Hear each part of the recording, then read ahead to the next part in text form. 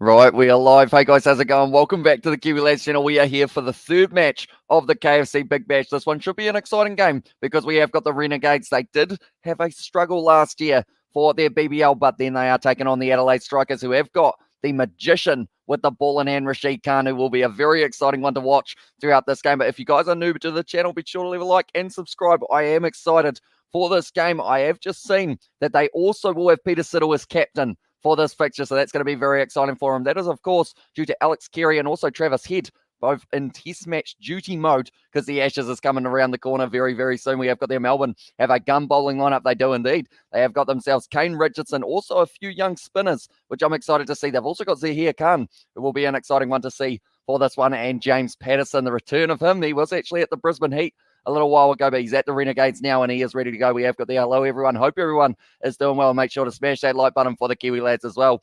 Says Paddy Wagon, appreciate you being here, mate. And I Hamish says Darlow as well. Welcome in and hope you guys are all excited for this game. I am certainly going to be buzzing for this one. I believe the thing is, the Adelaide Strikers, they came in as quite a heavy favourite for this one right up until maybe around 24 hours before this match was about to start. And then that's when the odds just started going a little bit closer to the 50-50. So it's exciting to see who is going to be able to get through this one and get themselves a win. I'm just looking through.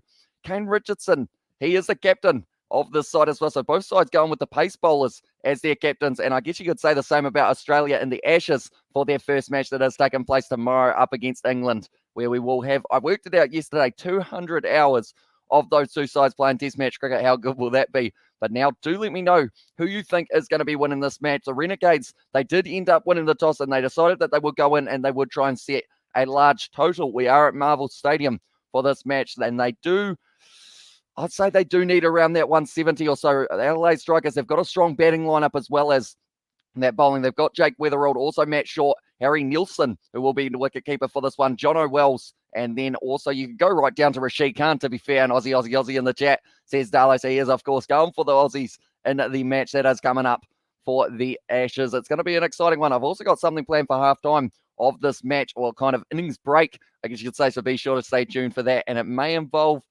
something to do with the green screen, but I won't give too much away. But hopefully this one is going to be a high-scoring game between these two sides. And as the roof closed at Marvel Stadium as well, says Sports Sedan, I haven't quite seen it yet. I have just loaded into my live stream. So hopefully once we do see it, I assume that they will have it.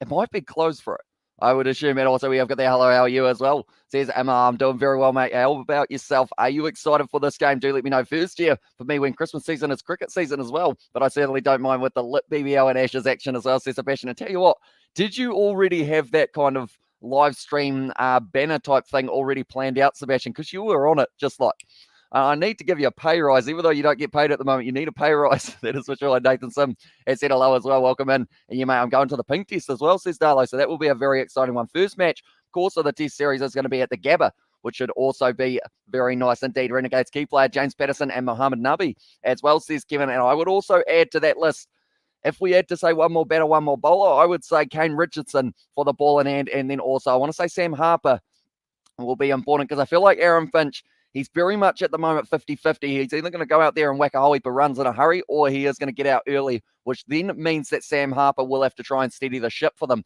Spider-Man in the house of the stadium as well. Says Sports Today there as well. And hello, mate. How are you?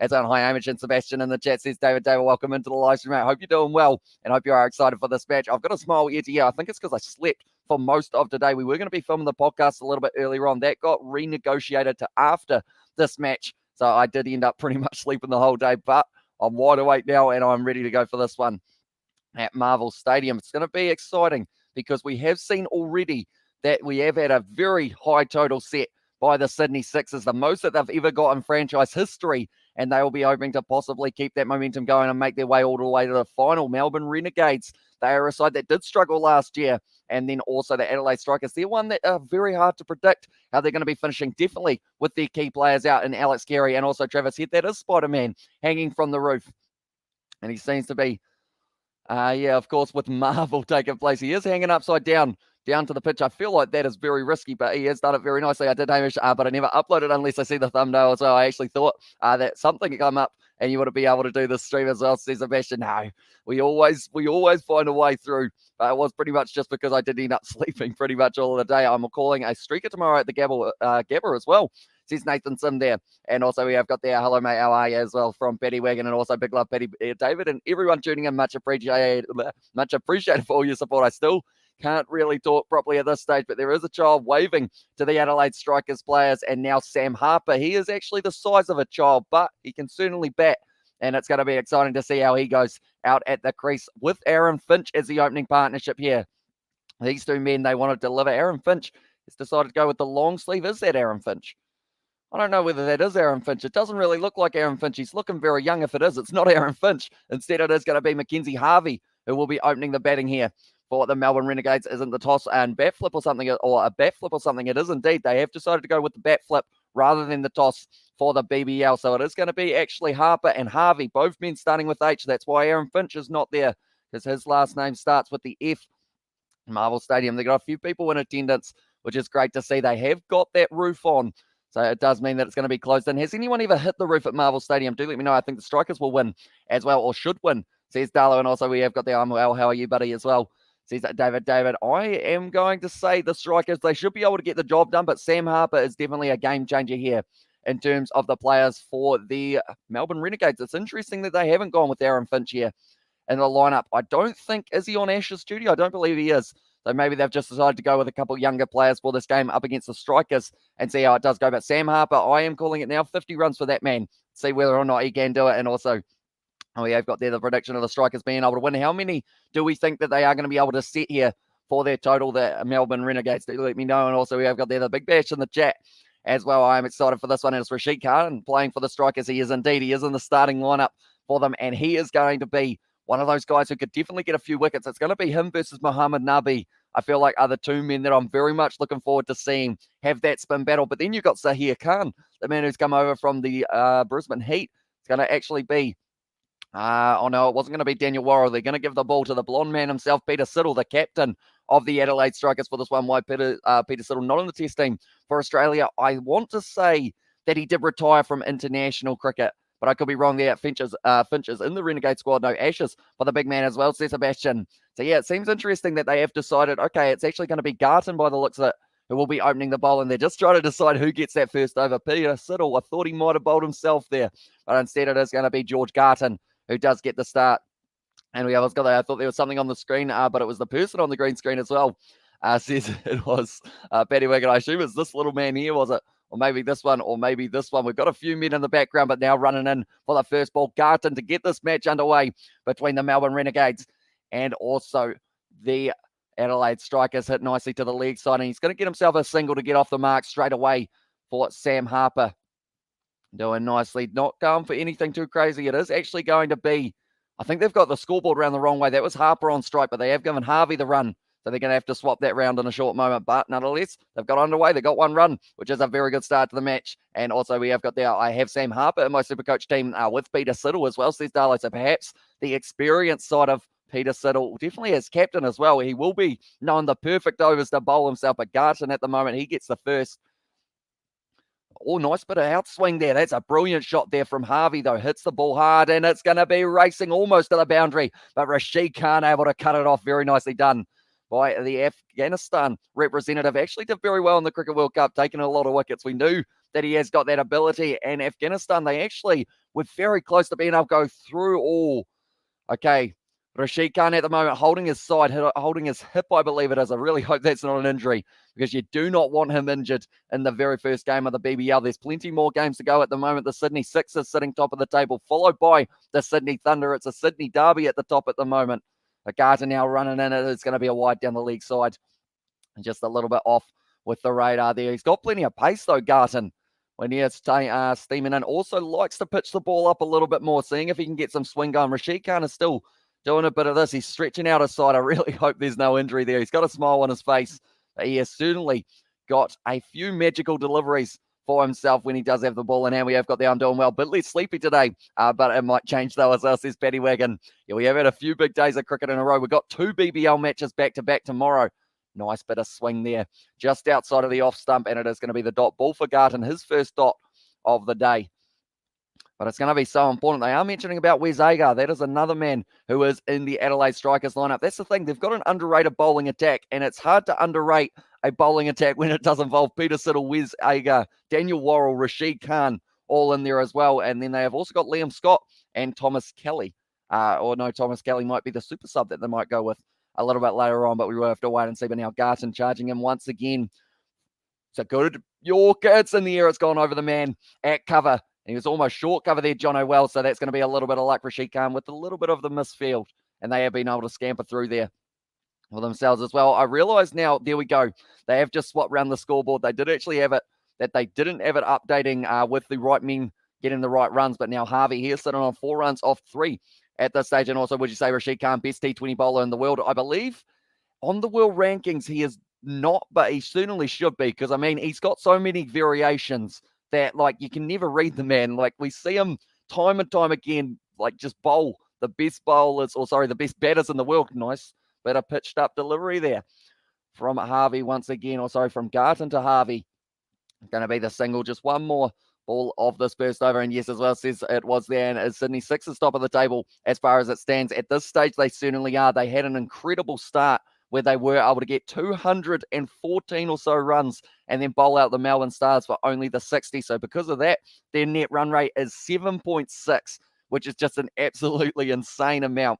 Like, no one has a 7.61. At the end of last season, I believe the highest was 0.9. So that tells you how well they have been able to start. But now it's going to be Garton charging. And once again, ramp shot there off middle stump almost for Sam Harper. A little bit risky, definitely with the man at short fine leg, but he has got away with it for the single. 8 runs off the first over of this match at Marvel Stadium. And top is Hasaranga as well.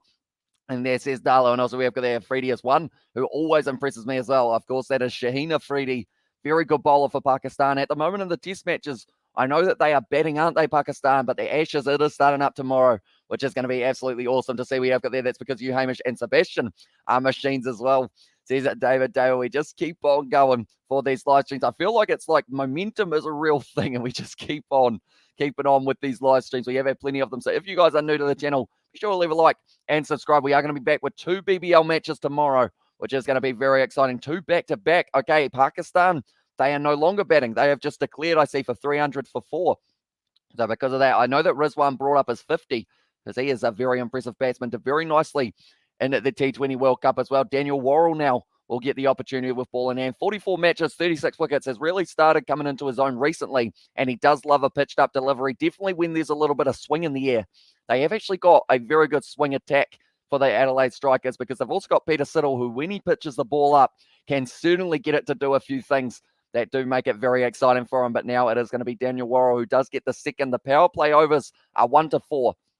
So you do only get yourself the first 4 to work with when you are the batsman with only, that's off the edge. Beautifully done. That was almost a test match line. Wait. Why is that not out?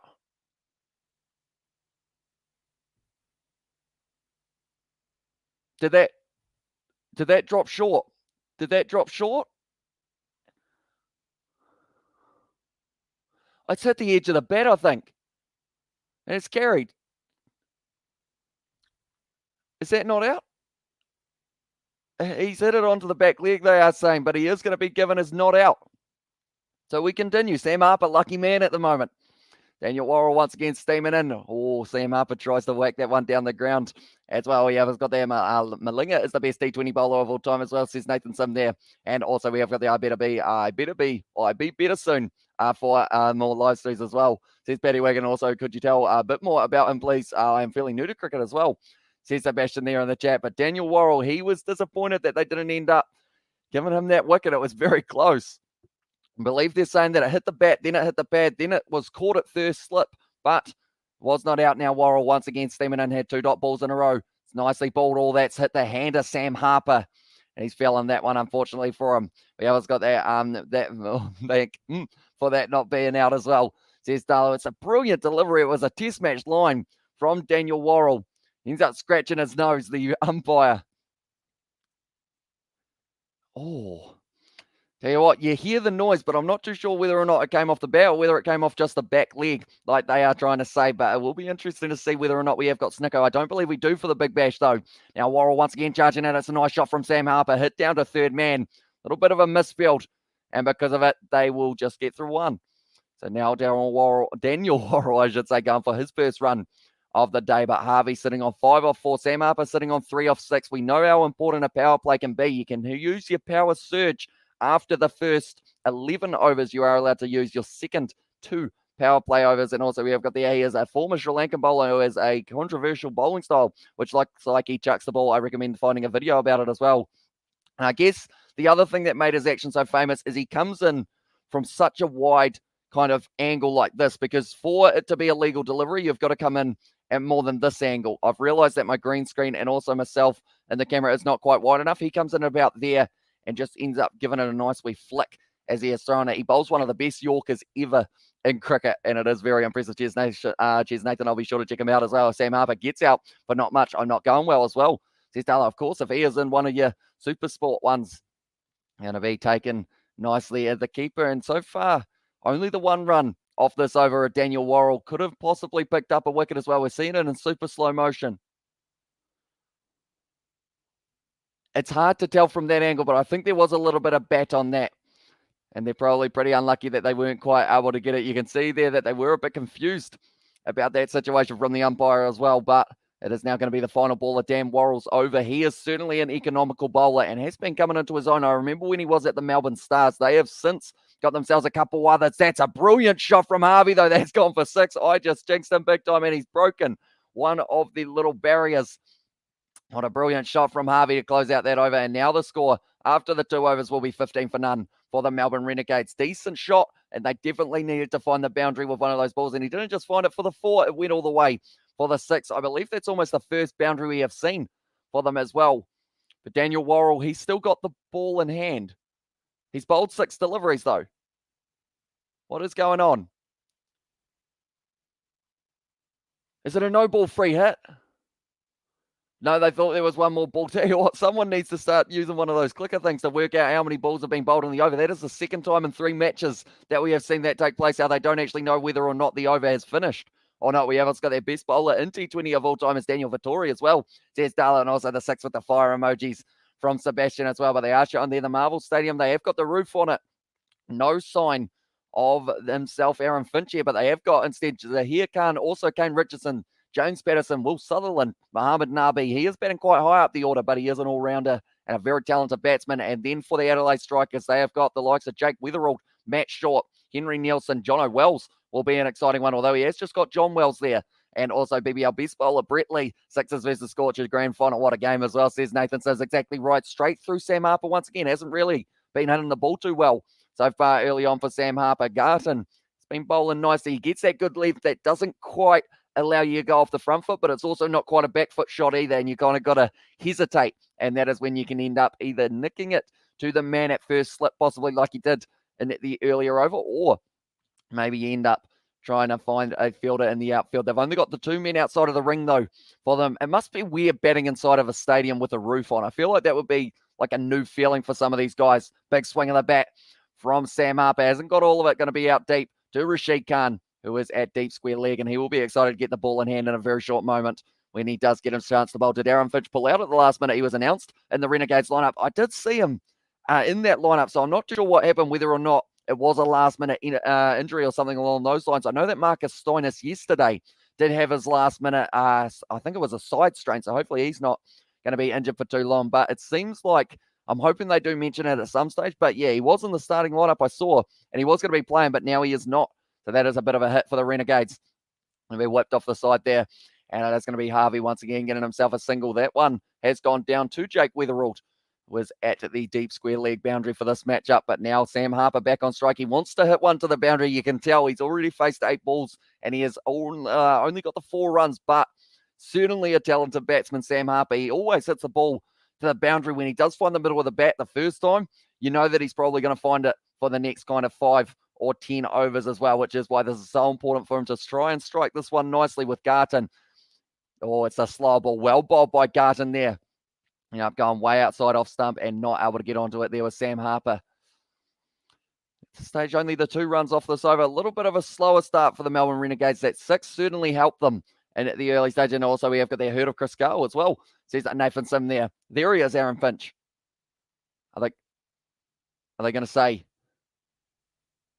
Okay, they haven't mentioned why he is on the touchline there for Aaron Finch, but he's got a cap on, so he doesn't look like he's in any hurry to make his way out onto the field. Sam Harper once again advances and misses the ball.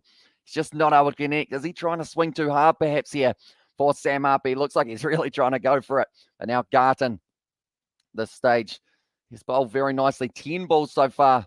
Or sorry, 11 balls that he has bowled and only the 10 runs coming off. And unless the Tigers running away in premiership top of the table as well, says Kevin, yeah, they were able to get themselves a very nice win over the Harlequins. Extremely close game between those two sides, though. So it could have gone either way, but they were able to get that win. And now, I mean, I'm excited to see what they can do in the Champions Cup as well. But Garton now bowling another dot ball there. Sam Harper not able to connect. Smile on the face of Garton, and that's going to be the end of the third. 17 for none for the Melbourne Renegades. We have got their great channel as well, says Butch. Thank you very much, mate. If you are new, be sure to leave a like and subscribe. We are going to be back with every game of the KFC Big Bash, as well as some of the Ashes. We will be covering the commentary / playing it on Cricket 22 as well. At the same time, we always got the laughing emojis in the chat. I certainly know Chris, but yesterday, or just yesterday, I was saying how much I regret him and DJ Bravo retiring from the West Indian squad as well. And good work, bro, as well, says Ishwar. Thank you Ishwar, sorry. Thank you very much, mate. Hugely appreciated you being here for this one. But now Sam Harper, he is sitting 11 balls faced. 4 is all he has been able to get himself. So he is certainly going to be wanting to strike it decently soon. We're mid-table as well. And also we have got the I've met him before at the pub as well, says Nathan Sim for Chris Gale, which is a pretty awesome one. Was that in New Zealand, Nathan, or in Australia? Do let me know. And now it is going to be Daniel Worrell went for the 7 runs, and that was 1-6. Nice ball. And it is going to be blocked by Harvey. So at this stage, very economical from both sides of the spectrum. And nice work, bro, as well, says Ishwar in the chat as well. Thank you very much, mate. But now at this stage, they're showing Daniel Worrell. He has had 44 matches, 36 wickets with an average of 31.75. I feel like he's pretty unlucky to have only had that 36 wickets from his 44 matches. He's a very talented bowler. Also gets plenty of swing. Nelson, New Zealand as well, says Nathan Sim. Now it's going to be cut there down to the man at point. It is just going to be the single once again. Other than that 6, that is actually the only boundary we have seen so far. And I wish I met Chris Gale as well, says Darlo there. But yeah, just the one boundary. And it was actually Mackenzie Harvey who was able to hit it all the way to the boundary for 6 for the only lone boundary that we have been able to see so far. But he's got a strike rate of 144.44. Harper at the moment only striking it at 36.36. Definitely needs to find the boundary soon, or at least a couple runs, just to give himself some confidence. Needs to get bat on ball. Daniel Worrell once again bowls it. It's a short ball, and Harper not able to strike it. Well bowled there by Daniel Worrell. Pace delivery, and also he was a beast for us as well, says it was Darlow Fan Sports there. And at the moment, he is certainly struggling at the moment here for Sam Harper. He needs to find bat on ball soon. Renegades as well, says Alexander as well. He is going for them. How many runs do you think they will get, Alexander, off the total of their 20 overs? Do let me know. I was saying earlier on, they probably want around that 160, 170 here at Marvel Stadium.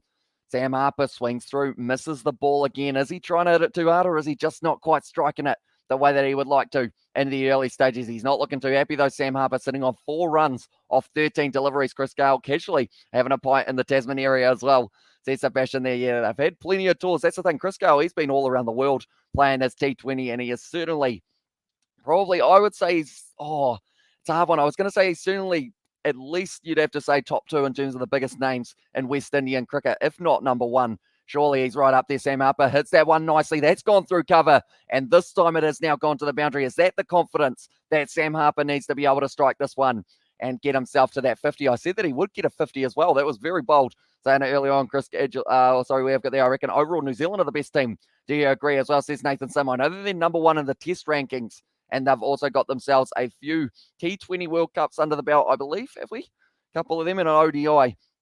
And it is tough at the moment. They're struggling in India, but it's going to be exciting to see them for the kind of end of year. I believe it's New Year's Day test match that they have got. And yes, Harper is finally moving as well. Now he's ramping. He's missed the ball, unfortunately, for Sam Harper. So once again, going for a little bit of that unorthodox shot for Sam Harper. Didn't quite work out for him. That's the end of the over, and that's the end of the power play as well. 22 for none. Sitting are the Melbourne Renegades. We have got the OP as well. And the chat from Bonnick, welcome into the live stream. I hope you're doing well. Do let me know your predictions for how many runs the Renegades are going to be able to get. And also, while we're at it, who is going to be the leading wicket taker for the Adelaide Strikers? I'm saying Rashid Khan. I think he's going to come in and he's going to get a 4-wicket haul for himself in New Zealand. Haven't won a T20 World Cup. Oh, have we won an ODI? Surely we've won an ODI, though. I hope. Maybe. I feel like my kind of history is not too flash for some of these competitions. I know that we won the first World Test Championship as well. We see Spider-Man dressed up in the crowd. There was a Spider-Man earlier on who did dangle from the roof. A lot of Spider-Men in the crowd by the looks of it. And Rashid as well says Satyam there for the prediction of who is going to be able to get the most. And speaking of that man, Rashid Khan, he's going to be bowling. Looked like he had a little bit of an injury with the first one that he did have 121 runs total as well, says Butch there. So that would be very good economical bowling from the Adelaide Strikers. But Rashid Khan, 51 matches, 72 wickets with an average of 17.46. His best figures are 4 for 22. I'm predicting he's going to be able to match that in this matchup as well, up against the Renegades and high as well. Says Sonny, welcome into the live stream, mate. It is great to have you. A little bit too full there from Rashid Khan. And with that full toss, it is going to be just a single down the ground. Oh, no, they're going to run through two. Almost Sam Harper run out. Didn't look like there was two on the cards there, but they decided it was worth a crack.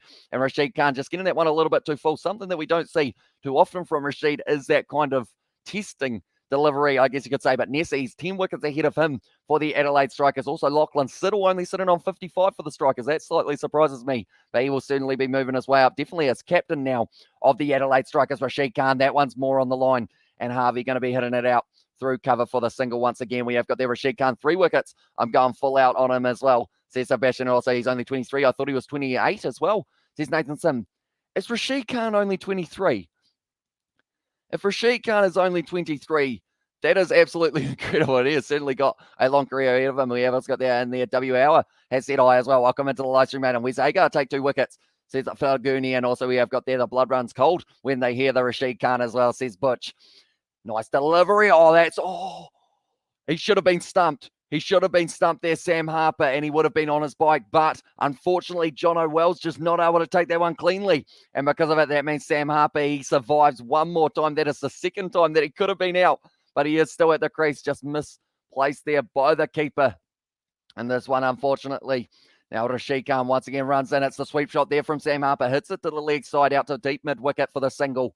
Once again, decently done so far, I would say, with these batsmen trying to master the art of facing Rashid Khan. You can never master that art, though. We have got there. New Zealand got robbed against England as well, says Nathan Sim there for the ODI. I believe that was in Wes to take the 2 wickets in there, as New Zealand should have won the 2019 World Cup, but they didn't, so they have none as well. And agreed there, I remember the name as well for Rashid Khan. He's certainly one that we will be remembering for a long time. Hit down the ground to the man at long off. And it is the single once again. Rashid Khan going for the 5 runs so far. That's the thing. Even though he went for 2 runs in his very first delivery, he's still that economical that, he doesn't really go for too many boundaries. Excuse for tuning in, everyone. Be sure to like and subscribe to the channel. Help us reach 8K subs. You heard the man, Sebastian. Can we hit 8,000 subscribers? That's going to be a nice ramp shot there from Sam Harper. A little bit unorthodox, but it is something that has led to 2 runs for himself. Peter Siddle able to field that one. And they have been able to get through for 3 great running between the wickets from the Melbourne Renegades. That closes out Rashid's first over, 8 runs off it. And now the Renegades are sitting after their 5 overs, 30 for 30 for 1, I should say. How's Rashid Khan, 23? He looks 40 as well, says Darlow. Yeah, I guess he is proven age is just a number, because 23 years of age, and he has already picked up 77 wickets. Just absolutely incredible. It could have been 78 there if that stumping was hit by the Adelaide Strikers keeper. We have got the AJ Patel. Better, at least. He can get 10 wickets in one game as well. Says it was Nathan Sim. Does Rashid Khan, has he ever played Test match cricket, I'm wondering, for Afghanistan? Because I know that he has played ODI and also T20, but has he ever done a Test match? Do let me know, ladies and gentlemen. But Harper and Harvey at the moment putting together a nice combo at the top of the order. 29 runs off 30 balls that have been struck off the bat. Also a couple wides coming in there as well, which is why they are sitting on 30 for number. Now Peter Siddle, very experienced individual. He is the captain of their side here, and he is going to be charging in for the 6th over to see whether or not he can get that breakthrough wicket. Looks like it is going to be Sam Harper once again. He looks like he's lining up the ramp shot, which is something he has tried quite a few times. But Peter Siddle, he's certainly a capable man when it comes to bowling to all sorts of unorthodox styles as well. And yes, played Zimbabwe last as well, says Darlow there. And yes, Rashid Khan has played 4 or 5 Test matches. How did he go? But it's a nice ramp shot, and it is going to the boundary, I should mention. For it was Sam Harper. So Peter Siddle just pitching it up a little bit too far there.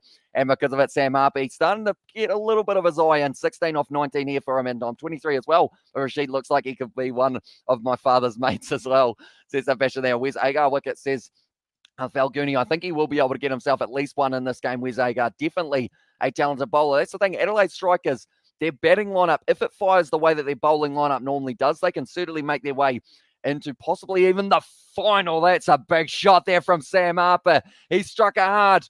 And it is going to be chipping just over the top. It's short of the boundary, though. Very close, but it is Matthew Short who does belt that one. They've been able to run through for the 3. Tell you what, did that hit the roof? It was getting very close to it.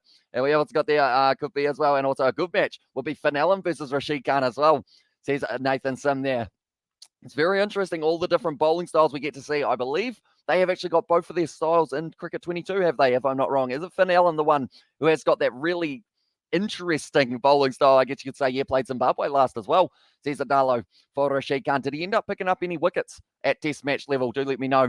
And now Peter Siddle once again steaming in. He's already gone for 7 runs. That's a brilliant cut shot there. And it's going to be going close to the boundary, but once again cut off by Jake Weatherall, running through for the 2. Great running between the wickets for the Renegades. And now they're starting to up that run rate. Peter Siddle going for 9 runs already in his first 3 deliveries off this one. He's gone 4, 3, 2. You're thinking maybe 1 next, and then a dot ball, and then the wicket. We'll go with that. See whether or not it is right. It is going to be counting down for Peter Siddle, perhaps, to getting himself the boundary. But now it is going to be Peter Siddle once again. It's going to be hit down the ground strong. That's going to be the single. Or do they get through for the 2? Just the 1 there. So that is still the trend. The trend is still happening for him. We also got the everybody. Oh, hello, everybody, as well. Says Drunks, welcome in. And Finn Allen, a batsman as well. Says Nathan Sim. Who's that guy who has got that really unorthodox style, who has actually been put in Cricket 22? I can't think of his name, unfortunately, and yeah, 34 and 5 as well. Says Darlos. Geez, that's impressive for Rashid Khan. So perhaps he gets a few more test matches for them in the future. That's going to be a nice shot there for Sam Harper. Once again, bowling the Yorker there, Peter Siddle, but not able to pick up the important wicket of Sam Harper or Harvey. They are both just sitting there on 20 runs at the moment, looking dangerous in the early stages. Good game as well. Says it was a wire in the chat. And also we have got there, you some rich kid as well. And also we have got there in the chat from Hashad. Welcome into the live stream. It is great to have you here for this match. If you are new to the channel, be sure to leave a like. And also we have got there a good game for you as well. Yeah, it certainly is going to be an exciting one. But anyone who hasn't already, be sure to leave a like and subscribe. We are trying to hit 8,000 subscribers. We are only 13 away. So be sure to hit that like button and subscribe if you haven't already. Hit to the leg side there, Peter Siddle. Going for probably one of his more expensive overs that he has bowled for his first 12 runs off it. And now 42 for 1. Or sorry, 42 for none. I keep on saying there's a wicket, but there has not been one yet for them. That is for sure. And it is going to be a good start to the match for the Renegades. Now my scoreboard has stopped updating, but we will go like this. And there we go. It has updated now to 42 for 6 and also okay as well. And Ashwin, I believe, if you're talking about him as well, says Nathan Sim. I know that he's got his action, but it's kind of like they call him, like he somehow bowls it. I think it's like that or something with the leg spin, and he's got one of the most unorthodox styles. I can't think of his name, but as soon as I can, I will let you guys know. But he's got a very interesting style. Love the wallpaper in the background. As I said, Strunks, thank you very much, mate. We have actually got something for halftime or innings change in this one as well, which may involve something green. I will just mention that, so be sure to stick around for the halftime entertainment that we have got planned. We have got there in the chat. No, just hard working. My profession is oil and gas engineer as well, says Sebastian there as well in the chat. That would be long hours, I would think, Sebastian. So I am very impressed with the fact that you are still able to find time to be able to be our moderator on these live streams, doing your little animations as well. That is why I want to find you a job at Kiwi Lads Enterprises, even though that does not exist yet. But once it does, you're hired. We've got there. Let's get this great man to 8K subs for the Kiwi Lads as well. Says it was Paddy Wagon. You heard the man. If you haven't already, be sure to hit that subscribe button. Now it's going to be Wes Agar getting to bowl his first delivery of the BBL 11. Oh, it's a Yorker as well. Nicely bowled. It was nice and pitched up, and it is just going to be a single for, once again, Harvey, who is keeping his strike rate turning over nicely. I don't get why you don't just call your dad did as well. Says it was Darlow, and also we have got there in the chat, Khan got 34 wickets in 5 matches as well. Yeah, very impressive from Rashid Khan, and I feel like, tell you what, that is actually a very good question. While we are so early on in the BBL, who is going to be the leading wicket taker from the whole competition, and who's going to be the leading run scorer? Ladies and gentlemen, do let me know. I am going to say Josh Phillippe will be the leading run scorer, and I was going to say that before he hit his 83 runs as well. That's going to be Wes Agar, just a little bit down the leg side and going to the man at fine leg, taken nicely by Rashid Khan at fine leg there. But yeah, I'm going to say Josh Phillippe, and for leading wicket taker, I mean, looking at that first match, it would be easy to say Stephen O'Keefe because he picked up a 4-foot, but I'm going to say it's going to be Kane Richardson for the Melbourne Renegades, even though that's quite risky with the fact that the pace bowlers, normally they get a few, but normally it's a spinner who is able to just creep it. But I'm going to say Kane Richardson here. It sounds like I'm busy, Hamish, but basically I'm paid to pretend for 8 hours that I supervise the drilling of an oil rig. As I was Sebastian, tell you what, that sounds like an ideal job, doesn't it? And do you want my biased or non-biased opinion as well? Says Darlow there. It depends on the factor that we are talking about, but do let me know. And now Agar going for the 3 singles so far of his first 3 deliveries of it, but it was the lead by, so that one does not go against this figure. 6.3 overs down at the moment, and Mohammad Nabi is a game changer. He is indeed, and he is going to be bowling in this matchup for the Melbourne Renegades. I'm looking forward to seeing him. It is the battle of the 2 Afghanistan bowlers with Rashid Khan, Mohammad Nabi, both picking up wickets in the T20 World Cup as well. I reckon James Vince batsman, and bowling Zampa as well. That's a very good shout. That's a brilliant shot there from Sam Harper. He's hit his first 6 of the day, and it has gone all the way for Sam Harper, and they've been able to bring up the 50 now for the Renegades. On 51 off the 6.4, but Harper now moves up to 27 off 23. Little bit of a slow start for the man, but now that he's starting to find his eye, he's starting to hit the ball nicely and could work his way towards that 50. Where's Agar just getting the length just a little bit wrong? It was in the slot, and Sam Harper uses his crease well, always stepping across to the side, and he was able to whip it to the leg side for the 6 runs. Nicely done there for Sam Harper. We have got there James Vince was lit for the 6s as well. Yeah, I remember when he did end up getting 98 not out, and then the bowler bowled a wide for the final delivery of the game, and he was fuming with that one. And the bowler was trying to say it wasn't on purpose as well. Where's Agar? Nicely pitched up. That's a good shot out through cover for Sam Harper to once again tick over for a single. Hey, Hamish, are you going? How are you doing as well? I'm still trying to get over. Fiji lost to Spain as well. Says Aiden, yeah, it did unfortunately happen. Weren't expecting it, that is for sure. But I hope you are doing a little bit better now, Aiden. And yeah, hopefully you have been making some decent bets for yourself. And I have an idea for the background. You should have a video of BKR and Gangnam doing the Gangnam style. Everyone who gives money to you guys as well, says Trunks there as well. I don't know how copyright would go for that in that Aiden. Good vibes. And who's winning Ashes, Australia or England? I believe I predicted that it will be 4-1. That's gone straight up in the air for Harvey. He's trying to hit the roof of Marvel Stadium. Who is under it? No one is. And it is going to be falling short. It's literally gone in like it's a golf ball on a course, and it has pretty much just left the divot. Someone's going to have to get the pitch repairer out there and try and fix that one a little bit. But now it looks like it is going to be the end of Wes Agar's over, and he has ended up going for 55 runs. Or sorry, he hasn't gone for 55 runs. He went for 12 off his first over. So him and Siddle both having expensive ones. Right, they're talking to Aaron Finch here. Okay, Aaron Finch cannot hear them.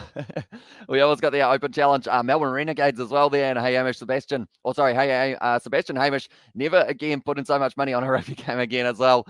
Says Aiden, yeah, that one, it was only going to make you about 50 cents, wasn't it, or something like that, which is a little bit concerning in that regard. But if it paid off, it would have paid off. And in 7s as well, says Aiden there. Where's Agar going for 12 runs, the same as Peter Siddle. So now both of these men will have to try and decide whether or not they do bowl themselves for the next over. Peter Siddle, he will have the ball in his score as he is the captain of the Adelaide Strikers for this matchup. And Sam Harper, he's just whipping the ball nicely for the 6. He gets the big thumbs up from Harvey saying, do that one again. Come on, the ADS as well. And the chat says, Butch, and of course, we should probably mention the 10 overs. Whoever ends up being ahead for the 10 overs after those 10 overs gets themselves the Big Bash boost point. So that is something that both sides will be wanting. Rashid Khan once again at the crease, and has just gone for the single to the leg side. So Harper, at this stage, him versus Rashid Khan is an exciting battle because we know that Harper, he doesn't hold back. He swings through his whole body. And Aaron Finch at the moment, he is on the commentary side. Okay, he's just saying, I don't think he's mentioning if he's got an injury or something as well. For top performers, it's Josh Philippi and Moses Henriquez as well. So he's given them what happens in the finals. Hamish, by the way, who won it? It was actually South Africa who did win it, 10 points to 7. And that one, it's going to be to the leg side. And once again, another single for Rashid Khan. A little bit of a half volley there from Jake Weatherall. Wanting maybe that ball to go a little bit higher would be the keeper for the Adelaide Strikers. But at the moment, Harper sitting on 29 of 25. Harvey sitting on 26 of 19 as well. South Africa beat Australia, says Betty Wagon. They did indeed into the 7s final. I'm looking forward to seeing it in Malaga, Spain. That's going to be another single here. Just keeping the strike rate going very nicely here. The Melbourne Renegades, they don't look like they're in any hurry to try and get to a massive total. They're sitting on 7.3 overs gone, 58. I think after the 10, if they're sitting somewhere around that 80 mark, that may be enough to get them the Big Bash boost point. And South Africa 1-8 in as well. Into the chat from Sebastian Manel. Rashid Khan has pitched up. Oh, nice sweep shot from Harper. It was close to going straight through him, but fielded in the deep for Jake Weatherall. Once again, another single. This is a good economical over from Rashid Khan, but he definitely will want to pick himself up a wicket here no matter what I'm going. Alex Ross and Daniel Sams, bias or no bias as well, says Darlow. They're both decent shout. The sweet bologist, Alex Ross, was doing it very nicely in the match yesterday up against the Heat. And then also it is going to be Daniel Sams. I mean, he picked himself up. Was it 2 or 3 wickets he got? Or was it even 4? He was quite up there for the Sydney Thunder. Dot ball there for Rashid Khan. Dot ball's valuable at this stage of the innings when they're just trying to slow down that run rate a little bit. As you can see, the current run rate, 7.53, doing decently here. The Melbourne Renegades is way different without New Zealand in the sevens as well. It is a bit, that one drops down to the knee there, Harvey. Hits it out to the man at deep mid-wicket just for the single once again. So that one was a good over from Rashid Khan, only going for the 5, and that is what they needed after the follow-up of going for the 12 in the over before from Wes Agar. But they are showing there the most runs at the Melbourne Renegades. Finch sitting at the top. Harper has just brought up his 1,000 runs. He's got 1,001. Has in himself 31 sixes compared to everyone else, though. Aaron Finch, a little bit ahead of the rest with 86 sixes. That man has been able to hit absolutely insane number. It's like Chris Lynn's number that we saw yesterday, where he had about, was it 300 sixes? No, it might have been 100 and something. And Renegades will get 159 for 2 as well. Says Paddy Wagon. So who are you saying will be the top run scorer? Are you going Harper or Harvey? Because at the moment they're going neck and neck, just run for run almost. At this point, Harvey just a little bit quicker with a strike rate, sitting 28 off 22 with a strike rate of 127 compared to Sam Harper, who is sitting with 115. But now Matthew Short will have a bowl here. So they're trying out a few different things. He is a spin bowler here for Matthew Short. He's got a decent average overall, I guess you could say. Not really. It's 62. Unfortunately for that man, he does go for quite a few runs when he does get to bowl. He's only got 3 wickets for himself. So really trying to change it up here for the Adelaide Strikers, seeing if they can buy themselves a wicket here. It's a decent delivery. It is going to be hit to the leg side. And they look like they're going to be backing themselves to 2. No. Sam Harper says no.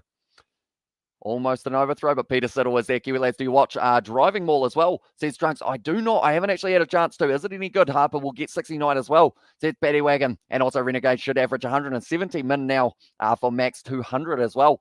Says Nathan Sim. Imagine if we see another side get 200 runs in the very first round of the KFC Big Bash. That would be absolutely incredible if that was the case. But now it will be Matthew Short once again will be charging in for his delivery. We'll go like that. There we go. It has updated itself there. Was just a little bit behind. And it's going to be a good shot. And they might be getting through for the 3 runs here by the looks of it. They are great between the wickets, and that is going to be going down the third man for 3. And he is great as well. Or it is great as well, says Trunks there as well. And now at this stage, Matthew Short already gone for the 4 runs of his first 2 deliveries. Like I mentioned, he is a bowler who doesn't really get too many opportunities. And I'm going to go 168 for the Renegades as well, says Darlow Fan Sports for the prediction there. But Brad Hannon, he is on the commentary. He has certainly been able to pick himself up a lot of runs in the past. The wicket keeping, he will be a little bit disappointed with what happened a little bit earlier on in the match. And that was the fact that they did miss the stumping of Sam Harper when Rashid Khan was bowling it.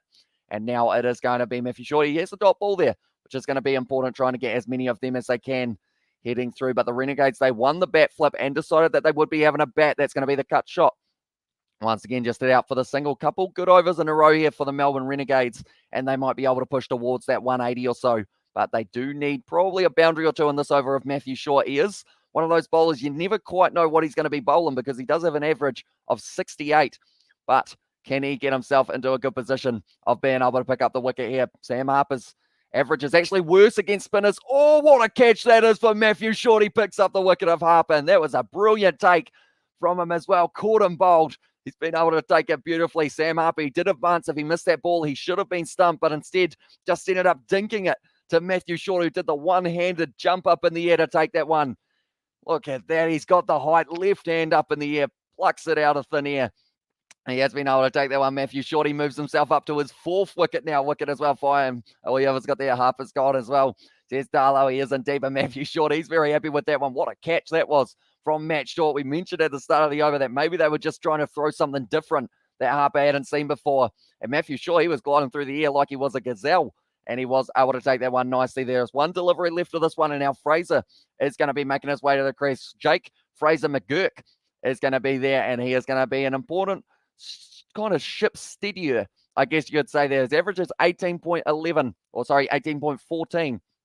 And he's only played 11 matches. He's 19 years of age. He's younger than myself. Once again, as Matthew Short. Short and height as well, says Nathan Sim. I think he's around 6 foot, Matthew Short. I'm going to look it up very quickly so that I can find out. But he is certainly not too short at all. And he has got a good vertical leap by the looks of it, Matthew Short. He is not registered as a height man. Unfortunately, that's weird. I can find Adam Zampa's height. So I don't know why I can't find Matthew Short's. But anyone who knows Matthew Short's height, do let me know. Now it is going to be Fraser McGurk once again at the crease.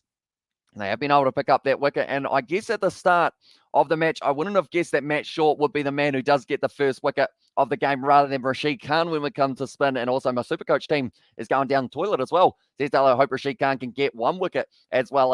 Says it was Aiden there in the chat. And also says Sports Sedana was beautifully taken there by Matthew Short, though. Just jumping up into the sky, able to pluck it out of the air, like I mentioned, and it is a massive wicket. Sam Harper, he has gone 33 off 28 deliveries.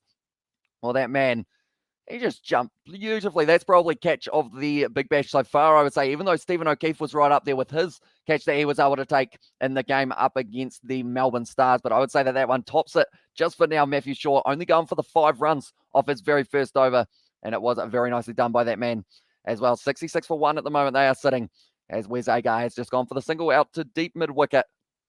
Seems to be a very popular spot. Rashid Khan out there. He's got a bullet arm on him, Rashid Khan, when he does whip the ball in. And it is certainly going to be interesting to see whether or not he can pick himself up any wickets in this one, Rashid Khan. We know that for Afghanistan, he just picks them up for one. Wes Agar at the moment, he was kind of grimacing. I hope that's no injury there.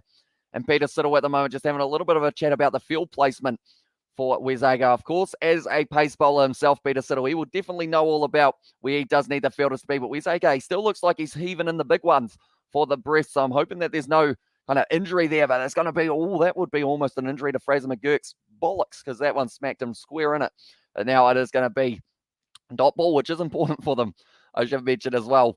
Anyone who is new to the channel, be sure to leave a like and subscribe to the channel. We are currently on the road to hitting 8,000 subscribers. We are currently only sitting 10 away from being able to do so. So if you are new, be sure to leave a like and subscribe. Also for the bets, or sorry, not for the bets, for the kind of poll at this stage, I'm going to see exactly how we are sitting for the votes in terms of who is going to be able to win this match. It seems that you guys overall have been deciding to back. It is the Renegades. 71% of you have said that they're going to be winning this match. That's a nice shot out through cover, just for the single once again there for themselves. But it is going to be important that they finish out this innings well and get themselves up to that 160, 170, if not 180. Their projected score at the moment with the run rate that they have got themselves of 7.05, they have got it predicted that they will be able to get around that 140 mark. And I think they will want to push a little bit higher, definitely if they only lose the 1 or 2 wickets in that 1 or 2. Or sorry, in the next 10 overs. So the Big Bash boost point, I will be writing down exactly how many runs that the Adelaide Strikers, I want a ball to the box as well in the chat, and that's going to be whipped off the pads nicely. And it's nicely timed by Harvey, just out to the man who was there, and they are running through for the 2. So now Harvey moves himself up to 33 runs for a side off 27 deliveries. So he's got there 1 ball quicker than it was for Sam Harper. So both going out around that 117, 122 strike rate for themselves. But I would say 170, or sorry, not 170, I would say 75 or so. 73 would be about par for them, for the Adelaide Strikers, in terms of trying to get themselves in their position of being able to get that Big Bash boost point. It's going to be whipped off the pads once again here. And it is down to deep square leg for the single. So decent over from Wes Agar. He did go for 12 in his first, but he's only gone for 5 so far off his second with 1 ball left. And they are sitting on the 70 runs for the Renegades. I'm just looking through quickly all of my bits of paper there that I have got sitting around. Where is it? I'm looking for the one that I did have yesterday that did have how many runs the side had to chase down. I think it was 59 that they had to chase down the Sydney Thunder in that game yesterday up against the Brisbane Heat, because they did lose quite a few early wickets for the Brisbane Heat, including Chris Lynn, but then Alex Hales out for a duck is something we weren't expecting. Brilliant delivery there from Wes Agar. Bit of pace, bit of bounce, and that is the end of the 10th over, and the Renegades have been able to put together 70 runs for 1 as well, so they will need to chase down 71 off the first 10, but we are going to be having some drinks, and then we will be back. Although I am staying here, I am not drinking nothing yet, because we are still here for this live stream. We've had 10 overs. We're a quarter of the way through this live stream. Anyone who is new to the channel, be sure to leave a like and subscribe. I did find something that I'm going to be bringing out at halftime, and that's a little bit of a hint. That doesn't really tell you too much, though, does it? Pretty much it's a green shirt, but it doesn't quite match the green that I have got. But I'm going to see how it goes, whether or not we can try and make myself completely invisible from the torso down. Yeah, we will have to wait and see, or the neck down, I should say. I am already invisible from the torso down, fun fact, because you guys never get to see what I'm wearing on my bottom half, which is pants today, luckily.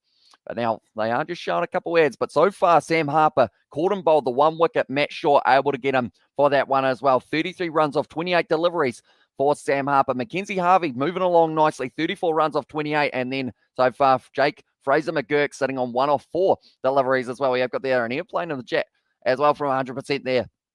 It was a brilliant shot, and that is perfect timing as well because we did just see that ball go all the way to the boundary for the six they've been able to get to so far. Missed opportunity to get Sam Harper out earlier for Rashid Khan, which he wouldn't have been too happy about. 161 final score there for Nathan Sim as well for his prediction. But Peter Siddle, he was able to get himself a nice ramp shot off his very first delivery, which he wouldn't be too happy about, the captain of the Adelaide Strikers for this one, Sam Harper, sending the ball to the boundary, but then he advanced and ended up chipping it straight back into the hand of Matt Short, but it was no means an easy catch for Matt Short there. And he is certainly not short because he was able to leap through the air and get himself the first wicket of the game for the Adelaide Strikers. So I would say good captaincy from Peter Siddle to have the opportunity to take on Matthew Short as the bowler and be like, you know what? He doesn't bowl very often, but this man could be the one who gets the breakthrough wicket because I believe someone else who has done that very recently, very well last season, was actually for the Perth Scorchers. It was Liam Livingston, a player who has really developed his spin bowling over the last little while, and it certainly gives you that extra little bit of a factor that does make teams go, yep, we definitely want him in our lineup because we did see it for England. He was able to pick up a couple crucial wickets as well. Harvey sitting on the 34, like I mentioned. He is still out there off 28 deliveries. Also facing 28 was Sam Harper, but he was caught and bowled by Short just a little while ago.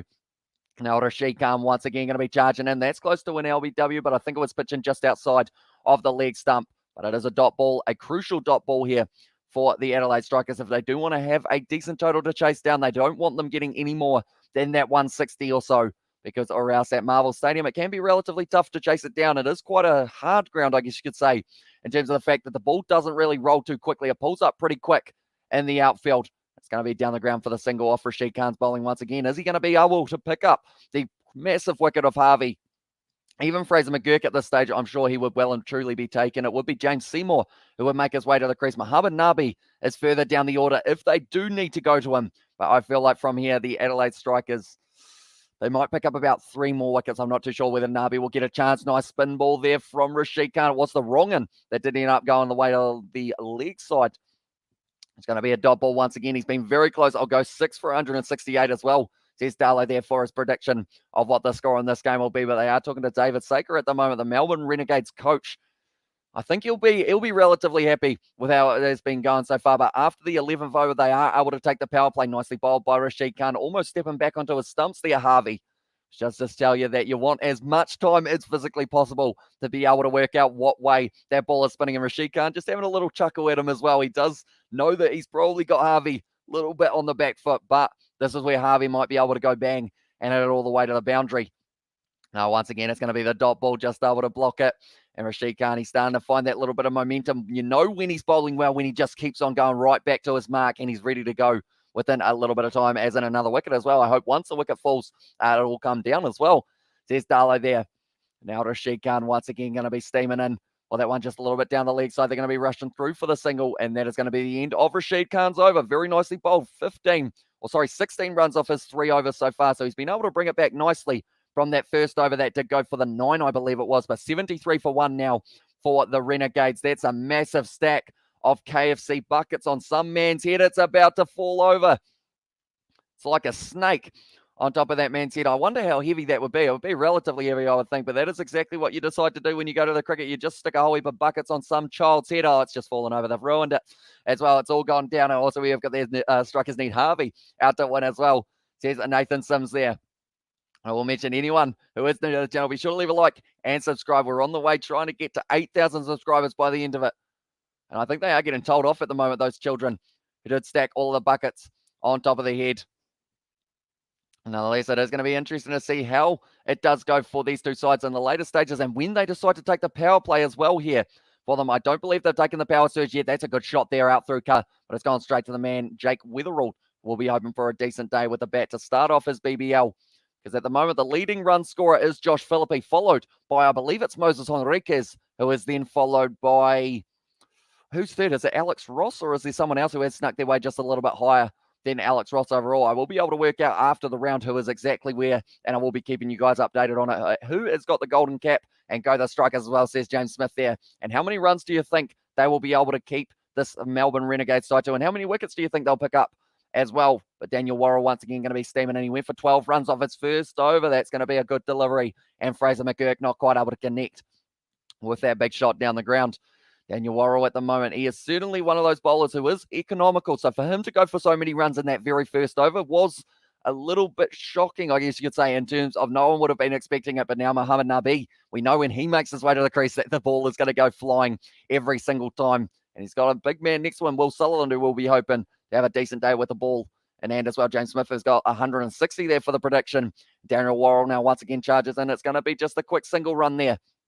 Well, the Melbourne Renegades have been shut down just a little bit more at this stage, it seems, and I reckon the takeaway stock in Auckland is gone as well, says Nathan Sim there as well. The takeaway stock as well, I assume that is with the amount of KFC bucket hats that we did see at the ground. That's the thing, there are a huge amount of KFC bucket hats, but I wonder how many of them, like, that's the thing, the KFC Big Bash, surely it is great promotion for KFC. Maybe KFC one day want to sponsor the boys so that we can end up eating KFC. I know that George will be very keen on that idea. Looking at that 7.6 net run rate for the Sixers, it barely seems real as well, says Sebastian. Exactly right.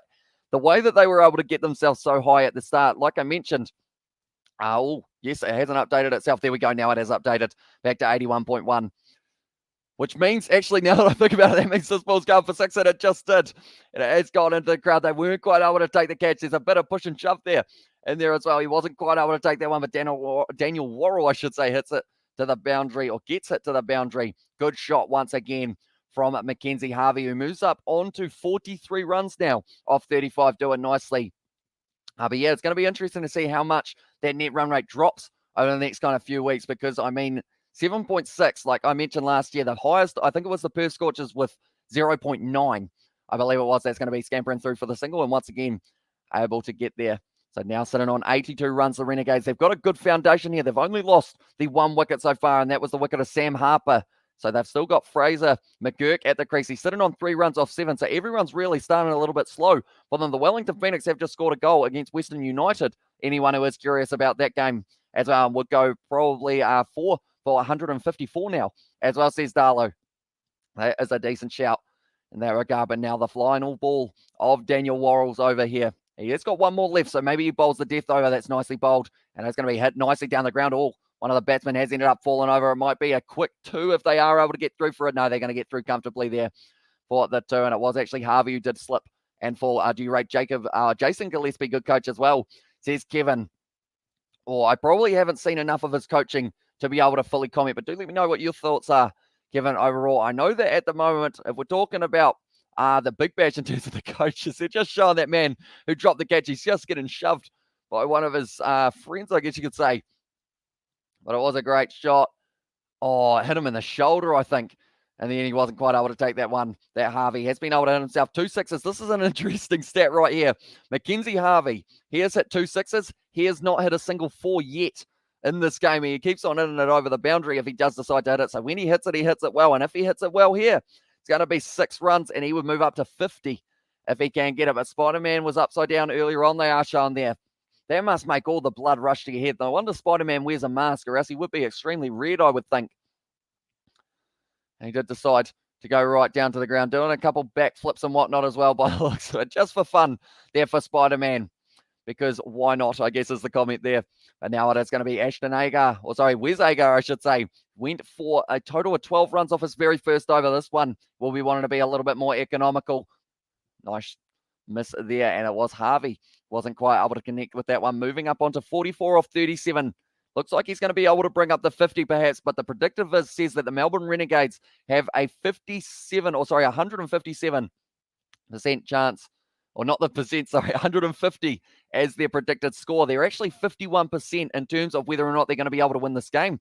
I do see as well, and also we have got there, speaking of green stuff at halftime, Seb reaches for his stash as well, says Sebastian there as well. Yeah, we've got something green that we are going to be showing at halftime that hopefully will work out all right, but I don't know how well it will work. They're going to be running through for the 2. Well run there by the Renegades, quick between the wickets, and it does lead to a lot of extra runs on the board, and these are crucial runs for them as well.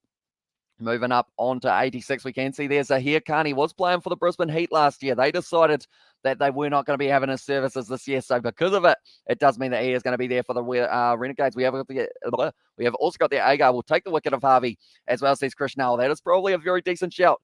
Very talented bowler, Wes Agar. Certainly has the potential to get himself a lot in a hurry. LBW maybe as well, says Krishnell as the prediction. But now Wezaga, he is going to be steaming him once again. Harvey on strike. I combined him and Fraser McGurk. It's going to be going straight up in the air. It might not be LBW, but it is going to be falling flat in the middle of three fielders. And because of that, it does mean that Harvey survives for just a little bit longer. 150 is a fair shout as well, says Adele. I tell you what, it was almost the wicket of Harvey straight away, but ended up falling in between all of the Adelaide Strikers players. None of them quite able to get to it. Where's Agar? Did end up bowling a slightly shorter delivery, and Harvey hits it straight up in the sky. The keeper was trying to get to it, but just not quite able to get there. And Wetherall, it was actually Worrell, and also I think it was possibly Jake Wetherald, who wasn't quite able to get to it either there. And I was watching Pakistan versus Bangladesh. Then you said where old Pakistan players then got banned as well. Says it was Nathan Sim as well. And then you said where old Pakistan players then got banned as well. Says Nathan Sims there in the chat. Which is not ideal, but where's Agar at the moment? They are saying that the roof is closed. He is sitting, currently only going for 19 runs, but Harvey's sitting on 46. Can he bring up his 50 off this delivery? No, he does end up just having the dot ball, but he's been batting well so far. Both him and Harper both had a little bit of a shaky start, but from there, he's really just kept on going at around that strike rate of 115 or so. And a couple of years back, he was Rumour's next Australia coach. Missed out, unfortunately, as well. So he's given in. I guess I should ask you guys the question as well. The Ashes, it's coming around the corner. It is starting tomorrow. Who is winning the first test match at the Gabba? Do let me know. But Garden at the moment, he bowled the first 2 overs for himself in the power play and actually only went for 10 runs. Extremely impressive from that man. Also, Rashid has 1 over left. He has gone for 16 so far. No wickets yet for Rashid Khan, though. And Wezaga is now going to be bowling once again. It's nicely hit down the ground, and Harvey scampers through, not able to find the throw at the stumps there for Wells. Because of it, now they are sitting 89 for 1. One more delivery left, and Fraser McGurk's going to be on strike. He hasn't quite got his strike rate to 100. He's sitting on 62.5. So he would like to get one out of the middle of the bat. Projected score at the moment with the run rate that they're going at of 6.94. It is predicted that they will get around that 139 mark, but I think they'll want to push for 150 here to be able to have a decent chance at Marvel Stadium. Definitely when you got Jake Wetherald and also John Wells, who will be at the top of the order for the Adelaide Strikers. Nicely bowled there, but nicely struck in the gap there. No, straight out to the man at deep mid-wicket. And John O'Well's able to cut that one off, and that is going to end the over of Wes Agar, and he is going to be sitting 21 for 3 off his 3 overs and 90 for 1. The Renegades, we have got the Australia as well, who we own the Ashes, so us as well, says Darlow. So are you going a 5-0 series, Darlow, or are you saying that England will be able to win at least one of those matches on Australian soil? But we are going to be covering a little bit of the Ashes on the channel. We will be doing something that we haven't tried before. It is going to be co-commentary with also playing along with the Ashes on Cricket 22. We're going to see how that goes, and we're going to be trying to kind of balance the two, or maybe even doing a career mode on Cricket 22.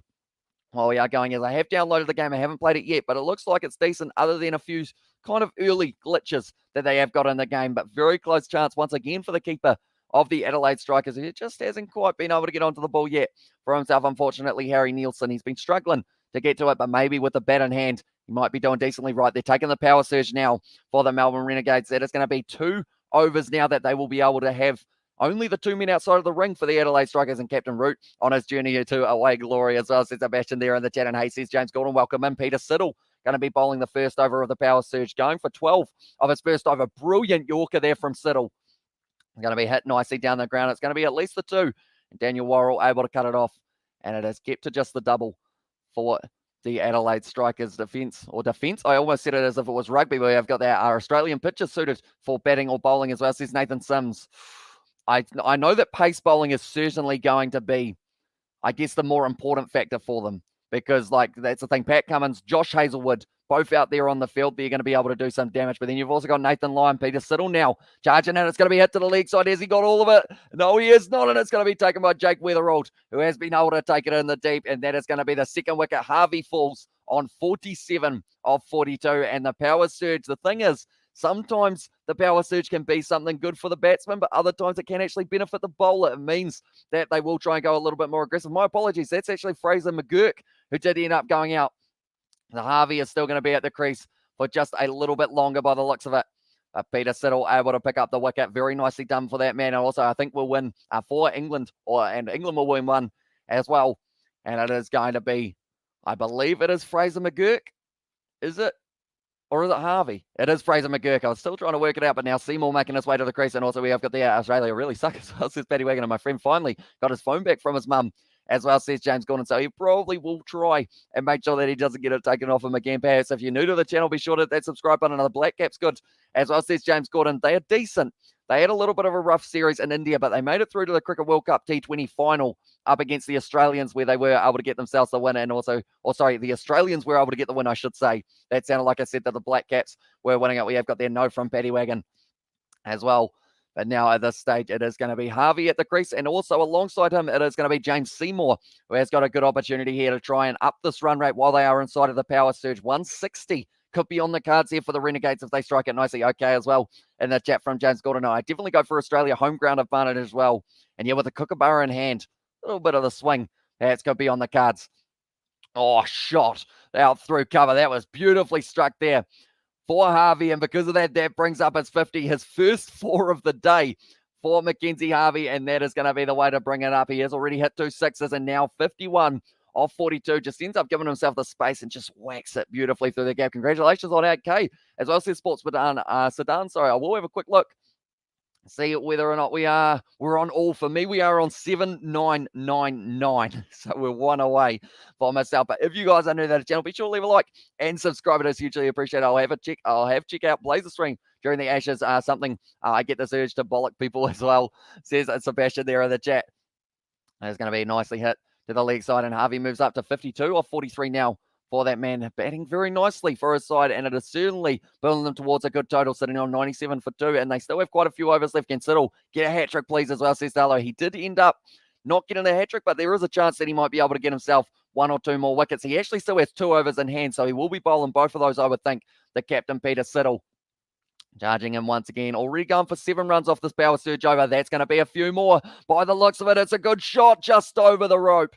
And that was almost brilliantly fielded by Matt Short. He tried to go up with that left-handed catch once again, but it's a 6 off Peter Siddle. And good job, everyone. Keep up the good work. And now we are all one team as well. Next go is 10K as well, says Paddy Wagon. So maybe we will be able to do it before the end of Super Rugby Pacific next year. But I do appreciate all the support from you guys. It has been absolutely awesome. This has been probably our busiest Big Bash stream that we have done on the channel as well. So I do thank every single one of you. Is KFC free at the ground as well, says Nathan Sim? I don't believe so, but you do get a free bucket hat, I think, on entry. Imagine that, free KFC at the ground. I feel like everyone would be swarming there, because you could probably end up like free KFC, depending on how much their admission is. Like, I feel like you'd be able to eat quite a bit of KFC and probably pay for your ticket just in the fried chicken we have got there. Hopefully Australia doesn't do any more funny business in the series. No match fix. Keep it clean as well. And cheers, you legend as well, says Sebastian for 8K subs and 10 out of 10. Me and my cousin didn't want to play with his friends, and I didn't want to play with my friends too, so we played together on the game and had a good time as well. There's James Gordon there, but that was a brilliant shot from Harvey in the end to bring up his 50. 1 4, 2 sixes. That is probably, I don't know, when was the last time we only saw 3 boundaries for a 50? It was probably a little while ago, but then it was also a very nice shot from James Seymour, who's only faced the 2 deliveries and has already been able to get himself a 6.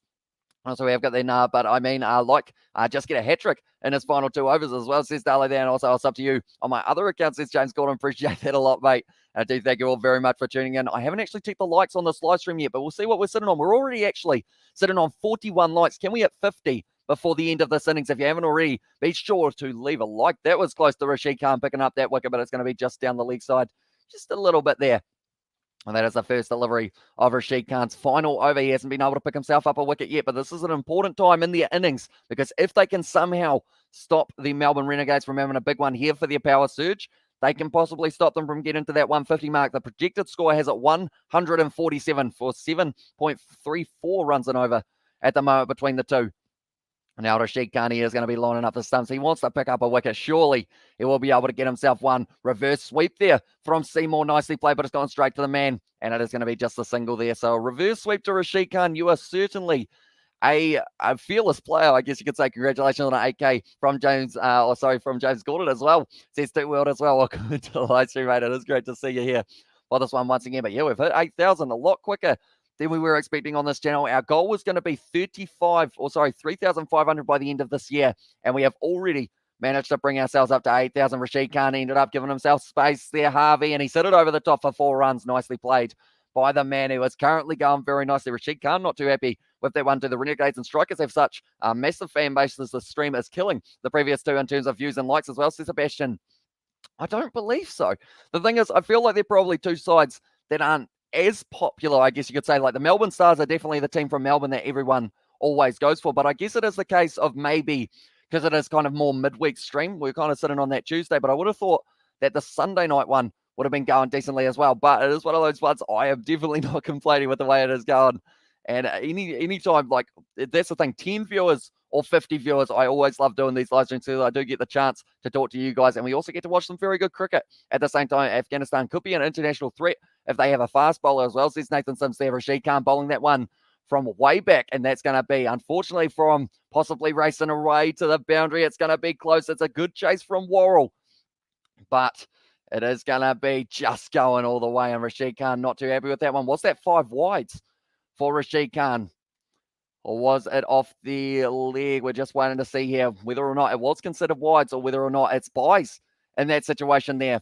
The Rashid Khan, he actually bowled it from way back at the 23-yard ball there, and he wasn't quite able to get it right for him as well. Also, we have got the England ball tampered in 2010 against South Africa as well, says Darlo there in the chat. Now Rashid Khan is going to be under pressure. It was 5 wides, actually, that they have called it. Taking the stumps out though, Rashid Khan. He gets the wicket of Harvey, and he has got the arms out. He's excited because that is finally the wicket that he has been after. Rashid Khan just puts it straight, and Harvey tries to swing it to the leg side, not quite able to connect, and it does mean that Rashid Khan picks up his first one. I do see that Will Jordan is the world breakthrough player of the year for the young guys. I do see as well, or the breakout player of the year, I should say, but now Rashid Khan able to get himself his first wicket, and now Renegades sitting 114 for 3 after 14.5 overs as well. We have got their out. Says Nathan Sims, it was indeed going straight through Mackenzie Harvey, who did hit 56 of 46. Very impressive performance from that man. And also we have got their wicket as well, says Ashish there in the chat. And also, hey, Darlo, how you doing? As well, says Trunks, but now it is going to be Nabi making his way to the crease. Now, Muhammad Nabi, I should say. And he is definitely a player who can get a few runs in a hurry. He's going to be up against his fellow Afghanistan man in Rashid Khan for one final delivery of Rashid Khan's spell. Been able to play in 35 matches, 625 runs he has been able to off the bat. He is certainly not a bad batsman at all. He's in the middle order, but he can certainly strike a long ball if he needs to. What will he do here at the strikers end up against Rashid Khan? This is going to be an exciting ball. Where does Rashid Khan decide to go? They both probably know each other pretty well. They've played on the nets many, many times.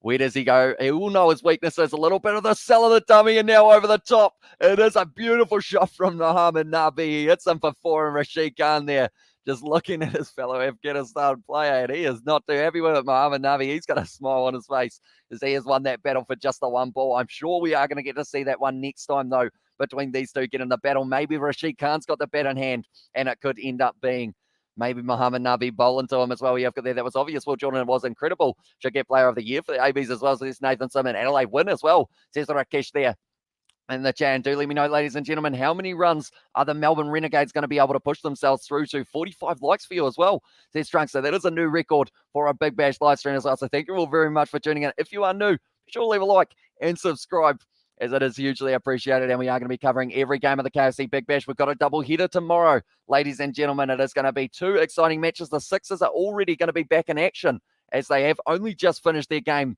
that did take place up against the Melbourne Stars as the first round, but they have got themselves another, what is your highest viewing number in a live stream as well? That one's going to be in the hour. We'll come back to that in a very short moment, but Seymour now able to find the gap. It's gone to the boundary, and that is going to be another 4 runs there for the Renegades. They are moving up very nicely, but it was on a rugby stream, and we did have about 2,000 people watching at once, which was absolutely crazy on that one. But our highest for cricket, I believe we're probably sitting at about that at the moment. But the double header tomorrow, it is going to be the Hurricanes hosting the Sydney Sixers. That game is starting at 8:35 p.m. New Zealand time, so be sure to check that one out tomorrow. And then also the Scorchers taking on the Brisbane Heat. They are going to be playing at 11:35 p.m. New Zealand time, so it's going to be a little bit of a late night, but we are going to be covering both of those games, so be sure to leave a like and subscribe. Keep the likes coming, people. It helps us grow bigger as well, says Paddy Wagon. You heard the man. That's going to be almost an LBW shout, but it did go just down the leg side. Garton has actually started bowling again. He only went for 10 runs of his first 2 overs. Also, All Blacks versus Springbok, 4K viewers. Oh, geez. I only said half of that. Well, wicket as well, says Ayash there in the chat. And yeah, half century and likes as well, says Paddy Wagon. Can we head towards our own century? Perhaps none of the batsmen for the Melbourne Renegades have been able to do it. They got their half century. Can we get more than Mackenzie Harvey was able to get when he got 56? But now it is going to be Garton once again. He has been bowling very nicely so far in the early stages of his spell. He has got one more over left, and I'm pretty sure that they will end up letting him bowl out maybe the next over as well. They've still got Peter Siddle as an option as well, but Muhammad Nabi on strike. It's going to be what to wait to the leg side there by Nabi. And it is just going to be the single. I believe they won't try and get the two. And Weatherald able to field it there at deep mid wicket. We have got their wicket as well, says Ashish there in the chat. Although I think you are a little bit ahead of myself, mate. So be sure to just save it a little bit, like maybe about 20 seconds delay or so that it does come up on my screen as well. But Garton at this stage, he has been bowling very decently. Predictiviz has said that the Melbourne Renegades here, they will be able to push their way through to around that 168 mark. So they are certainly putting it together at the end of this innings. Garton bowls it, and it is going to be a nice shot through cover there. It's a deep cover. Do they run for the two? Weatherall cutting off, and they get back comfortably for the two. Seymour at this stage sitting on 13 runs off 7 deliveries. He's certainly picked up the pace since making his way to the crease. And which game as well, says Nathan Sim there. For which one? I believe it was the second game or the first. Oh, was it the first? I think it was the first game, if I'm not wrong, that we did end up having that massive number. It was absolutely insane how quickly it was going. Garton now and be steaming in once again for the Strikers. 2 balls away from finishing his third over. Nice slow ball delivery there from Garton. Really deceptive the way that he did throw that one down. And also, we appreciate you being active, lads. But please don't spoil the action until Hamish reacts to it. Cheers as well. And also, we have got their second game as well, says Sebastian. And how do you think Pat Cummins going to do in the series? I think he's going to be very consistent, Pat Cummins. Like, that's the thing. We see it every single year. Like, the man is like a bowling machine, literally, that just puts it on the mark every single time. Like, you could probably put a little square on the pitch, and he will hit that one 9 times out of 10. And in test matches, that is extremely crucial. Ooh, nice bouncer there from Garton to finish out his over. And that is going to be now 128 for 3 after the 16 overs. And Kiwi Lads, Mr. Scribble seems to be doing a lot of spamming today as well. And who are you going for, says Monkey Man. Luckily for myself, I am from New Zealand, so I'm pretty impartial in this one. But do let me know, ladies and gentlemen, who you want to win this game and how many runs you think that the Melbourne Renegades will be able to get there. Just showing there that it's going to be a BBL doubleheader tomorrow. Like I mentioned, Hurricanes taking on the defending champions, the Sixers, and then the Scorchers will be taking on the Heat. We will be covering both of those games on the channel. My voice may disappear completely, but that is all right. Hopefully it will be lasting long enough for those ones as well. But Peter Siddle now going to be bowling himself. Like I mentioned, he's only bowled 2 overs so far, so he will be bowling this one and then probably the 18th. He might end up having it as well, but it is BBL Game 3. We have got over 60 games taking place for the BBL, and we are going to be covering every single one of them that we can on the channel. Just go for strikers as well, says Monkey Man. And I mean, with Rashid Khan in that starting lineup, in terms of maybe, if it gets down to him, though, they're probably in a little bit of trouble for the batting. But having Nielsen opening with Matt Short, Jake Weatherall, John O'Wells, definitely going to be tough for them to be able to lose this game, although that's a brilliant shot there, and it's gone all the way for 6. Peter Siddle there, just not quite getting that line and length right, and because of it, it is going to be another brilliant shot by the Renegades, still moving their way forward nicely here, and Peter Siddle goes all the way to the boundary, now sitting on 133 for 3 for the Adelaide Strikers. Nicely done. Brilliant shot there. And who wins as well, says Nafez. I think at this stage, the Adelaide Strikers, that's the thing, 72% in favour of the Renegades for the win predictor. So that is quite high indeed, that is for sure. And that one's going straight up in the air, though. It's going to be chased down by Nielsen. No, once again, it falls short for the man. It's happened so many times today. That is the 3rd time that he hasn't quite been able to get a 75 likes target as well, says Sports. And also who wins, says Nafez there in the chat as well. And I'll say 155 to 160 runs. Why not as well? And also 161 for Nathan Sims for the prediction there. But if you guys are new to the channel, be sure to leave a like and subscribe. It is hugely appreciated. Anyone who does want access to exclusive emojis on the channel, such as this little man right up here in the corner, that Kieran emoji, be sure to become a channel member. It is $5 New Zealand a month if you are in a position to do so. But we are still going to be having plenty of live streams coming, not just for the BBL, but also for the rugby that is coming up this weekend as well. That's close to an LBW shout, but Peter Siddle sides against appealing for that one. We have got there, that's Drew Paddywagon as well. And Steve Smith will perform better in the middle order without the captain's role as well, says Kevin there. Because he is co-captain, isn't he? If I'm not wrong. And also we have got there, Sebastian has put all of the emojis that we have got for the channel in the chat as well, including my cat, the Kieran, my face, and also one of the other Kiwi lads' faces as well. But 16.2 overs gone. Renegade sitting on 135 for 3. Doing nicely. And also I'll probably go till the end of the first innings. I got an exam tomorrow as well, says Nathan Sim. What subject Is it 4? Do let me know. Slower ball there from Peter Siddle. Mohamed Nabi not getting onto it. It's going to be falling short of the field once again. That has summed up the day at the moment for the Strikers. Every time they're close to getting that wicket, the ball just lands on the ground at Marvel Stadium. Maybe a little bit of the kind of downforce of the roof. That's not a real thing, but we'll go with it. And at this stage, Aaron Finch not playing tonight, they have said. Missed the first couple games, so they have said possibly. I assume that's from an injury. That's a good Yorker. Bowled by Peter Siddle. It's going to be hit down to the leg side. They will be scampering through, and they do just get the one, though. Good fielding from the Adelaide Strikers. Peter Siddle at this stage. He's gone for 36 runs of his first 2.5 overs. He is certainly not used to going for this many runs, but it's going to be important that he does close out this over well, or else maybe he won't even bowl his final over. Predictivers has said that the Melbourne Renegades, they will be moving up to 172, but the Big Bash boost point, as it is called, they will need 71 runs for the Adelaide Strikers to be able to get out. That one's going down the leg side. That one's taken, and that's got to be out, doesn't it? No, it must have hit the leg. And now, because of it, that's going to be the end of the 17th over, and the score is going to be 140 for 3 there. We have got the Are You Doing Any Other streams tonight? Not tonight, because we have got just this one, and then we've got the doubleheader for the Big Bash tomorrow. The Sixers taking on the Hobart Hurricanes, with the Hobart Hurricanes hosting them there, and then it is going to be the Perth Scorchers, the later game, and that is going to be up against the Brisbane Heat. So I'm wondering, is Mitch Marsh in the Perth Scorchers squad at the moment, or is he in the test match kind of situation? Do let me know, ladies and gentlemen. But Pitch Fizz has said that the pass score here is 183, so they're still ramping their way up. Daniel Worrell, going decently so far, 0 for 23, so I assume he will get an over.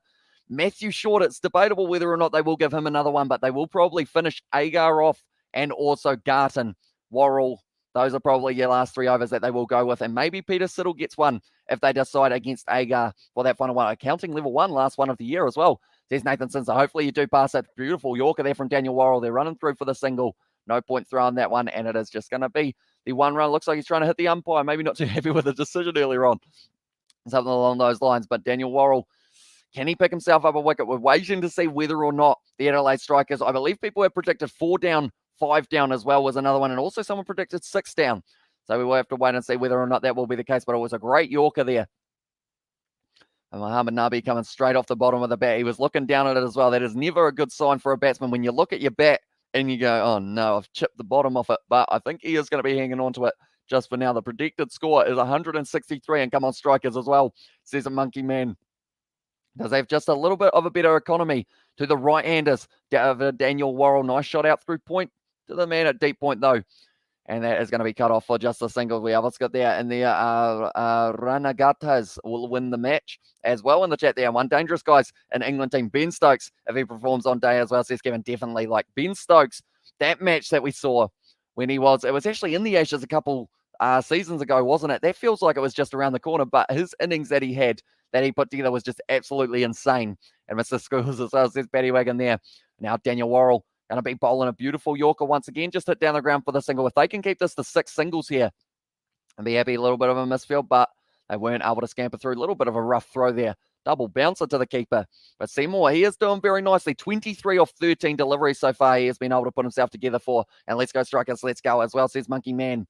And we'll ask the question, Monkey Man, who is getting the next wicket for the Strikers? I am going to predict, I think Daniel Worrell, he deserves one, but I think he's going to miss out for the next 3 balls, and instead it will be, I'm going to say it will be the young fella. Oh, no, that's gone up in the air. That was a wicket.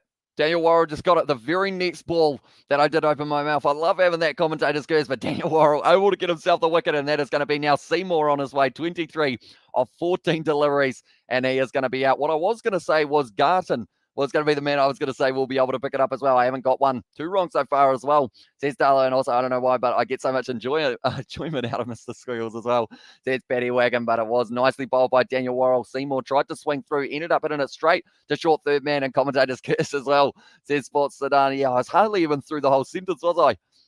And Gibson taking the catch. Worrell able to get himself his first wicket. I'm going to say next wicket goes to Garton. We will go with that, but now it is going to be Will Sutherland, the big man, making his way out. My message is still coming through. My connection is losing at school as well, says Sebastian. I can still see that one. So I'm not too sure how many you have had a little bit earlier on, but we have got Mr. Squiggles from David there, and Peter Siddle is the prediction from Monkey Man there. 18 matches for Will Sutherland, hit 65 runs, average of 9.29, but he's certainly got the power to be able to hit this one all the way to the boundary if he does get the chances on. Yeah, and I tipped sixes and thunder. So Strikers win. I'm 3 for 3 as well, says Darlow. So you will be doing very decently indeed. Who are you saying is going to win between the Hobart Hurricanes and the Sixers tomorrow, and then also Perth Scorchers versus the Heat? I feel like Hobart Hurricanes Sixers is probably more one-sided, but that game, Heat versus Scorchers, I am still a little bit on the fence for Worrell. Now, bowling once again, all good ball there. A change up from him, and that is going to be the dot ball. Very good over here for Daniel Worrell, I should say, being able to bring back this total very nicely. Only the 3 runs off it. My internet sucks too. Can't even load a game as well, says Paddy Wagon. Yeah, my internet, like anytime I do a live stream, I have to reset it about 6 times beforehand. 6 is in the Scorchers as well, says Darlow there. For the prediction, like that's the thing, 15 minutes before the live stream, like you would think I would be sitting here ready to go, but it's pretty much I'm running backwards and forwards to the modem trying to get a decent speed so that the live stream can run relatively smoothly. Since we do have it in 1080p, it does mean that it does take a little bit more Wi-Fi, but now Worrell bowling once again. That's a little bit of a nothing shot from Will Sutherland. He is out of skin, and tell you what, Daniel Worrell picks up 2 in this over. That is 3 runs off this over, and Daniel Worrell has picked up 2 wickets. And because of it, he does move up to 26 for 2 off his 4 overs. Very well bowled there. Why couldn't Peter Siddle have bowled this over as well, says Darlow. That chat as well. They are going to be 5 down, and Will Sutherland, unfortunately for him, he is going to be on his way for the duck. And Mr. Coyle's writing like my clothesline. I was wondering what he was saying. Could be the code to the president's, US president's nukes as well, says David there. Nicely bowled by Daniel Worrell, and it is going to be Will Sutherland out for the duck there. We've seen quite a few ducks so far throughout the KFC Big Bash. Lads, I remember your cat is a Crusaders fan as well, says Trunks. He does love the Crusaders, also the Chiefs he is pretty fond of as well, but now making his way out there, it is going to be Merlot now. Does have to go out to the crease. And are you using OBS Studio for live streaming as well? I am not. I am on StreamYard just because of the fact that it does seem a little bit easier to use in some regards, but also come on Peter Siddle as well, says Monkey Man. And also we have got the Kiwi lads. I remember your cat as a Crusaders fan. And Jonathan Merlot now at the crease. And there are only 2 overs left for these teams. So it will be interesting to see whether or not the Renegades can push towards that 170 mark, or whether or not they do get somewhere around that 160, or maybe any less than 160. I think they will be disappointed with the way that it has gone. I don't believe Mitch Marsh is with the Scorchers as well, says Darlow. So yeah, because of that, I assume Cameron Bancroft has the captaincy, if I'm not wrong. Peter Siddle now going to be bowling the second last over, cut off nicely by Wes Agar. It's very hard for a big man like that to be able to get down and touch the toes to be able to receive that ball, but it's done nicely and keeps it to just the 2 runs.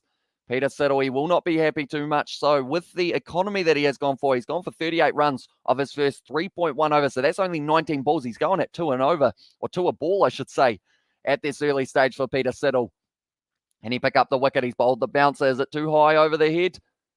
No, it is not. It is going to be the dot ball, well bowled by Peter Siddle there as well. We have got Shamim in the chat as well. Welcome into the live stream, mate. Hope you're doing well. Hope you're having a nice day so far, or night, depending on where you are in the world.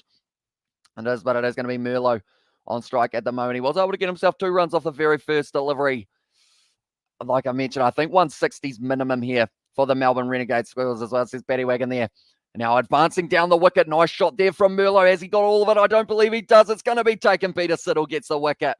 And it was taken nicely in the deep by Matthew Shaw. He hasn't been dropping too many today. He's been very sharp in the field. But Peter Siddle picks up his 2nd wicket now of the match.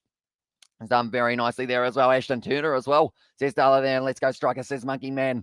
Hit the ball straight up in the air. Unfortunately, Jonathan Merlot just not getting the distance on it that he wanted. He did end up sounding like he struck it all right, but it just ended up dropping well and truly.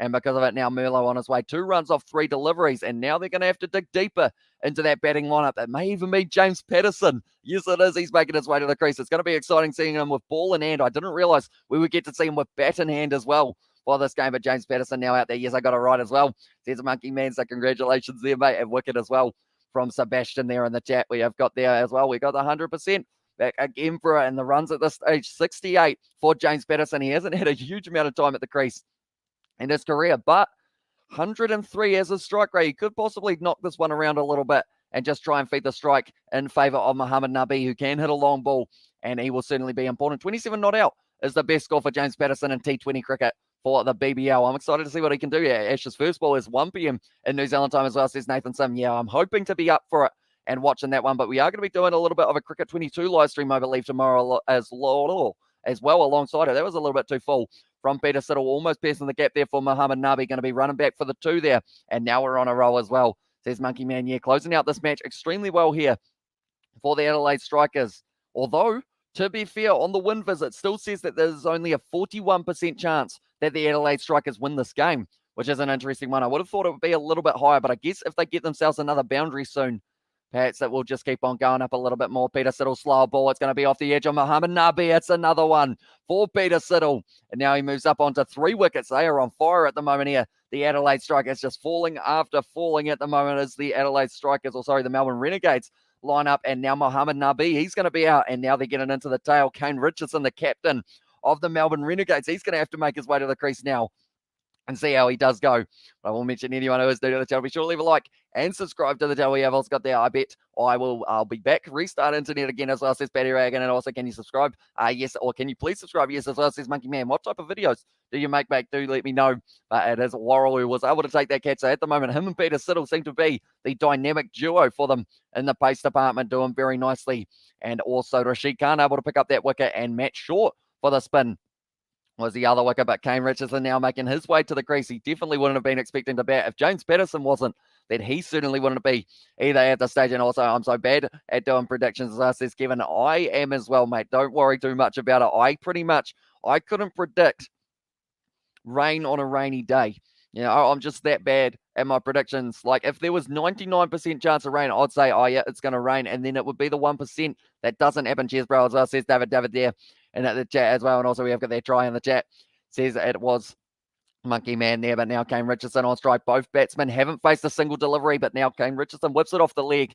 And that is going to be looking like they are running hard here. The 2 pace bowlers, almost a run out, but Peter Siddle not quite able to hit it there. I see Bangladesh are actually 4 batsmen down at the moment in their chase. So it's looking like maybe this one will be going the way of the Pakistanis for that one. It was Mohammad Rizwan who was able to set himself a very nice total, and I'm the GOAT at doing predictions as well, says Darlow. And also we have got there, Hamish, when are you going to show the golf video you boys made as well, says David. Is that the real life golf one, David? Or is it the one on Xbox that me and George played the other day? Do you let me know? I feel like that one of me and George playing golf was, like, in real life was a little while ago, so it's probably not the best quality in terms of, like, angles and everything. We've probably come quite a long way tripping videos as well, says Monkey Man there. And also 7 balls to go, 15 runs till I'm correct as well. And question, guys, who is the greatest cricket player of all time, says Trunks. It depends whether you're talking batters or bowlers, because there are certainly a lot of players who do fall under that category of being right up there as the GOAT of the cricket world, but they are just showing at the moment. Peter Siddle, he is probably not right up there, but he's certainly going decently. Peter Siddle at the moment as the captain of the Adelaide Strikers, able to pick himself up 3 so far. And now the final over of the match, it is going to be Garton bowling it. So it means that Wes Agar does not get to close out his spell. And it is just a single Garton. He probably deserves a wicket as well. I feel he has worked hard in this matchup to try and get himself one. And Warney as well in the chat for Monkey Man as well for the greatest of all time. I assume that is David Warner, or is that no, sorry, that will be Shane Warne rather than David Warner. And also we have got the real golf, who cares about the quality as well. Maybe a new one maybe as well, says David. I think we will have to try and get something going. Definitely now that it's summer, we will be able to go out and about, and perhaps over Christmas we can get all 4 of the Kiwi lads involved. Slower ball there. It's going to be beautifully taken once again at third man, and Garton does get that wicket that I mentioned. And it is very nicely done. And Richardson now is out. Are they going to get bowled out? Yeah, the Renegades. They've only got 2 more wickets in their kind of batting lineup. It is going to be Reece Topley and also Zahir Khan, who doesn't normally have to bat last over. Who bowler as well. It is in the end Garton. He has been able to pick up his first time. 154 isn't looking too shabby as well, says Darlow there. And also Bradman batsman bowler is Mully as well, says it was Nathan Sim there. But Kane Richardson running his way off the field. He's actually had a haircut, I see there, Kane Richardson. Nicely bowled, and once again, they're going to be under just a little bit more pressure for the later stages of this one. They've really fallen over at the later end of this innings, unfortunately for them. They look very, very strong in the early stages, but now they've lost a lot of wickets. And since about the 15th over, I believe it was, do you respect Pulse Sport? Pulse Sport is, or do you remember Pulse Sport as well? I do not. I don't think I've heard of it, unfortunately. And also we have got there 161 looking poor as well, says Nathan Sim. Unless we get a big shot here from Topley or Pennington, who has definitely got the ability to hit the ball long. If batsman AB de Villiers was legendary as well, says Kevin. Yeah, I was disappointed to see that he has hung up the bat, or hung up the boots, I guess you could say normally, It's a shame because he was such a talented batsman and he was around for so long as well, always playing. I believe his last season in the BBL would have been for the Brisbane Heat. Good strike of the ball there for Topley, and that one has gone straight out to the man either side of him by a couple metres. That would have been the boundary. They've run back through for the 2, and they have been able to get there now. Is the 160 still on the cards? They move up to 151 for 8 at this stage. I'm back as well, says Betty Wagon. Hopefully your Wi-Fi has decided that it likes you a little bit more than mine does normally on a daily basis, because my Wi-Fi does not like me very much. Like, that's the thing. Every single day we have a live stream, every single day I reset the modem as well, just because it does not like working too much. But now it is going to be, once again, Garden driving in to the crease. He looks like he's steaming in as well. Slow ball, nicely done. And Patterson now hits the ball up in the air. It's going to be another wicket. That's 9 down now for the Adelaide Strikers. There are 2 deliveries left, and they could bowl out the Renegades here, depending on how it goes. Garden now picks himself up his second one with a nice slower ball. Ended up rolling the wrist right over it, and it did end up going nowhere at all for Patterson when he did swing through it, and he is gone now. Although that's the thing, sometimes you don't want to get a pace bowler out, because then that just fires them up even more when they run in at the crease. But now it is going to be Patterson on his way. 3 off 3 balls, and now 2 balls left in this innings. And it is going to be Zahir Khan now who will be making his way out to the crease. Although Topley, who hasn't faced the ball yet, he will be on strike for this first delivery. Hey, Betty Wagon as well, says Drunks there. And the Jat Buzzer here, he will be pretty happy that he's not at the striker's end for this one. He has got 17 matches under his belt, age of 22 as well. And he is sitting at 24 runs, best of 19 not out as well. Very nicely done for Zahir Khan. He won't be able to get to that today, unless, of course, we have about 4 no balls in a row. But it is going to be Topley who will have the strike. The projected score at the moment is 154 for them. But will they get bowled out? That is the bigger question. What do you do here for these 2? Do you just hit a single? Dallo, you could be right as well, says Nathan Sim there.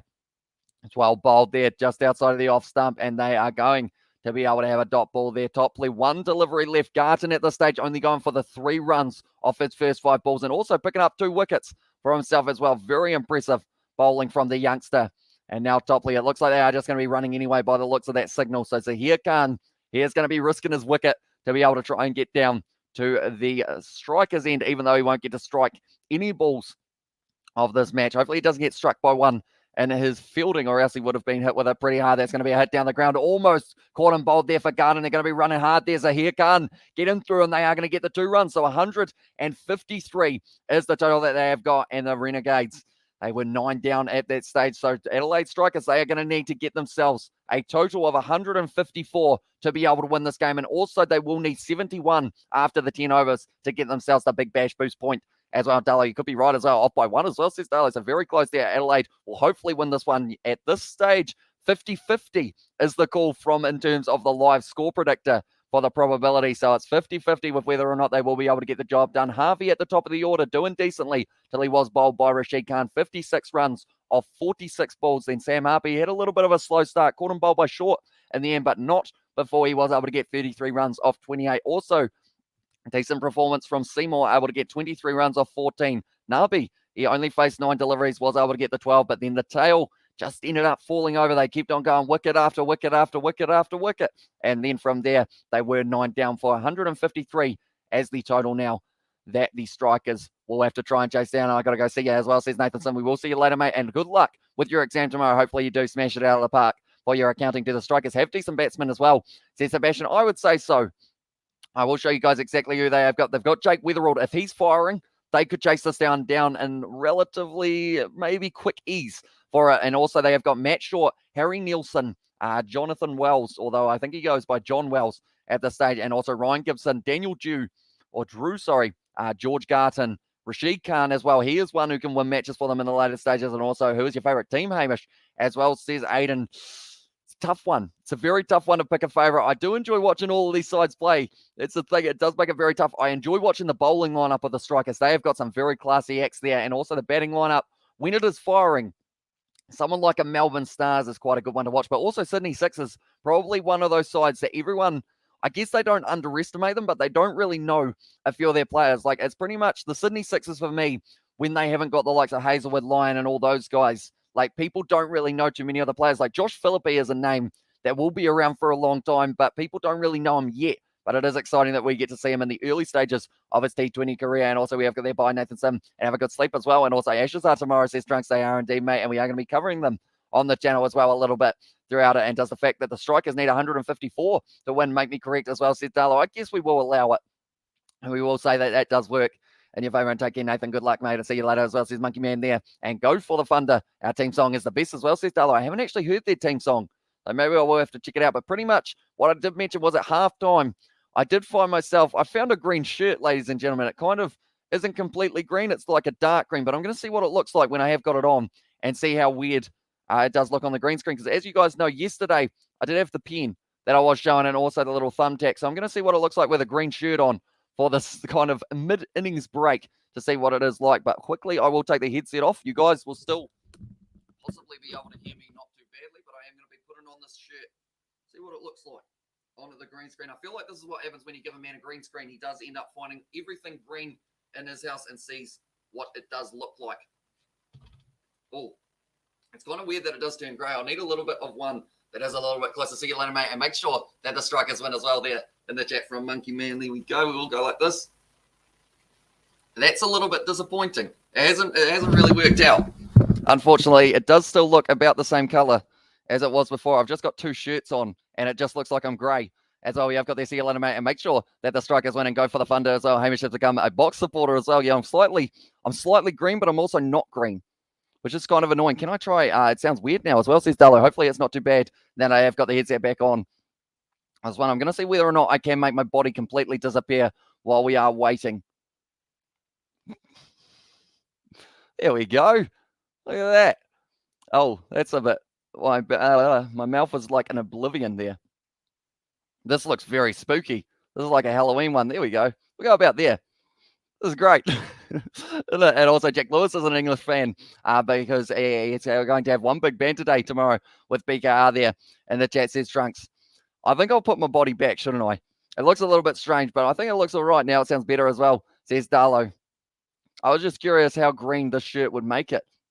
And I can see that it is a little bit weird. So we will go back to, I believe, I can't even remember what one I go with. I think it's about here. There we go. We will go with that, and we will take the shirt off as well. And also, we have got the low as well. And also, if you want green screen stuff to disappear during live streams, just smoke it as well, says Sebastian. Right. We will take off the shirt. Luckily, it's a very loose one. Oops. Right, we are back in the second innings. Is about to be underway, which is very exciting news indeed. And also, it looks good as well, says Darlow. I feel like I want to get one of those suits. You know, the ones that are completely green, like that you completely can't see your body. I feel like I want to get one of those and just hold an apple. Like, I feel like that's a weird thing to want to do, but that's what I want to do. 153 for the Renegades. The Adelaide Strikers, they will want to chase down this one, that is for sure. And they should be able to do it relatively comfortably, we would think, but it is 49% chance of them winning this game. And Darlow, who is going to win the Ashes as well there from It Was Trunks. I feel like it's a good question. I feel like it's not going to be a clean sweep. A lot of people think that it might be a clean sweep to the Australians, but I think the English are possibly going to win the third one. I think is my best shout. And what's green? And you're smoking as well, says Darlow there. Something Sebastian, he's a little bit familiar with overall, aren't you, Sebastian? Overall, quite a few of our subscribers actually are now that I think about it. But Harvey was the top performer at the moment with the bat for the Adelaide Strikers, for the Melbourne Renegades, able to get himself a total of 56 of 46 deliveries for one to Australia as well, says Darlow there in the chat. But this one is going to be interesting. Who is going to be the top performing bowler and who is going to be the top performing batsman for the Melbourne Renegades? Do let me know, ladies and gentlemen. I feel like top performing batsman for the Adelaide Strikers, I'm going to say Jake Weatherald is going to fire at the top of the order, but also Jono Wells as the next highest. Like, it's my other prediction there. And then for the Renegades, I think it's going to be Kane Williamson. That's the wrong name. Kane Richardson, I should say. And also Muhammad Nabi, 5-wicket legs to win as well, says Falguni. That could be a very good shout as well. Muhammad Nabi, we did see him versus Rashid Khan a little bit earlier on. He was able to hit it to the boundary for a 4, which did not impress Rashid Khan too much. Australia to win 4-0 as well, says Trunks there. And also, I do have a crush on Madison Levi in the Australian women's sevens team as well, says Aiden there as well. And George, anytime we were talking about these sevens here, like George was just on Instagram, that tight green onesie that you see mental YouTubers wear. I would love that as well, says Sebastian. I wonder how much one of those green screen jumper type things are, because this one's kind of like dark green, so it wasn't quite as green as it possibly could have been, but it certainly, when I took it down enough, it did make my body disappear. We almost got their number 2. I get highest with 79 as well, says Paddy Wagon, because the big thing as well is the Big Bash boost point Anyone who doesn't know how that works, it is kind of like a miniature T20 competition in itself. It becomes a T10. So the first 10 overs of the match, the Adelaide Strikers, they are going to require 71 runs to be able to get themselves the extra bonus bash boost point. And if they do get that and then lose the game, they still get themselves 1 point on the board, which could be crucial at the later stages of this game as well. But I will mention anyone who is new to the channel, be sure to leave a like and subscribe. We have just brought up 8,000 subscribers on this live stream. It is absolutely awesome, the support you guys have been showing. So now we're on the road to 10K, and maybe we will be able to get there by the end of Super Rugby, I think is the good goal there. But now they are just showing there. Garton, he had a good day with the ball. 4 overs bowled, 2 wickets, 23 runs with an economy of less than 6. Also less than 6 for the economy was Matt Shaw, and he was the man who got the original breakthrough wicket for the Adelaide Strikers. And perhaps without him bowling, they might not have gotten to the stage that they were here as well. They are talking to George Garden there at the moment for the Adelaide Strikers. George has a crush on every woman that has ever lived, as says Aiden. I won't even try and deny it because I feel like it is 100% true. Well, that statement as well.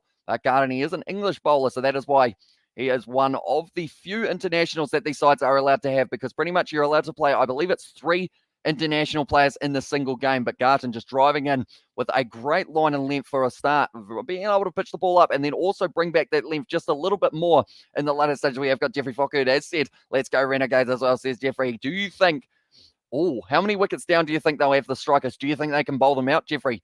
Do let me know. And it's going to be interesting to see how it does go in the second innings, which is just about to start. Who's George? He is one of the other Kiwi lads.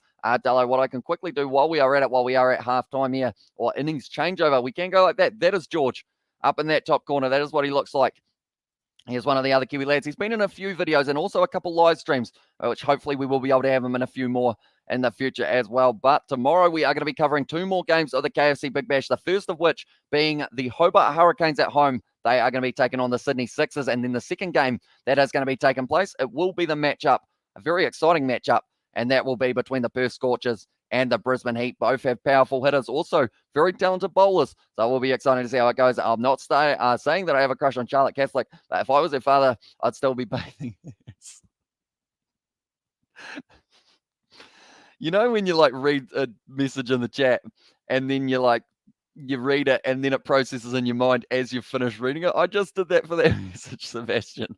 No chance they're getting bowled out, as well, says Aiden there in the chat. But the first test tomorrow, it is going to be starting at around 1 p.m. I believe they have said is going to be the first delivery of that test match, and it should be a very exciting one for New Zealand to be able to watch, because we are not a part of it. We're going to get to see Australia take on England, but we will be watching quite a bit of it on this channel. And also we will be doing a little bit of the KFC Big Bash alongside that one as well, which is why it is going to be a very much so talking day tomorrow for us. And Sebastian as well there says Aiden in the chat, but nonetheless we're getting very close to the second innings. Who is going to be able to win this game for their side? I believe at this stage from the poll, it is actually the Melbourne Renegades who have received more of the votes. Over 300 of you have voted, and it says about 70% chance of the Melbourne Renegades being able to win this one. Renegades will win, very confident with Hawke's Bay races and race 2, 14 top 3, and Oamaru Harness are race 6, 3 each way as well, says Jeffrey Fokker there. Those are the tips of the day by the looks of it. And Brisbane haven't been playing too well as well, says Aiden. Yeah,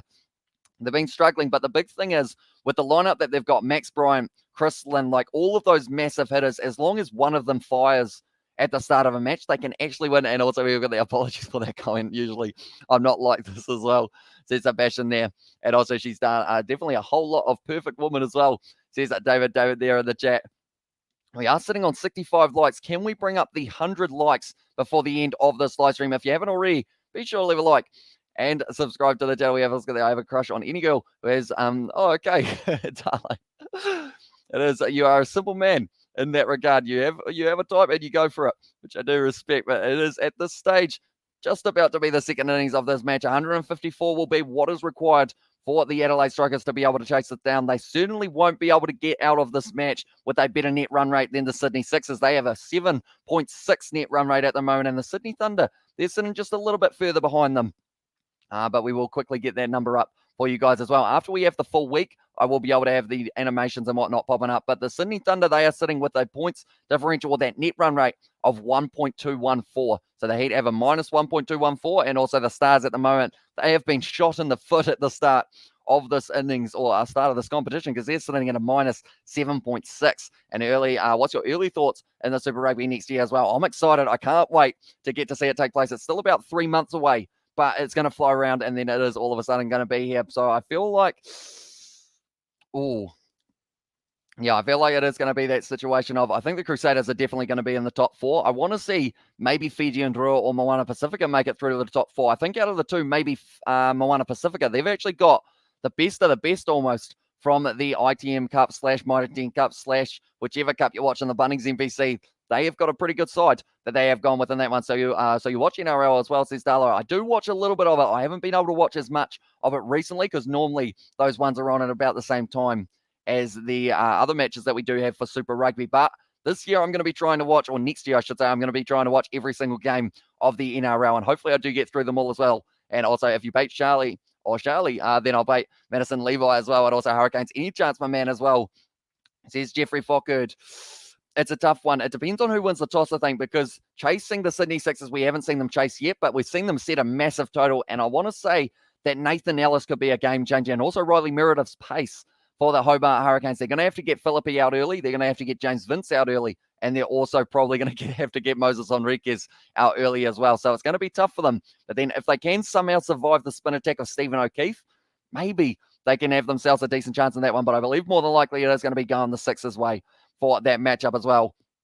And now it is going to be just about underway for the second innings of this matchup. It is going to be an exciting one. I'm hoping that it is going to go down to the wire. The last couple of matches that we have seen, they haven't quite done that. We have seen that they have always been kind of going up and kind of going down. And then all of a sudden, Spider-Man is just running onto the field at the moment. He's having a battle out on the field with some sort of mugger. I'm not sure what is going on at the moment, but Spider-Man, he's doing a backflip.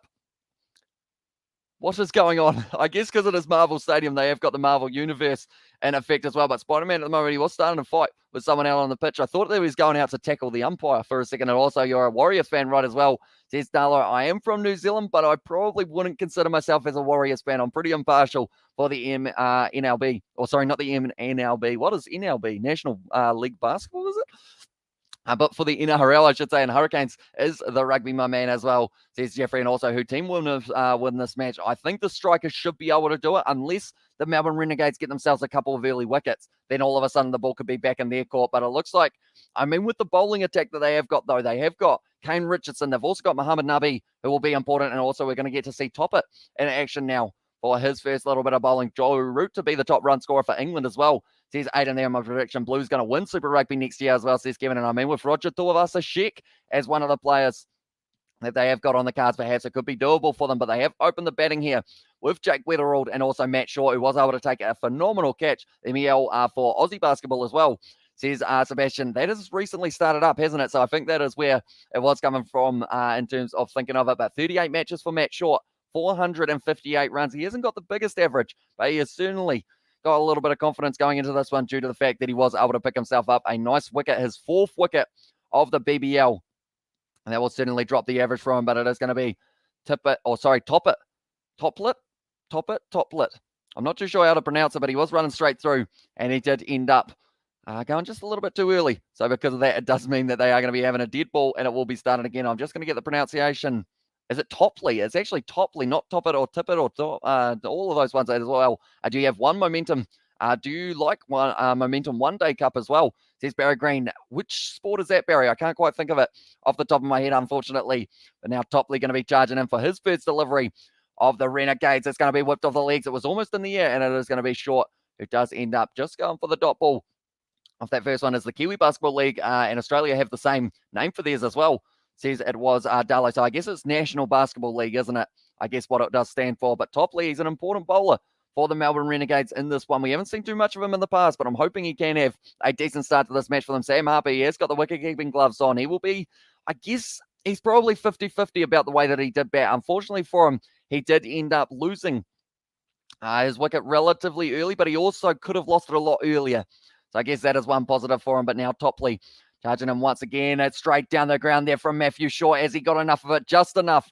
Overcame Richardson, who was at long off, or mid off, sorry for that one, as cricket in South Africa as well. And at Cricket South Africa as well there. And that's South African cricket as well. And it's like their list day as well. Says Darlow, I haven't actually seen any of the Momentum One Day Cup, so maybe it could be one that I could try and watch a little bit of in the future, although I don't know whether or not they do show it in New Zealand, unfortunately. But if they did, maybe we could have a little look at it. I know that we've got the Super Smash over here that we do get to see, and also some of the domestic Australian competition, like the Marsh Cup and whatnot, we do get to see it here as well. But Topley charges in once again. Nice little glided shot there through the gap as well. And it looks like it could be 2 runs for them as James Patterson going to be cutting that one off. And at the deep, he looks like he might be bowling the next over of this one. Kane Richardson, the important thing here is both of these sides have got pace bowlers as their captains. Peter Siddle, Kane Richardson, the biggest thing as a pace bowling captain, we're going to see it with Pat Cummins as well. It's knowing when to bowl yourself and not just going, oh, I'm feeling like a bowl here, so I might actually throw myself in, because Pat Cummins, he's going to have to make a lot of big decisions in that test match, and that's where Steve Smith as his co-captain's going to be so important for him. To be able to really decide, I should say. And Jamie Joseph Room New Zealand's next coach as well, says Kevin. So we will have to wait and see. They don't show it in Australia as well, says Darlow there. Mr. Squiggles says Paddy Wagon there and at the chat as well. But I will mention anyone who is new, be sure to leave a like on this live stream. We are currently sitting on a total like goal, or we're sitting on 68. We were trying to see whether or not we can bring up the century on this one. So if you haven't already, be sure to leave a like. I wish we had the Super Smash as well, says Darlow, because I know that Stan Sport, which one do this Stan Sport cover for the cricket? Do let me know, Darlow. It's going to be the slow ball there from Topley, hit down the ground. No run there, though, because Richardson was able to cut it off. And what's Mr. Squirrels about as well, says Darlow there. And I think it is because of the names. Paddy Wagon has given them that nickname, which I don't know whether or not I can keep on reading out, but I feel like it's a slight inside joke with Paddy Wagon and a couple of the spammers who are in the chat as well. But Topley only going for the 4 runs so far off his first over up till this point. Now there is one more delivery left for Topley. Can he get it right? No, he cannot. It's going to be short. Hits that one hard, and that one's gone all the way for 6. Great shot from Matt Short.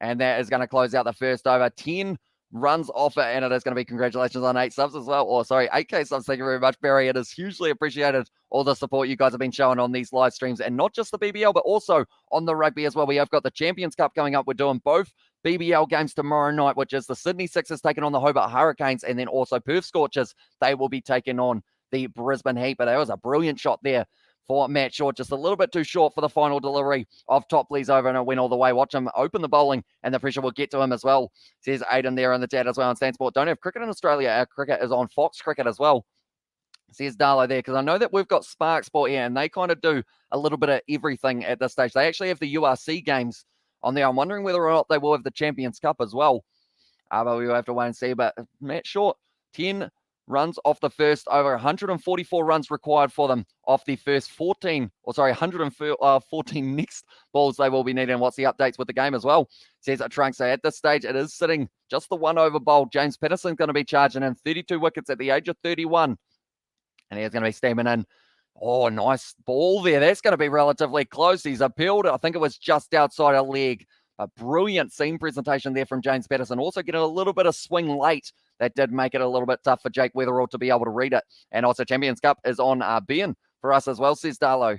Do they have BN Sports in New Zealand? I don't believe they do. So whether or not they have got all of the games over here, I may have to get myself like a different kind of VPN or something like that to be able to watch those games if they don't show them here in New Zealand, because we are going to be providing the commentary for all of those matches as well. So if you are new, be sure to hit that like button. We're also considering doing some Cricket 22 career mode and also the BBL on Cricket 22 as well. And hi, Adelaide Sports fan, how are you as well in the chat?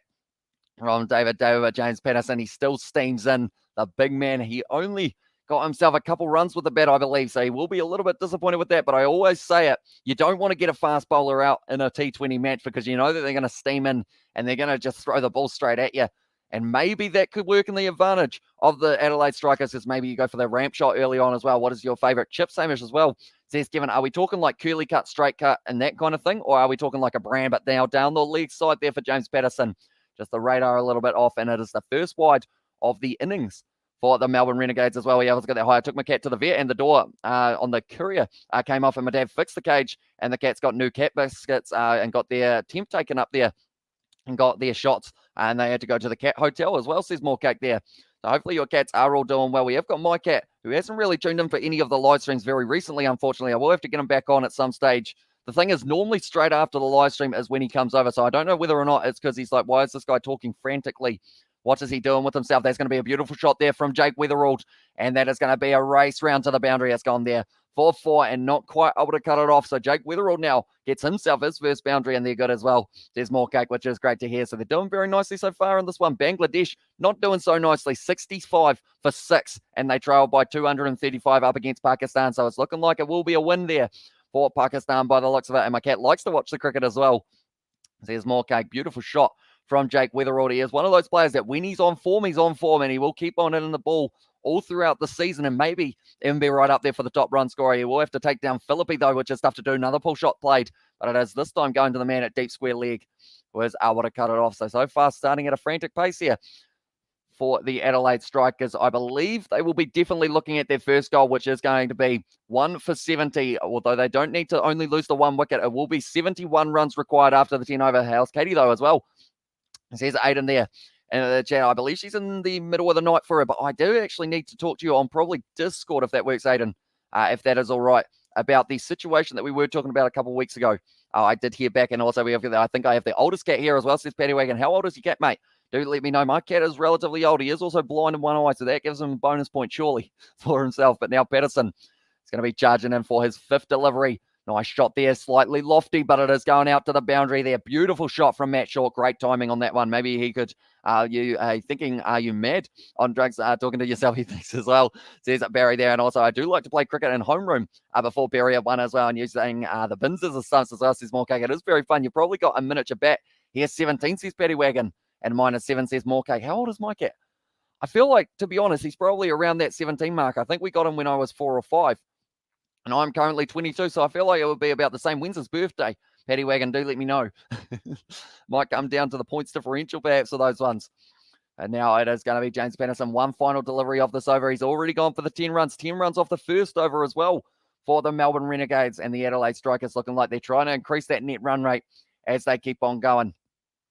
Nicely bowled once again, and it's going to be going out to the man who was at cover. No run there. So after the 2 overs, 20 for 2. 20 for none off 2 overs.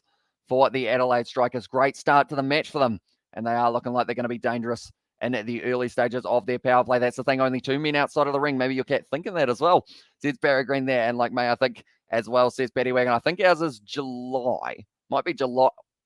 Is it July or is it June? I think it's somewhere around there. So you may have just the slightly older kitty cat than myself. But Aaron Finch at the moment, he is on the sideline. He's got a big smile on his face. He will be happy with how they started their one for the Melbourne Renegades, or probably that middle section where they've really started putting together a good partnership. But will this total be enough? That's the question. Topley is now going to be the man who will be bowling here for the Melbourne Renegades. Anyone wondering about the live odds? 62% chance of the Adelaide Strikers being able to win this match from here. So they have got a very decent chance, unless, of course, a wicket can change all of that. As well, my plan for tomorrow is wake up at 8:30 or 9 to get chocolate from Advent Calendar, watch Netflix till 10 o'clock, then watch the Ashes as well, says Morcake. Sounds like a brilliant day. Indeed, because we are going to have 9 hours of cricket tomorrow. In fact, it's more than 9 hours because we've got 8 hours of the Ashes, and then we have also got the BBL 2 games in a row. We're going to have about 16 hours of cricket that we will be covering on the channel, although we won't be doing the full length of the Ashes. That is just due to the fact that my voice would well and truly disappear at 8:30. Watch the Heat. We are covering that game up against the Perth Scorchers as well. That's all right. Just tell me when, though, you know. Although she said, I appreciate it. Whatever happens, happens. I'm prepared for both as well, says Aiden. So do you use your solo Discord chat? Aiden, do let me know. And also we have got there. Be sure to like and subscribe to the channel. Very much appreciated as well. Says Sebastian there. But Topley now, it's a dot ball straight away at this stage. And that is exactly what he's going to need a few more of here, because we did see quite a few dot balls in that first spell and the first innings for the Adelaide Strikers bowlers, and the Melbourne Renegades. They're certainly going to have to compete with that. We've already seen a 6 and a couple 4s. That's gone straight up in the air from Jake Weatherall. Big appeal there, and it was just a little bit too high. I think they have said for Topley, but it might have also come off the edge. And Chase as well. A Heat need to bowl first and Chase as well there. Says it was a more kick and cricket for days, says Sebastian. And what do you do if you see your cat fighting with other cat? That's cat violence as well, says Barry Green. My cat doesn't really fight with too many cats around this region, just because we've kind of got a nice, kind of spread out neighborhood, and people either side of us, neither of them have cats. So I don't think he really often gets into fights. He's also like the old cat that people look at and they're like, oh no, we could take him, and then he just smashes up the young one. Not really, though. He's quite old. And now it is going to be Topley off the edge. Once again, it's gone through the gap, though, and this is going to be at least 2 runs here. It is quite a thick outfield at Marvel Stadium, and because of it, it is going to be pulling up into here. Khan able to stop that one from racing away to the boundary. They get the 3, though, for Weatherall. So he now moves up to 8 as well. Billy is definitely a lover, not a fighter as well. Says it was Sebastian there. And also, I'll probably stay inside and watch all cricket tomorrow since weather a bit crap. Morning and it for the afternoon. I might on tiptoe and this cat's WWE as well. And I'll figure it out. Never done solo before as well. Says Aiden there in the chat. Yeah, Discord's one of those ones that once you get the hang of it, it does make sense. But until then, like, I still don't know what's happening on Discord half the time, which is why I'm not as active in the server as I possibly would like to be. But I'm hoping to change that in the future. Topley now going for the 3 runs so far of the first 3 balls of his over. Oh, that's a big shot there from Matt Shaw. He's got all of that. And that is going to the boundary. Brilliant shot out leg side. And that is going to be the 6 runs for him. Our VPN's good as well, says Darlow. It depends on what VPN you do get. Because some VPNs can be pretty handy. I think I've got Pure VPN, if I'm not wrong. I got like a 5-year deal for like hardly any money at all. But then I know a lot of people go NordVPN. What other VPNs are there? There's a few other ones, and I want to watch the Super Smash as well, says Darlow. So pretty much if you've got Spark Sport as well, it will be the situation of, yeah, if you have a VPN that does work in New Zealand, I hope it does work, because I know that Sky, if you've got a New Zealand VPN when you're in a different country, you can't actually watch Sky. Sadly, and can you invite me to the server as well? Says Morecake. I believe Sebastian may have the link to it. If I'm not wrong, if that would be all right, Sebastian, could you please put it in the chat? It's short now. Once again on strike, slow ball there from Topley. And that is going to be a decent one. They might be able to get through for the 2. Do they run it? Yes, they do. And it is going to be good running between the wickets by the Strikers and NBN as well. It says Morecake there. And also we have got there. I live in a small town and their 2 cats are both sides of my cat just scares them away as well, says Paddy Wagon there. At the moment, Short sitting on 22 runs off 10, so he certainly started quicker than we did see for the Melbourne Renegades in their batting performance. We did see Sam Harper really struggle to get it off the bat early. We've already seen Short hit 2 6s and 1 4. That is very impressive indeed. The slow ball there, nicely hit down the ground. Beautiful shot. Well fielded, though, by Kane Richardson to cut it off for just the single to close out the 3rd over. Now sitting 32 for none after 3 overs there. Short moving up to 23, and Weatherall sitting on 8 off 7 as well. And I found my sister's cat as well. It says more cake, but that is the link that Sebastian has just put there to the Discord server for anyone who does want to join it. We talk all things rugby, cricket, all sorts on there. Be sure to check it out. But that's a brilliant shot from Shaw. He's already hit 2 6s, which I believe, I'm just going to have a quick look. I know that the Renegades, they had James Seymour hit 2 6s, Mackenzie Harvey also hitting 2 6s. And then other than that, 1 6 for Sam Harper. And then a total of 6 4s. So not a huge amount of boundaries for the Melbourne Renegades in that one. But Matthew Shorty's once again going to be on strike. I like how we are talking about cats now as well, says Paddy Wagon. I feel like because we are talking about cats at the same time, I will put my cat up there in the corner rather than George. There we go. He is blind in the right eye, which, as you guys can see, we decided to add in the emoji. But if you want access to those emojis, it is through the channel membership. But also be sure to leave a like and subscribe. Game over. Adelaide are on fire. And apparently Shark VPN is really good, though. Or really good, too, as well, says Darlow there.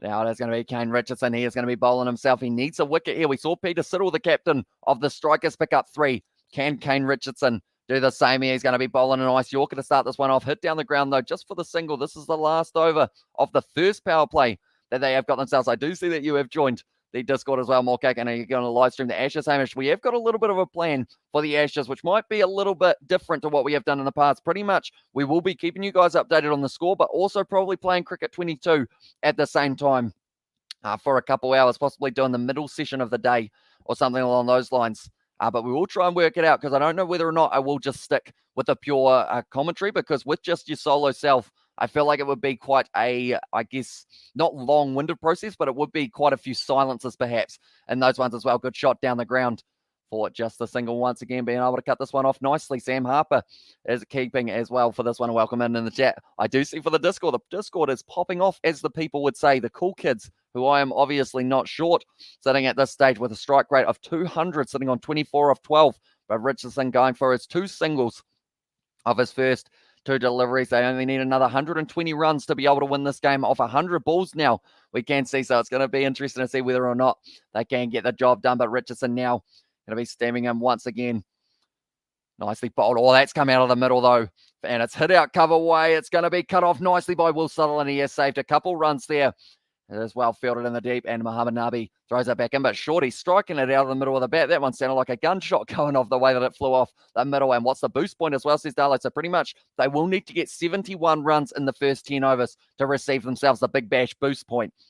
But then that's the thing. If you receive a Big Bash boost point for the losing side, the thing is those points could be very crucial for them in the later stages. So they need to make sure that they keep this bowling tight for the Melbourne Renegades, although at this stage it's looking like it's going to be very tough to do when the Strikers have already chased down half of the runs that are required, and they've only been batting for 3.3 overs.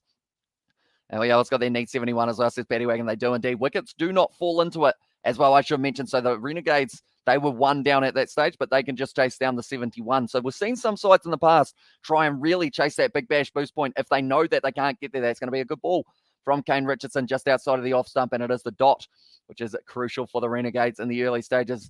So far, he's picked up 98 wickets in his BBL career here for Kane Richardson. Can he bring up the 100 in this one? Strikers will smash it as well, says Adelaide. And I believe still the Melbourne Renegades are the favourites in terms of our poll that we did on YouTube. But in the real life situation, 73% for the likeliness of the Adelaide Strikers being able to win this game. And they would be pretty disappointed if they weren't able to do so with the start that they have had here. 71 runs and 10 overs as well.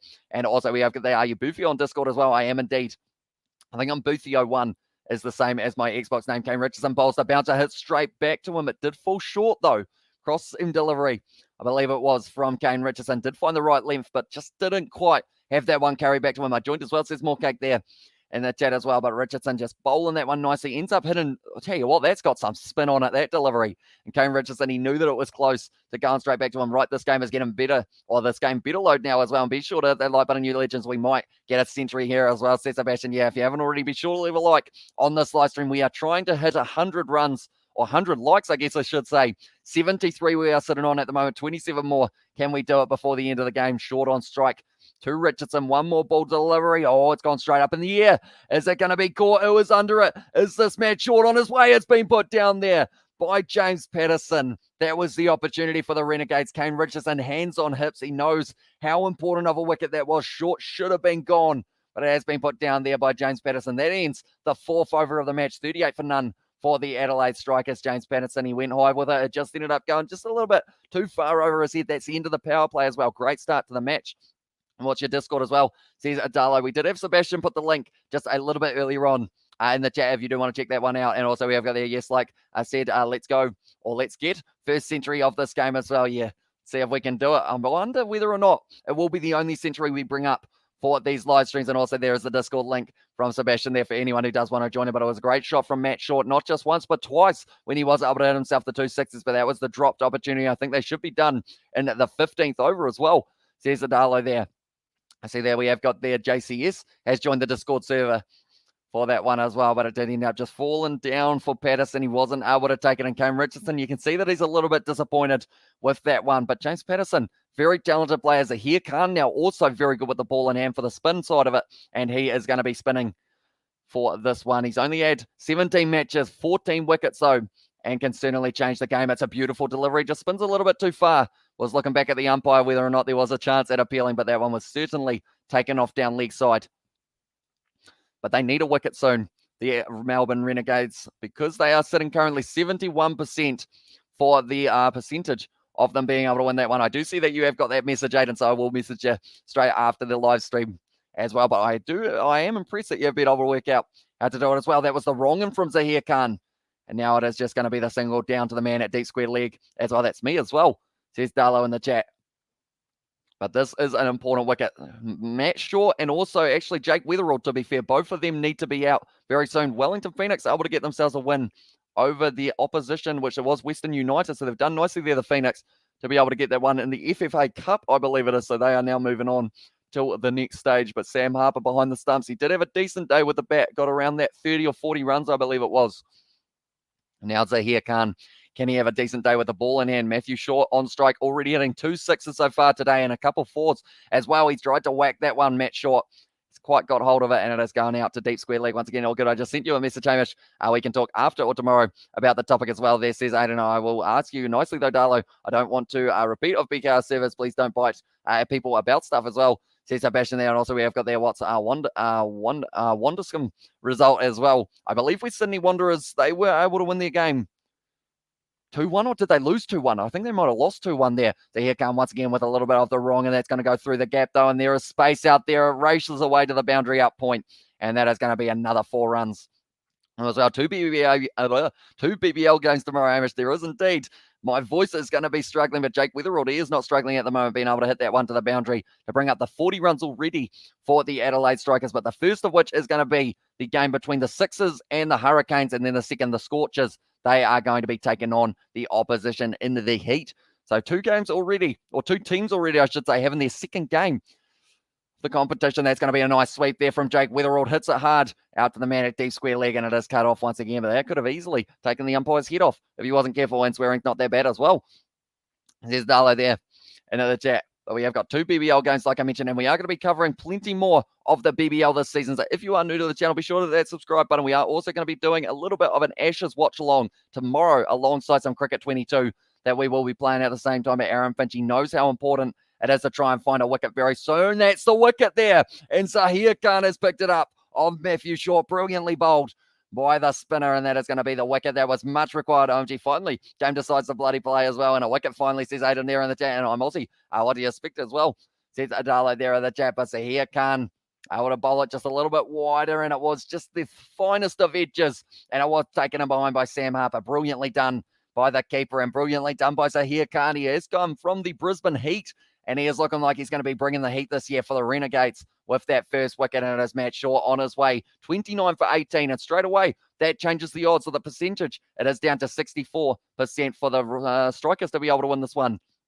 And now at the crease, it is going to be Nielsen, the man who did keep. Everything just didn't quite fall his way when it was in that situation. If you mean my issue with plays, that was his fault as well, says Darlow there in the chat.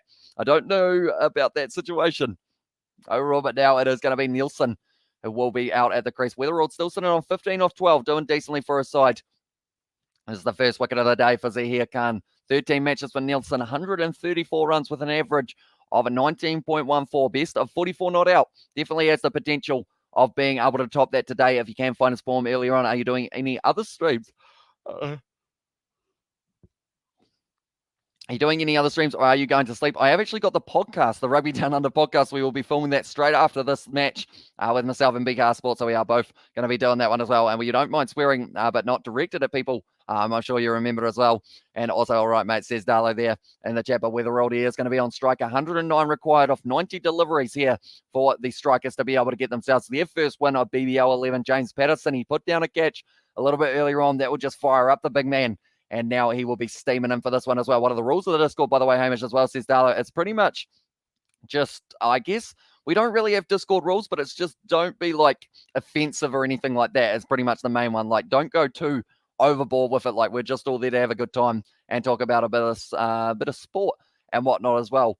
And now James Patterson, it is going to be the single off his very first delivery. The Big Bash boost point. They are going to need 71 runs of the first 10 overs. They are well and truly on their way. We have got their podcast with who as well? It is with BK Sport, an Australian, where we talk all things rugby. We don't actually talk about cricket on the podcast, but we will be talking about the rugby sevens that has unfortunately come to an end. If Weatherald stays in, they will win as well, says Aiden. Yeah, it is certainly going to be important that he bats through this innings for their side. Definitely if they want a decent net run rate. Nielsen, though, at the crease, he hasn't faced a delivery yet. And Patterson, I feel like he will try and test him out with maybe a bouncer straight away. We have to wait and see whether or not he does do it. No, he pitches it up, and it's going to be in the air. It's lofted over cover, and it's looking like it's going to be at least 2 runs here for them once again. No, they just get through for the single. So Nielsen, he is happy enough with just taking that one, getting himself off the mark. And now they are sitting 47 for 1 for them. So 107 needed from 88 balls. It's looking like it should be a relatively easy chase for them, but a couple more wickets. We have to wait and see. I can do that. That's just that's just really like rules of humans, I feel, as well. Sees that Darlow there. Yeah, so it's pretty much just like everyone's just having a chilled out time. We haven't had too much drama in there other than one person who is not there anymore because it went a little bit hectic for a bit. Some of you guys will remember that one. Of course, my cat helped me pack for the Sunshine Coast. Let's see if the sun is shining. So hopefully it is for you, mate, and you will be able to get out and about and have a bit of fun on the Sunshine Coast. I don't think I've been to the Sunshine Coast. I've been to the Gold Coast. That's it straight down the ground.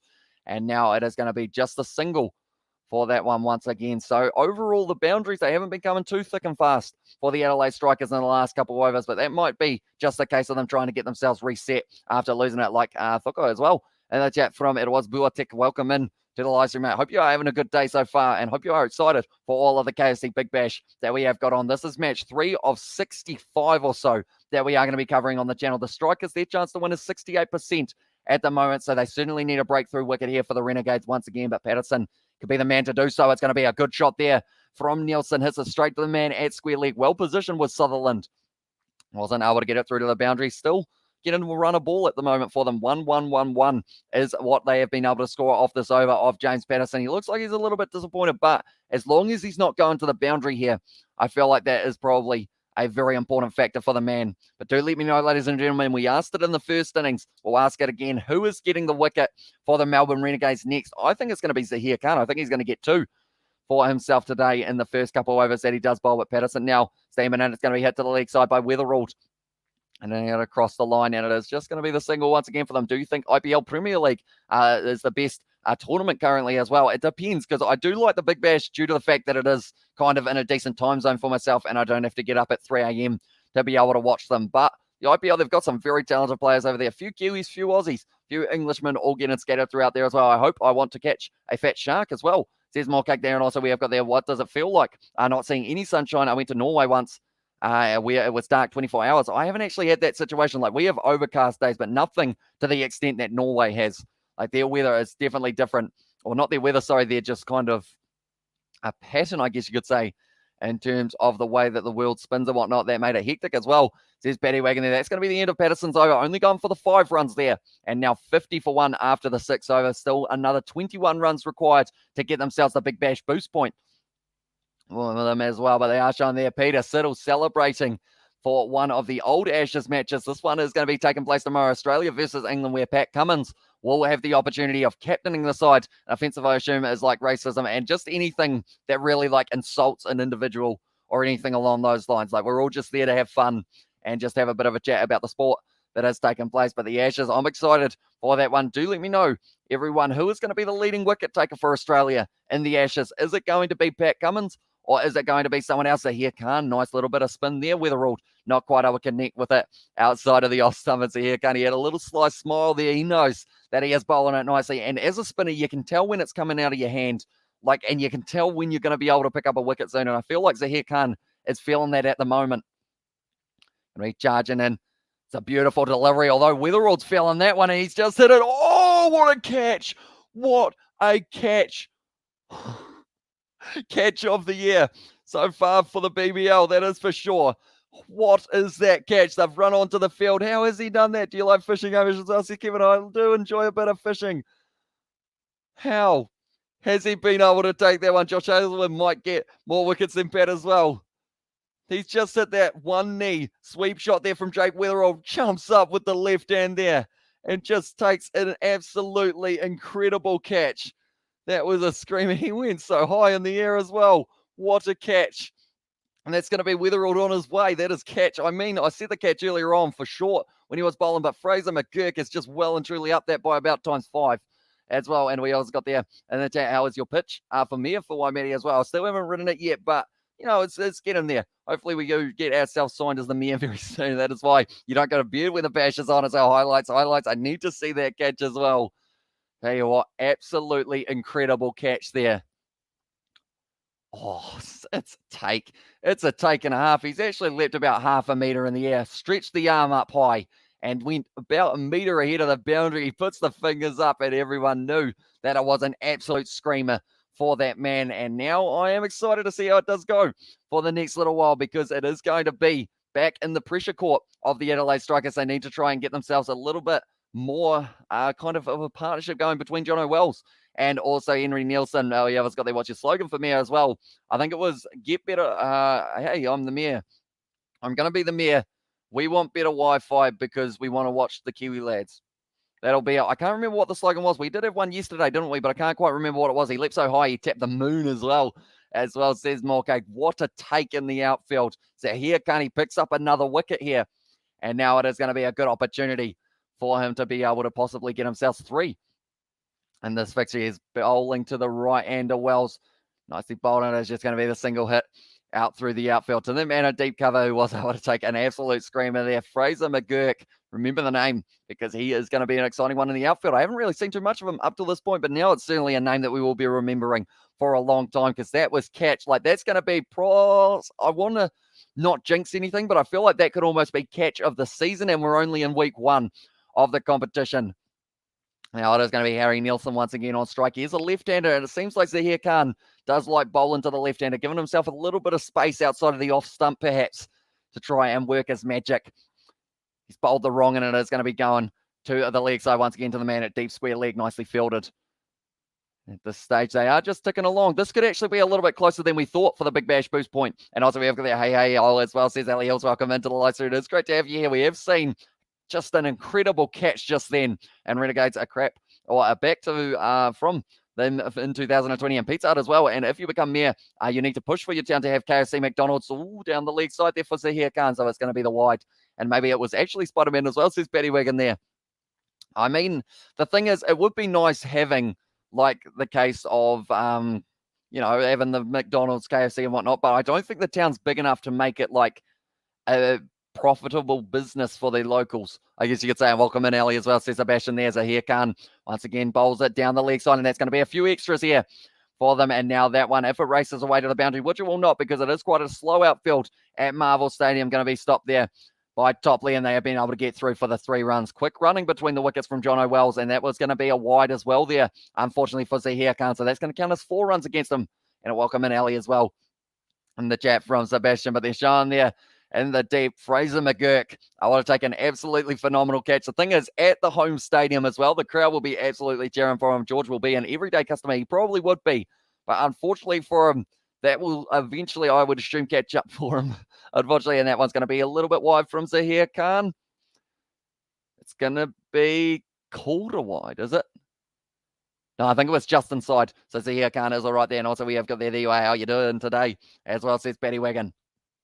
But Zahir Khan now 2 for 14 so far of his first 2 overs, and he's got 1 ball left. It's going to be a nice cut shot to backward point, and that is going to be the end of the over. Very well bowled from Zahir Khan. Other than the wides, he only went for the 2 runs. But now, after the 7 overs, 57 for 2 for them as well. We have got there, you should hear Suncorp at the Super Rugby AU final. People have to go to the dock to get a hearing check as well. And hey, thanks in the chat. How are you today as well? Says Ali Hills. Yeah, that one for the Super Rugby AU final would have been absolutely insane, but that was an insane catch there for Jake Fraser McGurk. He was fired up, and also we have got there, I've been asleep, but I had to come in and say, hey, before it finishes, how are you today, Paddy, as well, and Sleep Nocturnal. Can't be too healthy, got you as well. In the chat as well, says Danny Lewis. Yeah, I guess it is an interesting one. It's kind of just the reverse of, like, I'm living in Europe at the moment for myself, in a way. That's just an incredible catch from Fraser McGurk. We're going to get to see that one replayed time after time around the world because it was absolutely incredible the way that he was able to leap up and catch that one. I thought Matt Short's catch was impressive for the court involved. He just stopped him with that one as well. It's great, Ali. Thank you. Enjoying my cricket, and there is plenty of it as well. There is indeed. The Ashes starting up tomorrow. Also, the BBL is going to have 2 matches back-to-back. And do you know Jimmy Jackson? I have heard of him. He's a comedian from New Zealand, isn't he? And now they've decided Muhammad Nabi is the time to bring him into the attack now. See if they can keep that run rate going slowly. 96 from 77 balls for the Adelaide Strikers to be able to win this game. The Big Bash boost total, it is going to be 71 that they do require. That is after 10 overs. And if they do get there, they do get that extra point, which is so crucial in the early stages. But Muhammad Nabi, 35 matches, 25 wickets. His best is 4 for 25. He would absolutely be accepting that today if he did get the chance. He's going to be bowling to the left-hander Nielsen here. And so, yeah, you are living in Europe the way you are going as well. Says Danny Lewis there, but it is going to be now Muhammad Nabi coming to the crease, advancing down the wicket there. Nielsen showing a little bit of bravery early on up against Nabi, who is a very talented spinner. He's got a couple wrong-ins in the arsenal as well that can really cause you a few problems. But at the moment, Nielsen and Wells, they're just trying to build up the start of a partnership. Once again, that great Sebastian. Got to love some cricket as well. Striker should get there by the 9th over as well, says Darlow. I assume that is for the Big Bash boost point. And yeah, they would be very happy if they were able to secure that one nice and early. That's a nice shot out through cover. Man at deep cover, though, going to be able to cut it off there. The captain, Richardson. Oh, sorry, actually. It's actually Topley. Topley is the name. I keep on forgetting where these syllables are in that name. And also we have got the, I have to say something, Hamish is not living.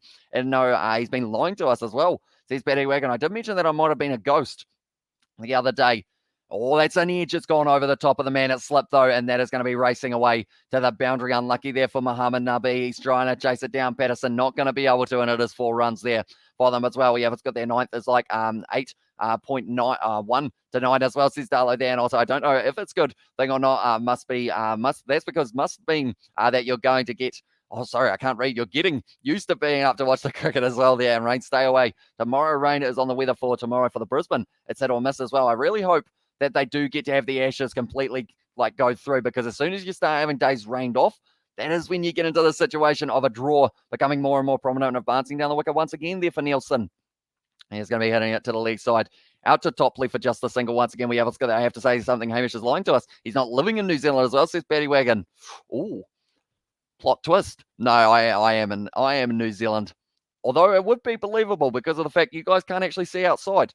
So maybe I'm not. Who knows? We have got there. Sebastian has said, yeah, you'll never know how much. I appreciate these streams. Hamish just having some live commentary for the region I'm in as well, says Sebastian. No worries, mate. They've gone for the 2 there. Very nicely run between the wickets, and they have been able to get back. And now Mohammad Nabi's his first over is over 10 runs off it and 67 for 2. So they only need another 4 runs to get themselves the bash boost target. And also, I hope your new girlfriend can live with your lifestyle as well. If you come to the UK and watch some sport in proper time as well, says Danny Lewis.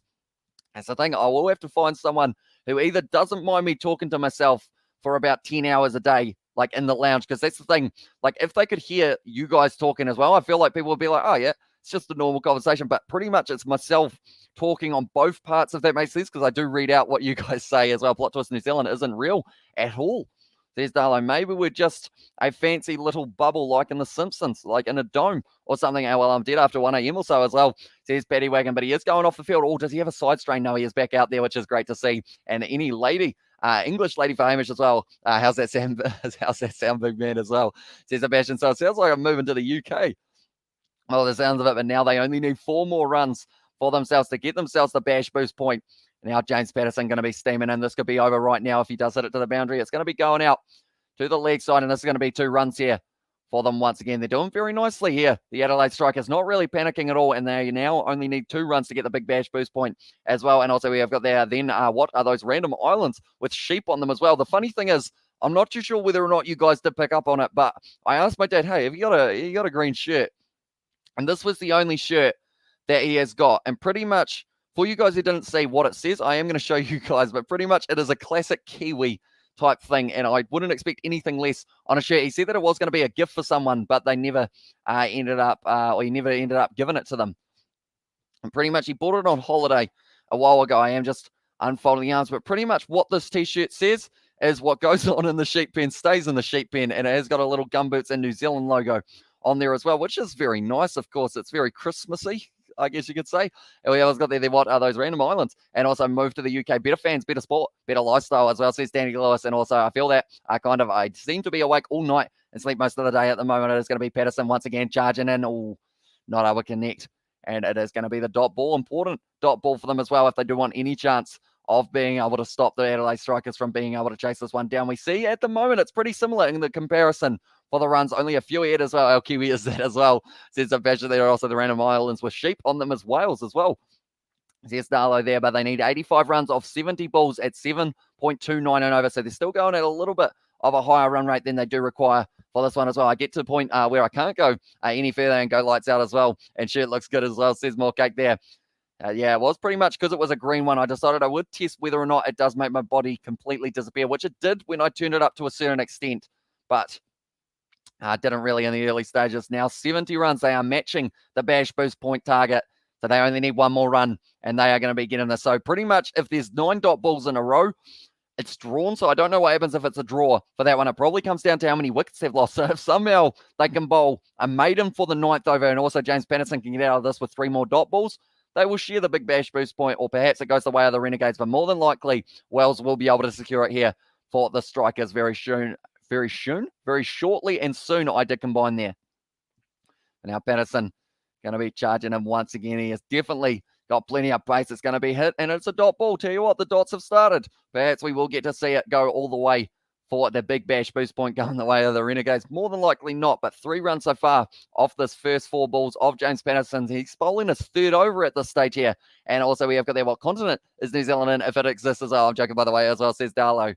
I guess we are Oceania, aren't we? We've got a few football qualifiers coming up against the likes of Fiji and stuff like that. So that will be an interesting one. That's coming up in about 90 days' time. So a nice shot up in the air, and it is going to be the single. So they get themselves the bash boost point. So here Khan fields it at deep third man. We have got there, totally understandable. I found food tends to help you stay awake as well, says Ali, and also Shun as well in the chat from Paddy Wagon. And can the heat send in the heat waves, and can the scorchers burn them as well?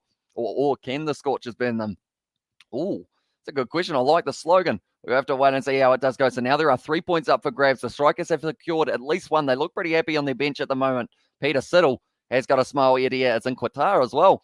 Says Darlo, does anyone know the time zone in Qatar at the moment? What time are they sitting? Do let me know. But Patterson, now that's a big shot. It's gone straight up in the air, though. I don't think he's got the distance on it. It is going to be falling safe, though. Not quite able to get to it there. Was Kane Richardson. They've run through for the two. And once again, this seems to be about the 5th time or something that the ball has fallen between a few fielders. It seems to be quite common at this ground at the moment at Marvel Stadium. No one really able to take too many out catches, and when they do, they take them one-handed, jumping in the air. 9 overs down, and it is 73 for 2 at the moment for the Adelaide Strikers in their chase. They've got 2 more overs left, and then they can actually bring in their batting power surge, which they might decide to go for 1:42 p.m. as well. Says Darlo, so a nice time to watch cricket. If anyone is into Qatar, welcome in. It is great to have you here. And anyone who is new, be sure to hit that like button and subscribe. We are going to be covering all of the KFC Big Bash. And also our like goal is 100 likes on this live stream. We are sitting on 79. We are getting closer and closer. So be sure to help us out if you haven't already. Can we hit a century for the first time on a KFC Big Bash live stream? And it'll now be James Patterson. We'll be bowling this one nicely. Actually, no, sorry. Mohamed Nabi will be the man with the ball in hand. He needs a wicket, and he needs it very soon if they do want to have a chance of being able to win this game. It's going to be a beautiful cut shot there. Going straight out to the man at deep point, though, Kane Richardson. See, that's a good thing about New Zealand. We don't get too hot weather as well. Like, it gets hot, but nothing too bad. We're not going to be able to cook. We're not going to be cooked for walking outside as well, says Ali Hills. That is a good point. We're currently sitting 10 degrees here in New Zealand, a little bit chilly for this time of night, but I am not complaining too much because they have got a big light in front of me, and that normally warms me up. Now another shot out the way of point. They might consider taking the 2. They do indeed. Good running between the wickets for the Strikers. That's something that the Renegades did very nicely for themselves as well. And their one as well. You have New Caledonia, Fiji, and Papua New Guinea as well.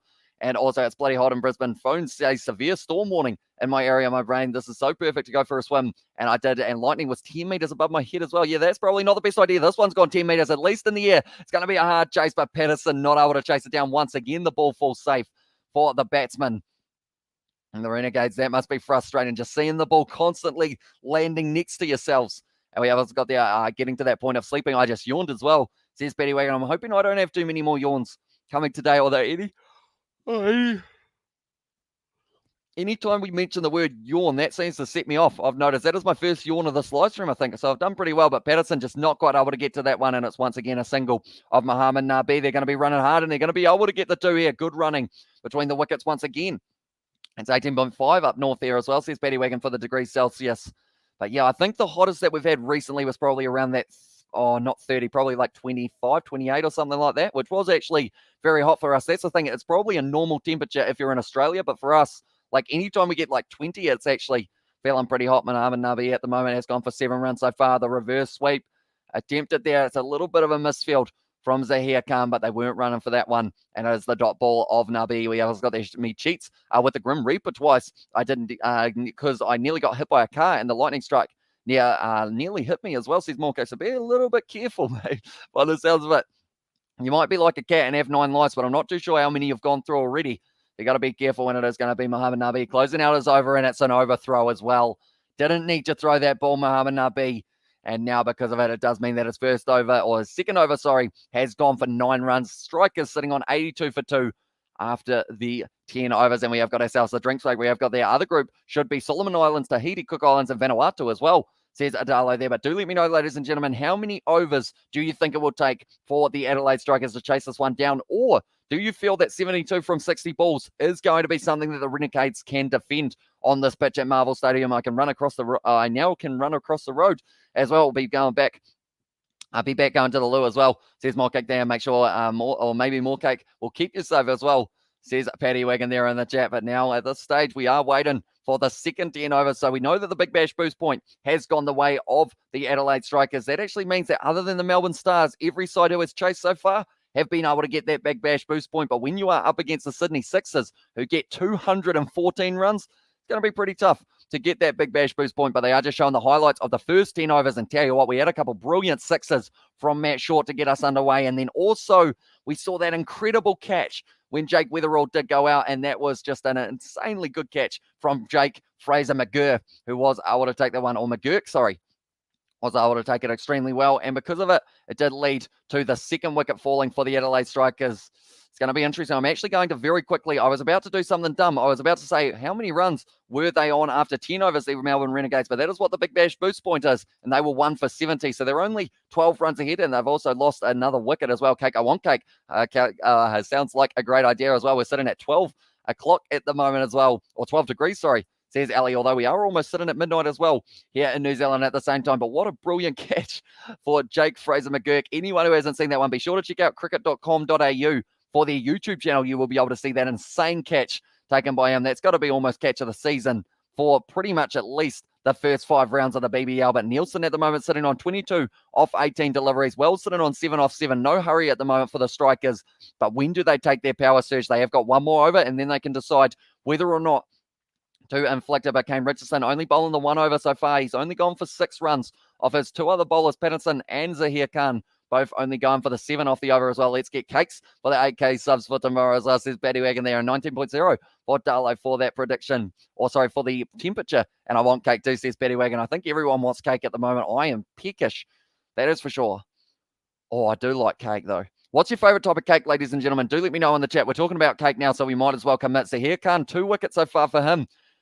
Nicely bowled, and it is going to be whipped away for the single once again here. So I'm wondering whether or not we do get to see a 50 from Nielsen. He is up to 22 off 18. Talking to Cameron White at the moment. He would love to be out there. But, of course, he is the batting coach for them, Squiggles, as well in the chat from Paddy Wagon there as well. But, yeah, I'm excited to see who can win the BBL this year, because the Sydney Sixers, they are definitely the favourites to be able to make it through to the final, if not to take the whole competition. Sweep shot there. Not quite able to connect with that one for Nielsen. He did say that's not out, but they're going upstairs just to check the grounding. That's a great idea as well. And chocolate as well, and vanilla and chocolate in the same cake as well. And bar 1 chocolate cake, my favourite as well. Says Kevin Dynasty. I think I like a buttercream vanilla sponge. I feel like that's one of my go-tos for my type of cake. I don't know why, but it just seems quite nice. Indeed. Oh, he just had the toe back, so it isn't going to be stumped there. Sam Harper, good work behind the stumps with the gloves there. He was just inside of the crease, and they are going to be continuing the way that they are. But Matt Shaw, he was able to get 29 runs off 18 deliveries, 1, 4, 2 sixes for him in the early stages. They're just showing Zaheer Khan. He's got a very deceptive bowling style that makes it extremely hard to try and pick up what delivery he is going to be bowling. But they were going upstairs, not out there. Don't be stylish as well. Says that was Paddy Wagon there. They're just checking whether or not, I guess it was an out of the back of the hand delivery from Zaheer Khan. Also, look, I'm very awkward for him. Got to love myself a red velvet cake with cream cheese icing, as well, and a vanilla cake, of course, as well. Says Ali there, but they are just having a chat to Cameron White at the moment. He looks like he's pretty cool, calm, and collected in this situation. They've got Gibson, Drew, and also it will be, I believe it's George Garton who will get the opportunity. They're just showing there once again that it was not out. There it is. I was wondering for a second with the fact that they looked at it so many times, whether they were going to actually say out rather than the not out there. But it is once again Zaheer. He's been bowling very nicely, Zaheer Khan. Needs to try and get Nielsen out soon if they do want a chance of being able to win this game. That's a good sweep shot once again from Nielsen. He's found a bit of a gap, but it is going straight out to the man in the deep. That's too much as well. And the chat says Batty Wagon there as well. But yeah, Nielsen at the moment, this is becoming quite a nice partnership for the Adelaide Strikers. One moment, the scoreboard is not updating itself. There we go now. It is going to be all fixed and ready to go. They're sitting on 84 for 2. So they are well and truly ahead of what they need to be at this point. Current run rate 8, required run rate 7.37. Nicely bowled. That's Plum. That's Plum, isn't it? Yes, it is. It's a wicket. And Zaheer Khan picks up his 3rd. Very nicely bowled by the spinner. Brilliantly bowled, and that's Jono Wells now on his way. That one was Plum. The only thing that was slightly probably saving him was if it was pitching outside leg, but I believe it was on the middle stump almost. Let's have a look at this one again. Middle stump coming back in. That is as plum as it gets, ladies and gentlemen, and that's literally the best cake as well. And the chat says Darlow there. Well, I'm not bad stylish, but brilliantly bowled by Zaheer Khan. Picks up the 3rd wicket now of the match for himself and also for the Melbourne Renegades. What does that do to the likeliness of a win? It is sitting 65% for the Strikers before he has gone out. Oh, sorry, that's actually after. So now it will be making its way to the crease. Ryan Gibson will get the next opportunity for the Adelaide Strikers. Actually, strawberry cheesecake, if you count it as well. Oh, that's nice. Also, cookies and cream cheesecake. Anyone who hasn't had that, definitely try it. It is very nice indeed.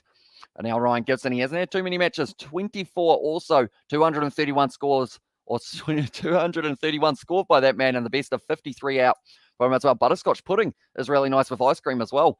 Says Darlow there, but now it is going to be Zahir Khan already picking up 3 runs. Can he get himself, 3 wickets? Can he get himself a 5-for in this fixture perhaps? But now they need 70 off 56. What can they do here? It seems like the sweep shot is a popular shot against Zahir Khan, but he's picked up a couple wickets off it. Is Oreo cheesecake the same as well, says Darlow? I guess so.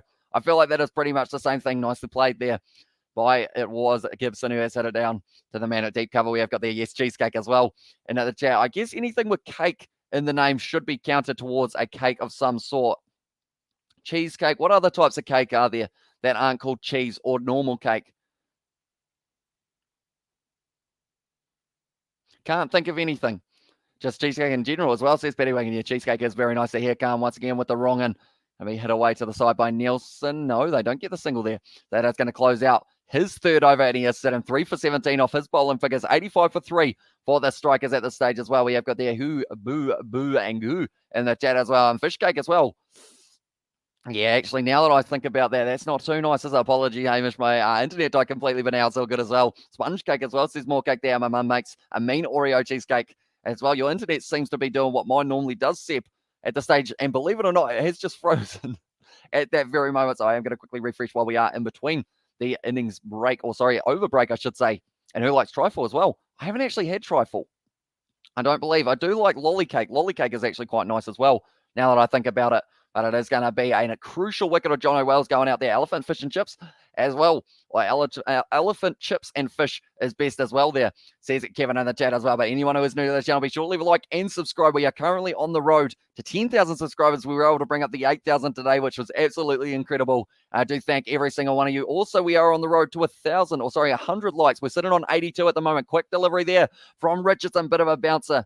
And it's gone straight out to the man at deep cover. But we are trying to hit our century on this live stream. So we are only 18 away. So if you haven't already, be sure to hit that like button. It is hugely appreciated. And we are back with 2 matches tomorrow. The Sydney Sixers taking on the Hobart Hurricanes, and also the Brisbane Heat are away from home up against the Perth Scorchers, which is the slightly later game that will be starting just about 20 minutes before we are sitting at the moment, whichever time zone you're in. But the Strikers, 63% chance of them being able to win this game. Kane Richardson, definitely a game changer for the Melbourne Renegades. Needs to try and get himself a few wickets here as the captain. It's nicely bowled. It's pitched up. It's a slower delivery, and it's outside of the off stump for the dot. We have got there. If you don't like trifle, you are weird as well.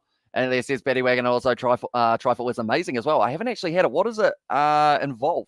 Trifle. I can think of, I'm trying to think of what it looks like, and I can't quite think of it.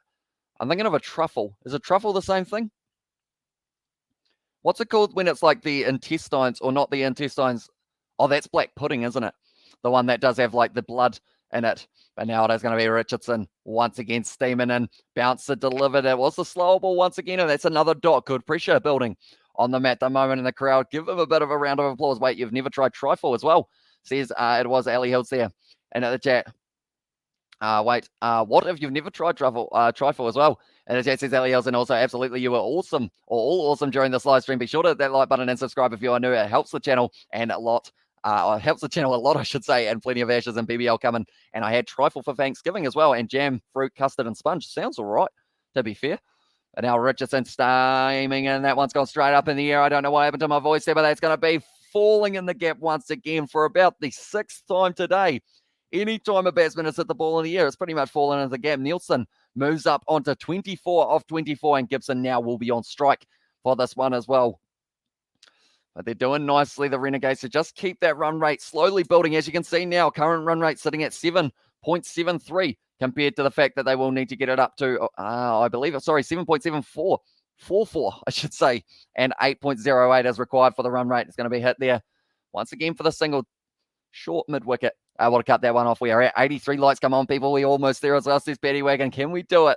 Hit the 100 on our first ever live stream for the BBL. That would be the first ever time that we have been able to do it. That is, we did the live stream yesterday and the day before that, and we are going to be continuing our live streams throughout the whole week and also throughout the whole BBL season. So if you are new, be sure to hit that subscribe button. And Renegades win from here, I think, as well. There's Darlow there for his prediction. So normally, anytime you say something like that, there is a boundary for the other team. Are we going to get to see it? No boundary score for 25 balls. Oh, he's tried to absolutely mammoth that one. Hasn't quite got it, and they are going to be just getting the single. Brilliant over from Kane Richardson. Good economy rate, and now after his 2 overs, he's only gone for 10 runs. 89 for 3 for the Strikers now, but 25 off 25 for Nielsen, 3 off 3 for Gibson. Both men going at that 100 strike rate. Matt Short getting off to a great start in this match, which is why they are just a little bit ahead of the run rate that they do require for at this point of the innings.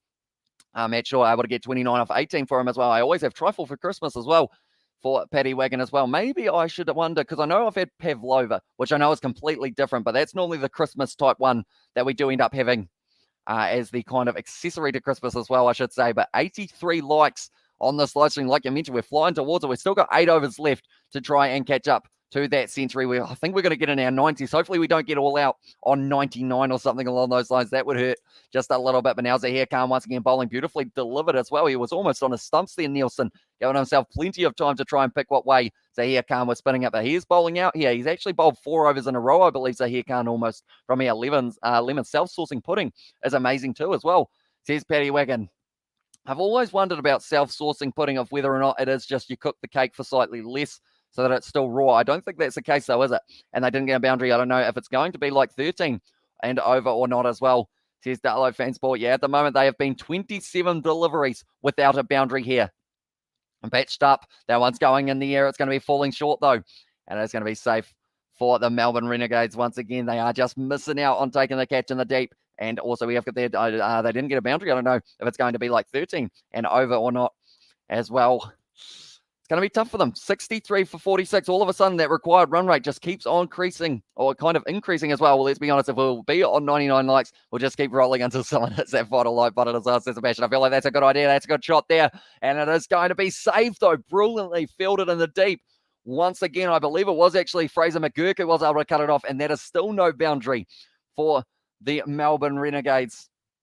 Bowling attack for a little while, but it was actually once again Jake Fraser McGurk. He's been doing phenomenal. Chocolate self-sourcing pudding has got as well, and I know all the good puddings as well, says Paddy Wagon there in the chat. And now the Kookaburra is on strike once again here. Nielsen, does whack that one hard, but it's going straight to the fielder once again. No boundary now in this over so far. I'm trying to work out the maths once again. I believe it was 26 deliveries going into this one without a boundary. So now they are currently sitting 30 balls without a boundary. 13 off the over didn't happen. I think the curse is broken as well, says Darlow there. That is true. Although it could be possible if they do end up hitting a 6 here off Zahir Khan, but it's very tough to do. His economy rate is looking pretty sharp for himself. Beautifully delivered. And once again, going to be hit out to deep mid-wicket for just the single. Well bowled, well fielded, well done from the Melbourne Renegades. Come on, everyone, every like helps as well, says Ali Hills there. You heard it. If you haven't already, be sure to leave a like on this live stream. We are going to be back, like I mentioned, for the KFC Big Bash tomorrow, the double header where we will be covering the Sixers versus the Hurricanes game, and also the other game that has taken place, the Scorchers taking on the Heat twice in a row. We are going to be covering the KFC Big Bash, only 7 as well, says Darlow there. It's going to be hit to the leg side, and once again, it's a dot ball. It is a single. So now, after that over, we are going to be sitting at 96 for 3 for the Adelaide Strikers. I'm going to update that total. 32 deliveries now since they had a boundary, and it is going to be so important that they find one soon. Peter Siddle, he's looking a little bit restless on the touchline because of the fact that he was looking pretty safe earlier on. It's going to be interesting. Zahir Khan, he has bowled out 24 runs for his bowling and 3 wickets he was able to get for his 4 over. So he is not going to be able to return to the bowling attack. I believe they will be going with Kane Richardson once again to try and really put the pressure on. As you can see, the required run rate, it continues to creep up, sitting at 8.29. I've just heard there that Harris Ralph has re-signed with the Melbourne Stars. He's going to be a dangerous one for their pace bowling attack, that is for sure. And also they are talking about Ralph as well. For him, he is going to be an important one. Yes, like, if you want your best pudding as well, says Paddy Wagon there. And I certainly do want a good pudding after this live stream. Although I think I'll probably end up having chips instead. But it is showing there the batting lineup that they have got themselves. Oh, it's actually going to be Will Sutherland who will be making his way to the crease. But they have got Daniel Drew, also George Garton. And then you've got Rashid Khan, who will be making his way out there a little bit later on if he needs to, but they will be hoping that the job is done before they get to that stage. 58 required of 42 deliveries now for the Adelaide Strikers. The run rate slowly increasing. Big over here for Will Sutherland. He's rocking the mullet at the moment for the BBL. Needs to make sure that he does have a tight over here. Wicket as well, says Moorcake. And now it is going to be Sutherland charging in. Going to be in the air there. Has he got all of it? It is going to be falling just straight out to the man. And it is going to be the wicket taken nicely in the deep. And Will Sutherland picks up the wicket now for the Renegades. Was taken nicely. And I believe it was Harvey who was able to take the catch as well. So now the Renegades, they are almost taking the box seat in this match. It's 48% chance of them being able to win this match from here. And that is actually before the wicket falls. Now that the wicket has fallen, I'm curious to know how it goes. I have a mullet as well. There's Darlow there in the jab, but that is a brilliant take in the deep by Harvey. And now it does mean that they have lost themselves yet another wicket. When I mentioned that Rashid Khan might not have to make his way to the crease, I was lying because he is going to be possibly on his way very soon. But Harry Nielsen was caught in the deep by Harvey, bowled Sutherland, and they pick up another wicket. And now it's going to be Drew. We're into the tail almost here for the Strikers over the Renegades. Can they still get the job done? Rashid Khan, he doesn't normally hit the ball too lightly. If he does make his way to the crease soon, he will be swinging for the fences. Now, it was well done by Will Sutherland. If I cut my hair, I would have one of those amazing mullets as well. Says Paddy Wagon there as well in the chat. I mean, I could probably get a mullet, but I don't think I will. I think I am just happy enough hiding my hair behind my head at this stage. But now it is at the crease. Now, Daniel Drew hasn't had too many opportunities for the Adelaide Strikers with the ball or the bat, to be fair. So now it is going to be very important for him to be able to line this one up and try and reset this partnership. Gibson's been out there 5 from 5 balls so far, and Drew is sitting currently 0 from 0 with Sutherland steaming into bowl once again. It's nicely delivered, and it is going straight to the man at short, mid-wicket, so that is going to be no run off that one.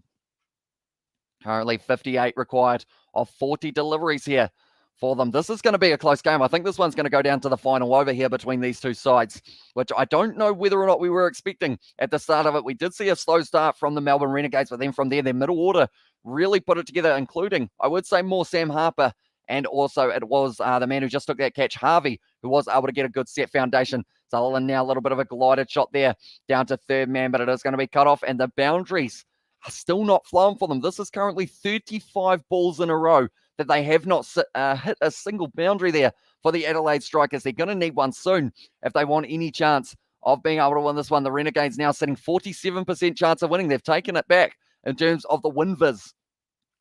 And now it is going to be Will Sutherland once again driving into the crease. He has got that extra height factor as well, which may be able to pay dividends for him when he does decide to bowl the bouncer, advancing down the wicket there. Hit out to mid-wicket. It's going to be cut off once again, though. I did mention about the slow outfields. They're going to be able to get through for 2, but it is certainly still not that boundary that they will be after. They're going to need 53 of 37 deliveries now. Oh, sorry, that's actually updated. 55 of 38. I thought that they hadn't quite updated it just yet. Anyone who's new to the channel, be sure to leave a like and subscribe. Also, be sure to leave a like on this one. We are trying to hit 100 likes on it, and we are currently sitting on 84. We're slowly creeping our way towards it. So if you haven't already, be sure to hit that like button. Also, be sure to check out our other live streams that we will be doing over the next few weeks of the KFC Big Bash. We have got plenty more coming. Every single match we are going to be covering on this channel. So be sure to check it out. Gibson currently sitting 7 from 6. Still 38 balls required. They haven't used their power surge, though. That could be the massive game changer for them, but they might have been close to using it up until they lost a couple wickets. Strikers can definitely win. Just depends when George Garton comes in as well. Says it was there from Darlow. That's going to be another single. Or do they push for 2? It looks like they are going to be running the 2. No, he turns around. Oh, is that a hammy? That looks like a hammy. Oh, no, Gibson. Gibson looks like he's done a kneecap or a hammy or something in his leg, but he is crouching, and this is looking like maybe a retired hurt could be on the table for them. Can they switch out a batter for the X-Factor player? It does not look too good for him, though. It doesn't look like he can stand up. That is the last thing that the Adelaide Strikers wanted in this situation. They ended up hitting it. Where does it happen? Oh, it's about the middle of the pitch. I think he hyperextends the hammy or something like that, and he looks like he well and truly does something. And did I just curse Gibson? Gibson, I think you might have, mate. Does look like he has now got a serious injury for the back of the leg. He might be out for the rest of this one. He's put the bat down, and he knew straight away that his day is over. Unfortunately, that means he is going to be on his way, and Garton is going to be making his way to the crease now because he is going to be out. And unfortunately, Garton, he wasn't ready to make his way to the crease. The power surge is coming very soon, though, for the Adelaide Strikers. I'm wondering whether or not they are saving it for the last 2 overs here. He looks disappointed, unfortunately. And we hope that it is going to be a speedy recovery for him. Whatever he has done to that leg, it doesn't look like it is too flash. I feel like he might have felt a ping in the hamstring or something, and it looks like he is making his way off the field. He looks like he's in a lot of discomfort as well. So really hoping that he is not going to be out for all of BBL 11. You can see the pain on his face, and it is going to be now Garton making his way to the crease a lot earlier than we were anticipating. But then they have still got Rashid Khan, and I feel like the power play will be when they do end up going with Rashid Khan. I think they will decide that that is a good idea. They are just showing there the highlights in terms of what events are going to be taking place tomorrow. We've got the Ashes, England versus Australia. That is going to be taking place at, I believe, 1 p.m. start time here in New Zealand. Then we have got the 2 games of the BBL back-to-back. The first one being Sixers versus Hurricanes, the second being Heat taken on the Scorchers. But Garton now at the crease. He is a left-handed batsman, and he is going to be at the non-strikers end for this one. I believe he's left-handed, isn't he? Or is he right-handed? I think he is left-handed, Garton. Yeah, he looks like he is. My voice trying to disappear there. That's not ideal. Definitely with a podcast that is going to be filmed straight after this. May as well just call it the Darlow Fan Sports curse as well there in the chat. But it is going to be the bowling of Sutherland once again, stepping across the wicket. No run there. Nicely done once again. Almost getting through another over without a single boundary being hit for these guys in the Adelaide Strikers kits. They need one soon. Before that's over, they were up to 32. They're now up to 36 deliveries without a single boundary being hit for them. They really need to find one soon. Definitely with the power play. When they do end up deciding to take the power surge, it's going to be crucial that they do time it well.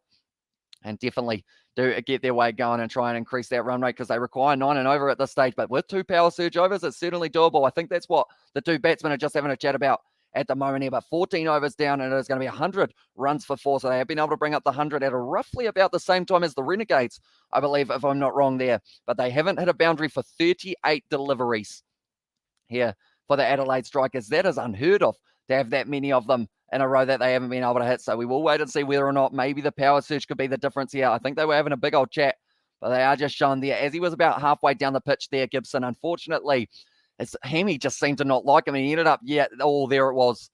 You can see it on his face as soon as it happened. He went, oh, and then that was when it was downhill. The others got there. Makes sense. They called the Renegades because in Melbourne, the citizens behave as such as well. So he's going to go in, and that's going to be the cover drive there.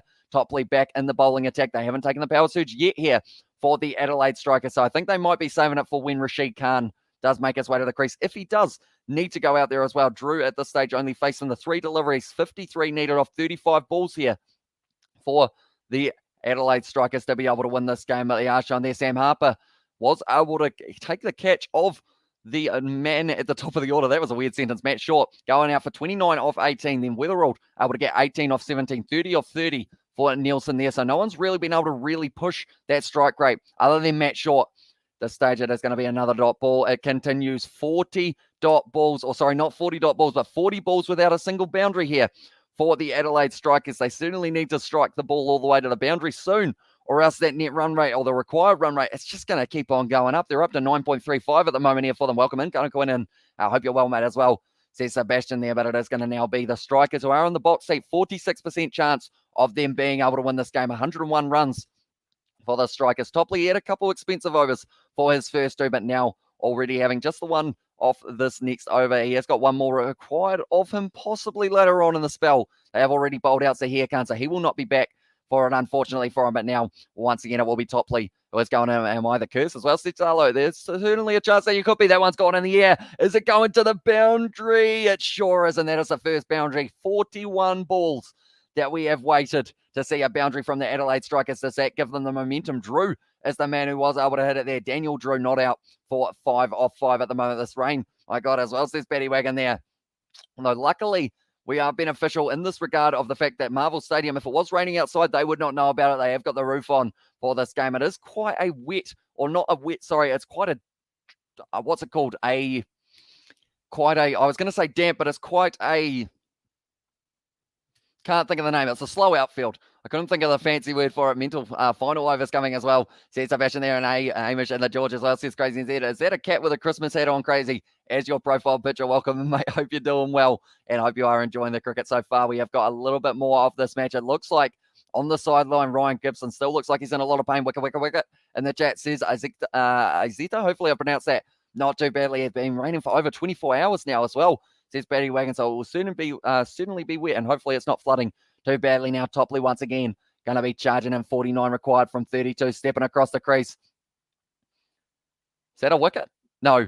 The crowd are acting like it was, but it did end up just going back to the bowler after the bounce. Why can't we have a roof like that on all stadiums as well, says Dale. And welcome in, Crazy, as well, says Sebastian. And not gearing up for the Munster game, or just gearing up, sorry, for the Munster game versus Wasps. Not confident about it. It's still going to be an absolute cracking game. We are covering it on the channel, mate. So hopefully we do get to see you here. Unless, of course, oh no, it's in England, isn't it, that game? So you won't be able to go to it. And yes, sir, as well. And there says Crazy and said it is a nice Christmassy hat on the cat as well. But now it is going to be Topley bowling it. Once again, a little bit of a slower delivery down the ground, and they are going to be scampering through for the 2. This is going to be tight. They have been able to get there for the 2. Well run. And 7 off the over now off Topley. He has bowled 3 out, and he has got 29 for none. And also 107 for 4 is what they are sitting on AO Sebastian Bro as well. And I'm not confident about the Quins versus Castres game either. As well, I haven't really seen too much of the Castres.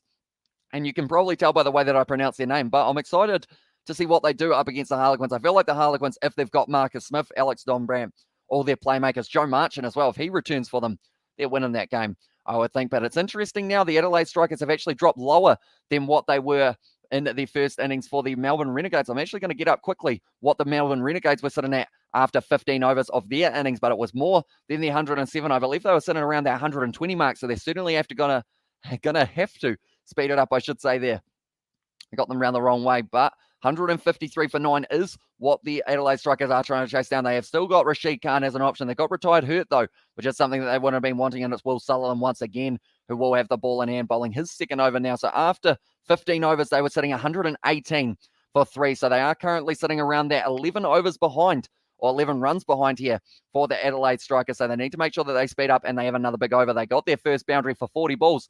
Can they get another one here? It's a good strike of the ball, and that is going to the boundary there, out point way. And it's a good shot there from Garton. We have got there nice. You're doing it, Amish, as well. But don't expect fireworks. Munster are expected to field a very understrength team. So I'll probably definitely need your help, Gunnar, going in terms of being able to name some of those players and perhaps knowing who are the good players to watch out for, just because I won't know too many of the youngster Munsters, I guess you could say them, in some regards. And yeah, they should win that. Castres are always bad in Europe as well, says Kana Coin in. Garden at the moment getting his innings almost underway with the boundary. The second ball hitting it to the boundary fence. Can he do it again? It's a good Yorker. His stumps are gone. And Garden has been bowled by Will Sutherland, and that is going to be another wicket for the Melbourne Renegades. Really, they have got them 6 down because of that injury of the man who unfortunately was retired Hurt, Ryan Gibson. So now it's Rashid Khan, Daniel Worrell, Wes Agar, Peter Siddle as the remaining bowling lineup, or batting lineup, I guess you could call them as well, because they are now getting into the batters. They haven't taken their power surge yet. When is the right opportunity to be able to take it? I think they were just trying to get a set combination, a set partnership to try and go for it, but that is a majestic mullet of Will Sutherland, and he's been able to pick himself up a very good wicket there, and Garton's going to be on his way. 5 runs off 3 deliveries, 43 needed off 28 balls here for the Adelaide Strikers, and now they are heavily the underdogs of being able to win this game. 38%, and Bales went flying as well, stumped, and he is slumped as well, says it Paddy Wagon there, and hopefully as well. I'm not watching the Champions Cup as we're not in it as well, says it Darlow. There's a few Australians scattered throughout the sides though, overall, so I guess it depends on who you like watching in terms of those overseas players. I mean, we will get to see, I'm trying to think of who will be in each of the teams from Australia. I mean, you've got a couple likes of Rory Arnold. He will be back with his Toulouse side. Also, Will Skelton will be at La Rochelle. If you do like yourself a couple Aussie locks for the rugby. But Rashid Khan now making his way to the crease. He's got an average of 14.27, 51 matches. He loves to hit a long ball, but he's now in a difficult situation because he doesn't want to go out there and get himself out early, or else they're into the tail once again.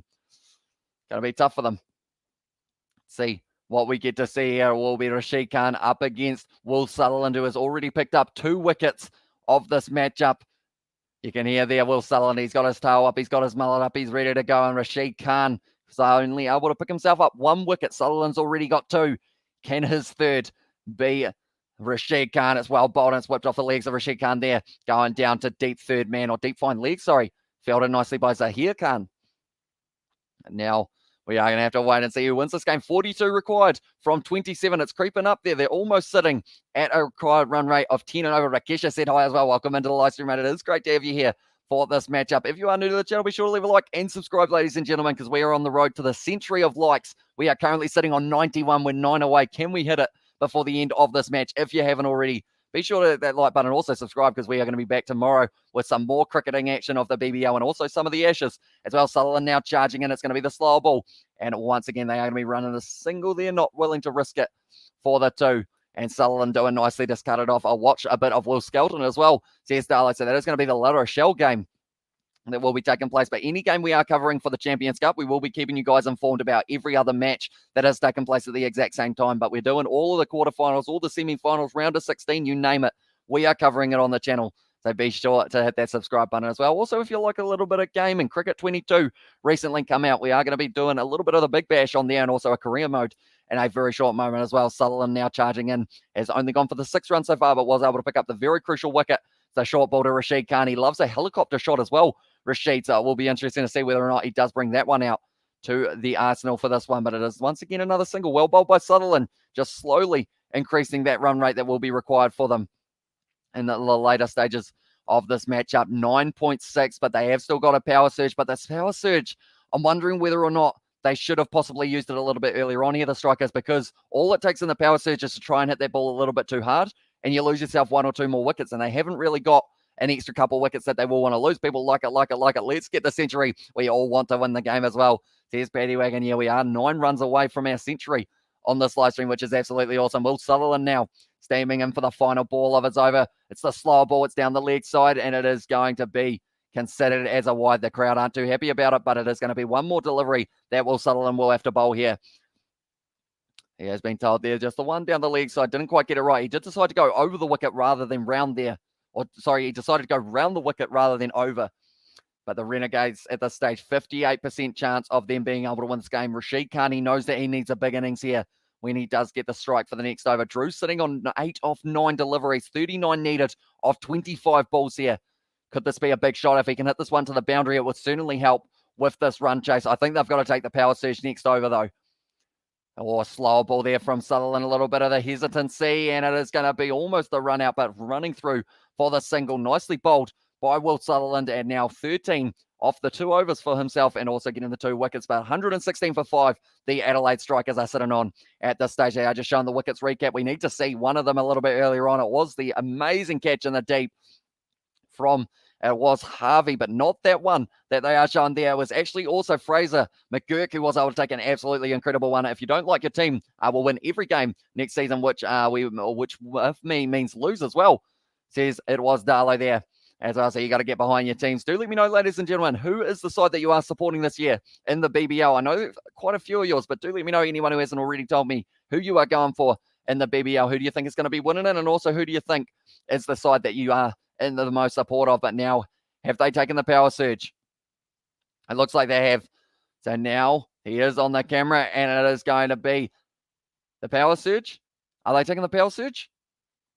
It doesn't look like they are. No, they're saving it. Richardson is going to be bowling, and they decided that instead of taking it here, they are going to be waiting just a little bit longer. Richardson only going for the 5 runs per over so far for himself. Take it before the 18th, they are said here as well. Have they taken it?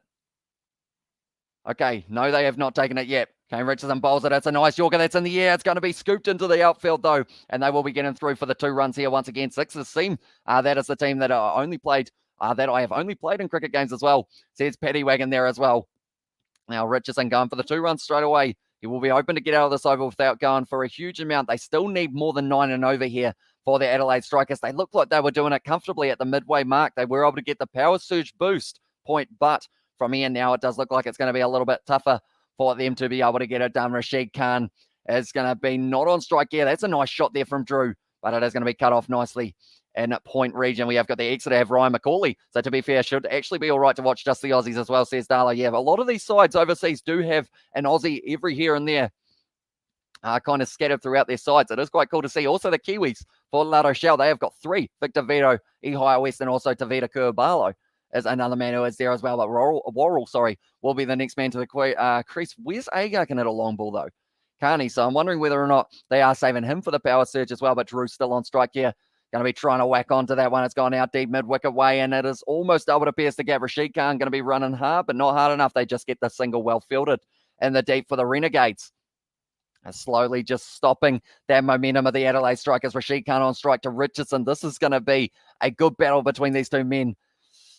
I'm wondering, Rashid Khan, would he be willing to try a scoop shot up against him. Although normally Rashid Khan's more of a stand and deliver kind of player. He will just stand there, hold his ground, and try and make himself in that situation of hitting it all the way to the boundary if Richardson puts it in the wrong place, or Rashid Khan tries a little bit of the scoop shot, it looked like there for a second, kind of like a little bit of a backwards hit.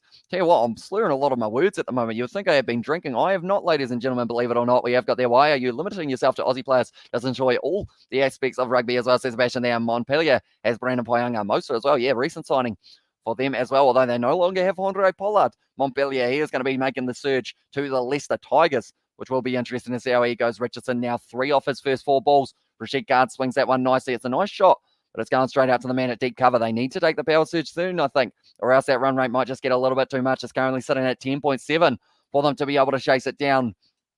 It's interesting because the power surge is definitely going to be important for them. That's something that we've only seen for the recent couple seasons of the BBL. It's kind of being able to choose exactly when you want to take your last power surge, 2 overs. And if they can get 20 off those last 2 overs, then all of a sudden you're only looking at needing around that 14 or so off the last over. That's a good shot there. And it's going straight to the man. Well fielded, though, in the deep from Tipley. He decided not to overcommit to that one. And it was Topley, actually. Sorry, my apologies. That's going to be the end of the over. And only 5 off it, for Richardson. It's the end of another over. 121 for 5. Do they take the power surge now? Aaron Finch, he's looking like he's relatively confident at the moment, the way that they are going. Definitely with Richardson still having another over left. They need 33 more runs off 18 balls. They actually need 20 plus off their power surge. I think they're trying to decide. They've got 2 set batsmen kind of set, with Rashid Khan only facing 4 deliveries. Through is saying, do you want to take the power surge, I believe? And they are going to be taking it now. This is the massive moment. If the Renegades can pick up 2 wickets, I would say from here they would win this game, because they are currently sitting 61% chance of them being able to win it. So it's going to be Topley who is bowling from one end, and then I assume they will give it to Kane Richardson at the other, possibly, unless he decides to bowl himself as the final over, which may actually be the case. Benefits of being the captain, you are allowed to choose exactly when you come into the bowling attack. But nonetheless, anyone who hasn't already, be sure to leave a like and subscribe. We are currently sitting on 93. We are 7 away from hitting our century. So if you haven't already, please do hit that like button. Let's see if we can get to the 100 likes for the first time ever on a KFC Big Bash live stream. But Topley now, he's gone for 29 runs in his first 3 overs. They have decided to go with him here. Very important. 6 balls from it was going down the leg side. It is going to be on the pads, and Rashid Khan, it's missed the stumps. They have been able to scamper through for the single, but that was a missed opportunity there for Drew. But now Rashid Khan, he's going to be on strike. And now he is going to be excited to be on strike for this one inside of the power surge. We have got that's where you're massively wrong. You'll find quality players everywhere in the world, not just your country. Enjoy the quality of sport, not just your teams as well. And also we have got there, because there's no reason to watch if my team's not in it. Otherwise, there's Darlow. And also we have got there, are there any AM games as well, says Paddy Wagon. So I believe the earliest game that we have got tomorrow is going to be the game that takes place at 8:15 or somewhere around there. And then the next game is going to be at 11:35. So that's going to be going into the AM. Rashid Khan gives himself some space, hits it over the outfield, and that is going to be 4 runs for Rashid Khan. He just spins the bat as if it was a helicopter. Connects very nicely and hits it all the way to the boundary. He always swings with such bat power and pace through the ball that if he doesn't connect with it, it is the opportunity for a catch. But if he does connect with it, he just hits the ball so nicely. And I know that I'm a Newcastle Falcons fan in England, as my family is from Uppentime as well, says Darlow. But nicely hit there by Rashid Khan, finding the boundary. And Topley, it was very close to finding the fielders. It's going down the leg side. Rashid Khan doing very nicely to dodge that one from hitting his ankles. That's going to be the wide. The required run rate almost dropping back down to less than 10 at the moment, needing 10.13 to be able to win this game from here. The current rate sitting at 7.33, so not quite what they would have been wanting in this situation for the Strikers, but definitely with the power surge, they've got this over and they've got the next one. And I think if it's any less than about 8 runs off the last over, they should be able to do it. You're Geordie. I thought you said you were a Maltese as well, says Sebastian there. Topley now slow ball. Rashid Khan, he hits that one a little bit better. It's cleared the field and it's going close to the boundary. Not quite able to save it. That's another 4 runs for the magician Rashid Khan. Rashid Khan, I should say, not Rashid Khan.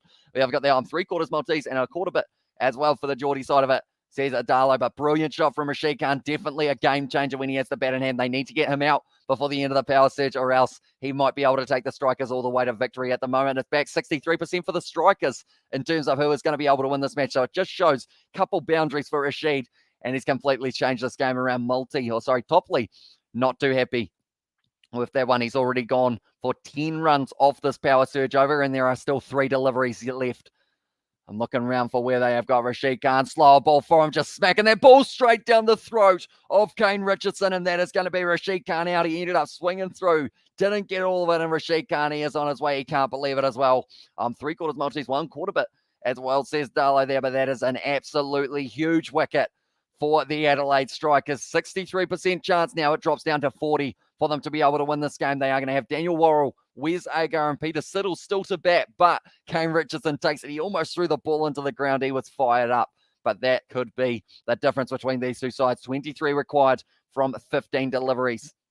9.2 for the required run rate. Rashid Khan, he is not too happy with that one. He struck the ball nice enough, and Geordie's coolmate as well, and that might be it as well, says Paddy Wagon. They definitely need Worrell or Drew to be able to hit a couple more boundaries in this power surge, because they've got 8 balls left of it, and if they get around that 15 runs or so, they will only need 8 in the last over, which more than likely will be bowled by Richardson, unless he decides to give himself the second last over. And then instead, does he go James Patterson? James Patterson might actually get a look in, or Will Sutherland, actually. I think they'll go Will Sutherland, because he has had a very good economy rate so far. We're out this one, but Dan Worrell, he is going to be on strike for this one. They didn't even have time to cross. That's how hard Rashid Khan hits the ball. Kane Richardson doing very well to take that catch, though. And now it looks like Gibson, he is taken off the pad, so he is done for the night, or is he? He looks like he's padding back up.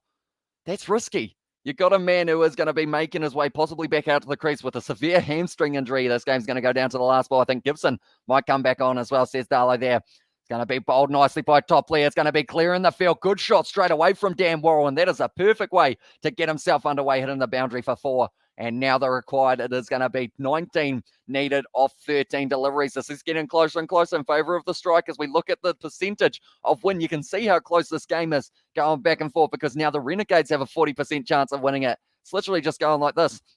And when I go like this, my hand disappears for a little while for my fingers, but nonetheless, there's a good shot from Dan Worrell. Another wicket here could change this game once again, but we will have to wait and see. Matt Short getting off to a good start for the Adelaide Strikers. Other than that, though, no insanely huge.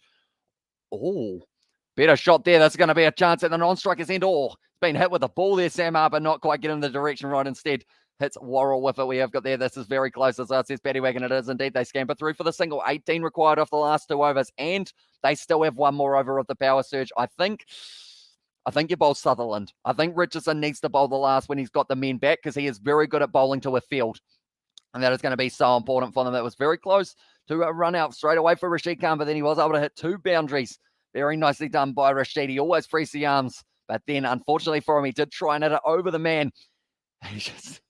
I love that helicopter style that he has got himself. He just strikes the ball out of the middle of the bat all the time, but Worrell also getting that ball decently to be able to hit it over the field. We are sitting currently on 94 likes. We're 6 away from the 100. If you haven't already, be sure to leave a like and subscribe to the channel. We're trying to hit 100 by the end of this game, and we are getting extremely close as well. They will be caught. I think, both Sydney teams winning, both of Melbourne losing as well, says Sebastian there. And normally, to be fair, it's not normally. Oh, okay, it's Richardson who has decided he's going to bowl himself for the 19th over of this game. Bowls it slowly close to the sunset as a dot ball, though. Crucial dot ball. Worrell on strike. The pressure builds for the Adelaide Strikers here. 9 required each over the power surge. They need to find a couple boundaries in this one if they do want a chance of being able to close out this game. So it means either Patterson or Sutherland will be closing out this game with the ball in hand, unless you go Mohamed Nabi. They've actually got so many options for the bowling the Renegades. They've bowled Topley, they've bowled Patterson. Zahir Khan's already bowled out. You got Patterson, Mohamed Nabi, and Will Sutherland as your options for that final one. It's a little bit short from Richardson, and it is going to be another dot ball. The momentum Renegades now 58% chance of winning. It keeps on going up and down. We need 5 more likes. We can do it as well, says Paddy Wagon there. And where you're from, like born and grandparents and that as well, says Adalo Fan Sport there in the chat. Worrell, he's faced 2 deliveries from a very experienced bowler in Kane Richardson. He's got himself 98 wickets so far in the KFC Big Bash. Can he bring up the 100 here in his final 4 deliveries? Imagine a maiden here. That would be absolutely insane. But now Kane Richardson steams in once again. Worrell gets bound on ball. That is what Kane Richardson didn't want to see. And it was a thick edge over the top of the keeper for 4. Unlucky there for Richardson. You'll take them any way you can get them for the batsman. But Richardson will know that one, he will be very disappointed with. Doesn't have a man back there. It's very hard to cover a spot straight behind the wicket keeper. And Worrell gets the edge on it. Does hit it all the way for 4. What a game as well, says David. It's certainly going down to the wire. The closest game we have had of the KFC Big Bash so far. And if either of the games are like this one tomorrow, We're going to be very excited throughout the whole one. Born in Transylvania, Romania to a Romanian father and Hungarian mother as well.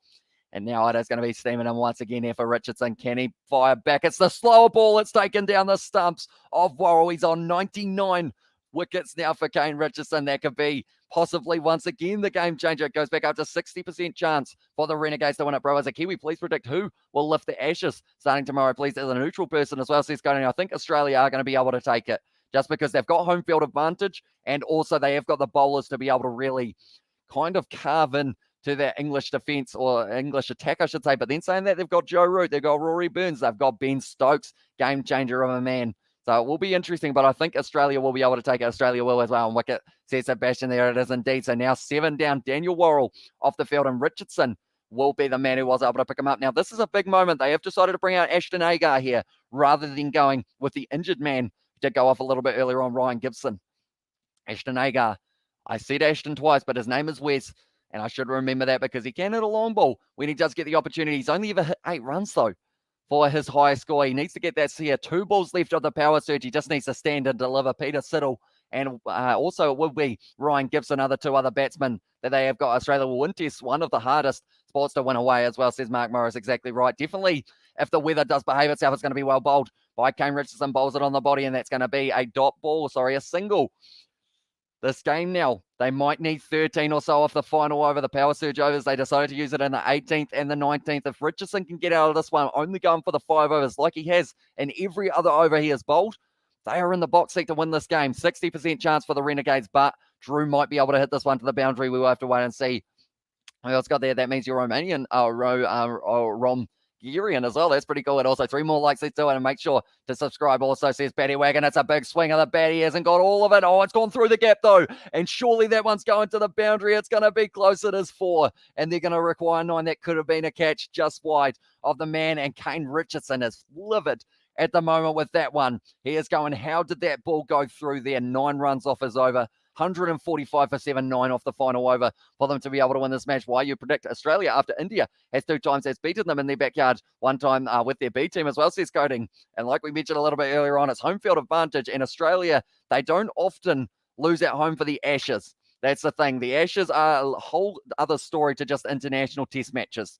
And it's just got that whole new vibe for them as well. So I think they will be able to take a Strikers win from here as well, says the Darlo. And also, come on, people, hit that like button as well, says Sebastian there. You heard the man. Can we hit our 100 likes before the end of this live stream? The power surge, it was a little bit 50-50 for them. We're on 96 at the moment, ladies and gentlemen. We're getting close.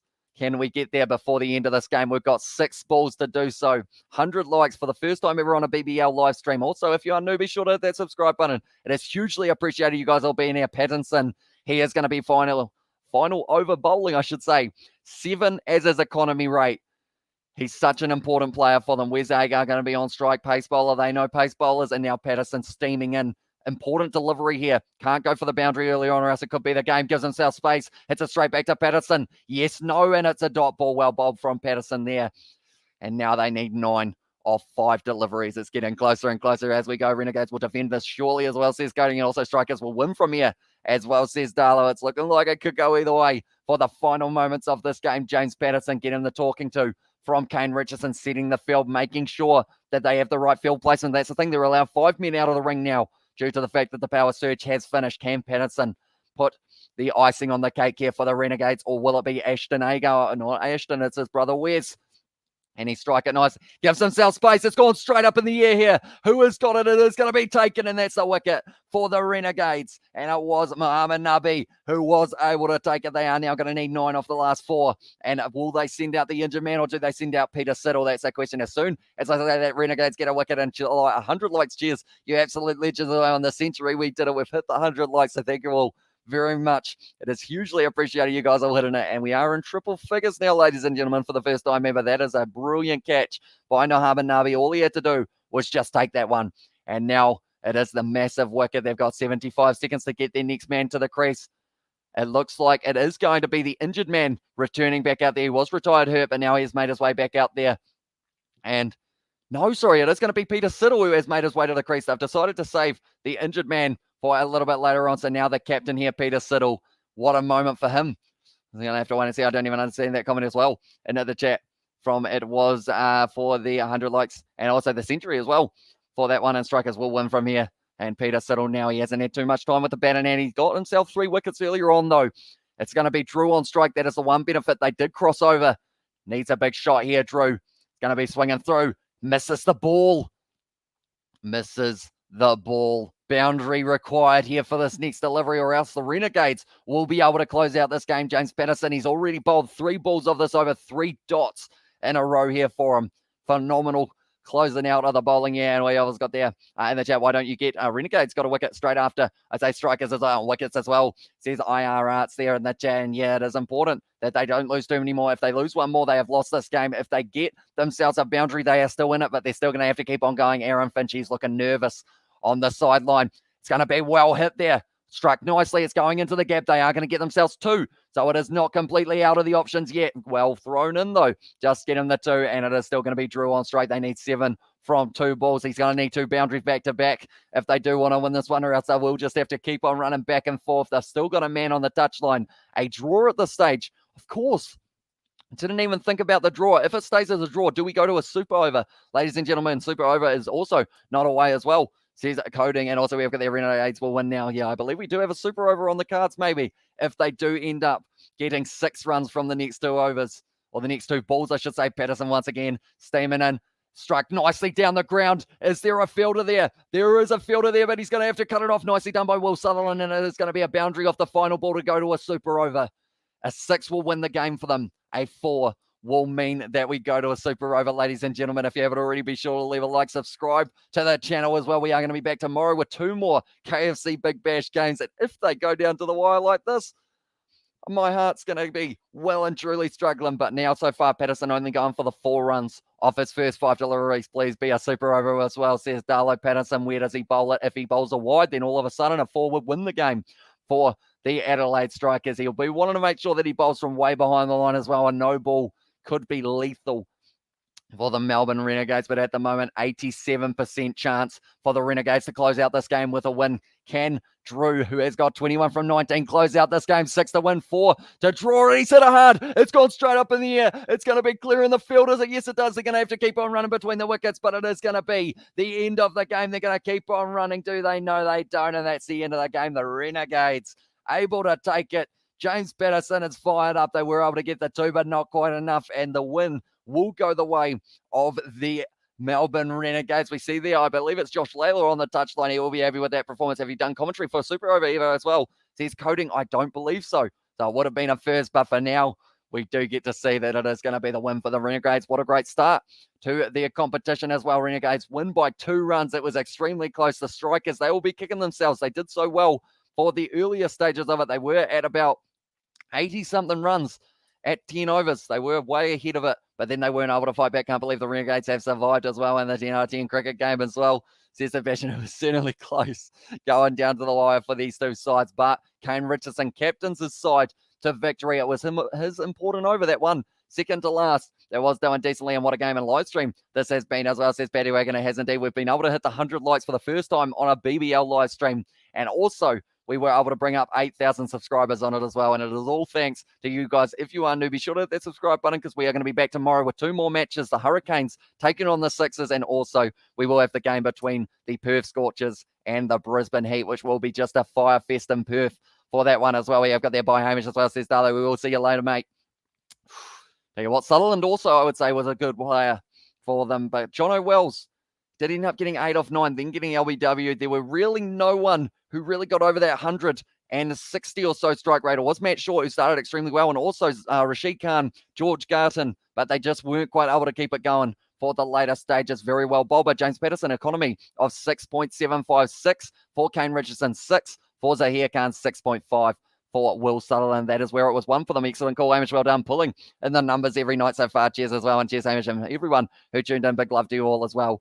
Says it was Sebastian there, but nonetheless, thank you all very much for tuning in. If you did enjoy this live stream, be sure to leave a like and subscribe. Also, check out the Kiwi Lads Sport channel, Kiwi Lads Game, and we have got plenty more content coming for cricket and also all sports in general. We've got the Champions Cup and the Challenge Cup coming this weekend, as well as all of the Big Bash and the Ashes. But nonetheless, thank you all very much for tuning in, and I will see you all for the next one.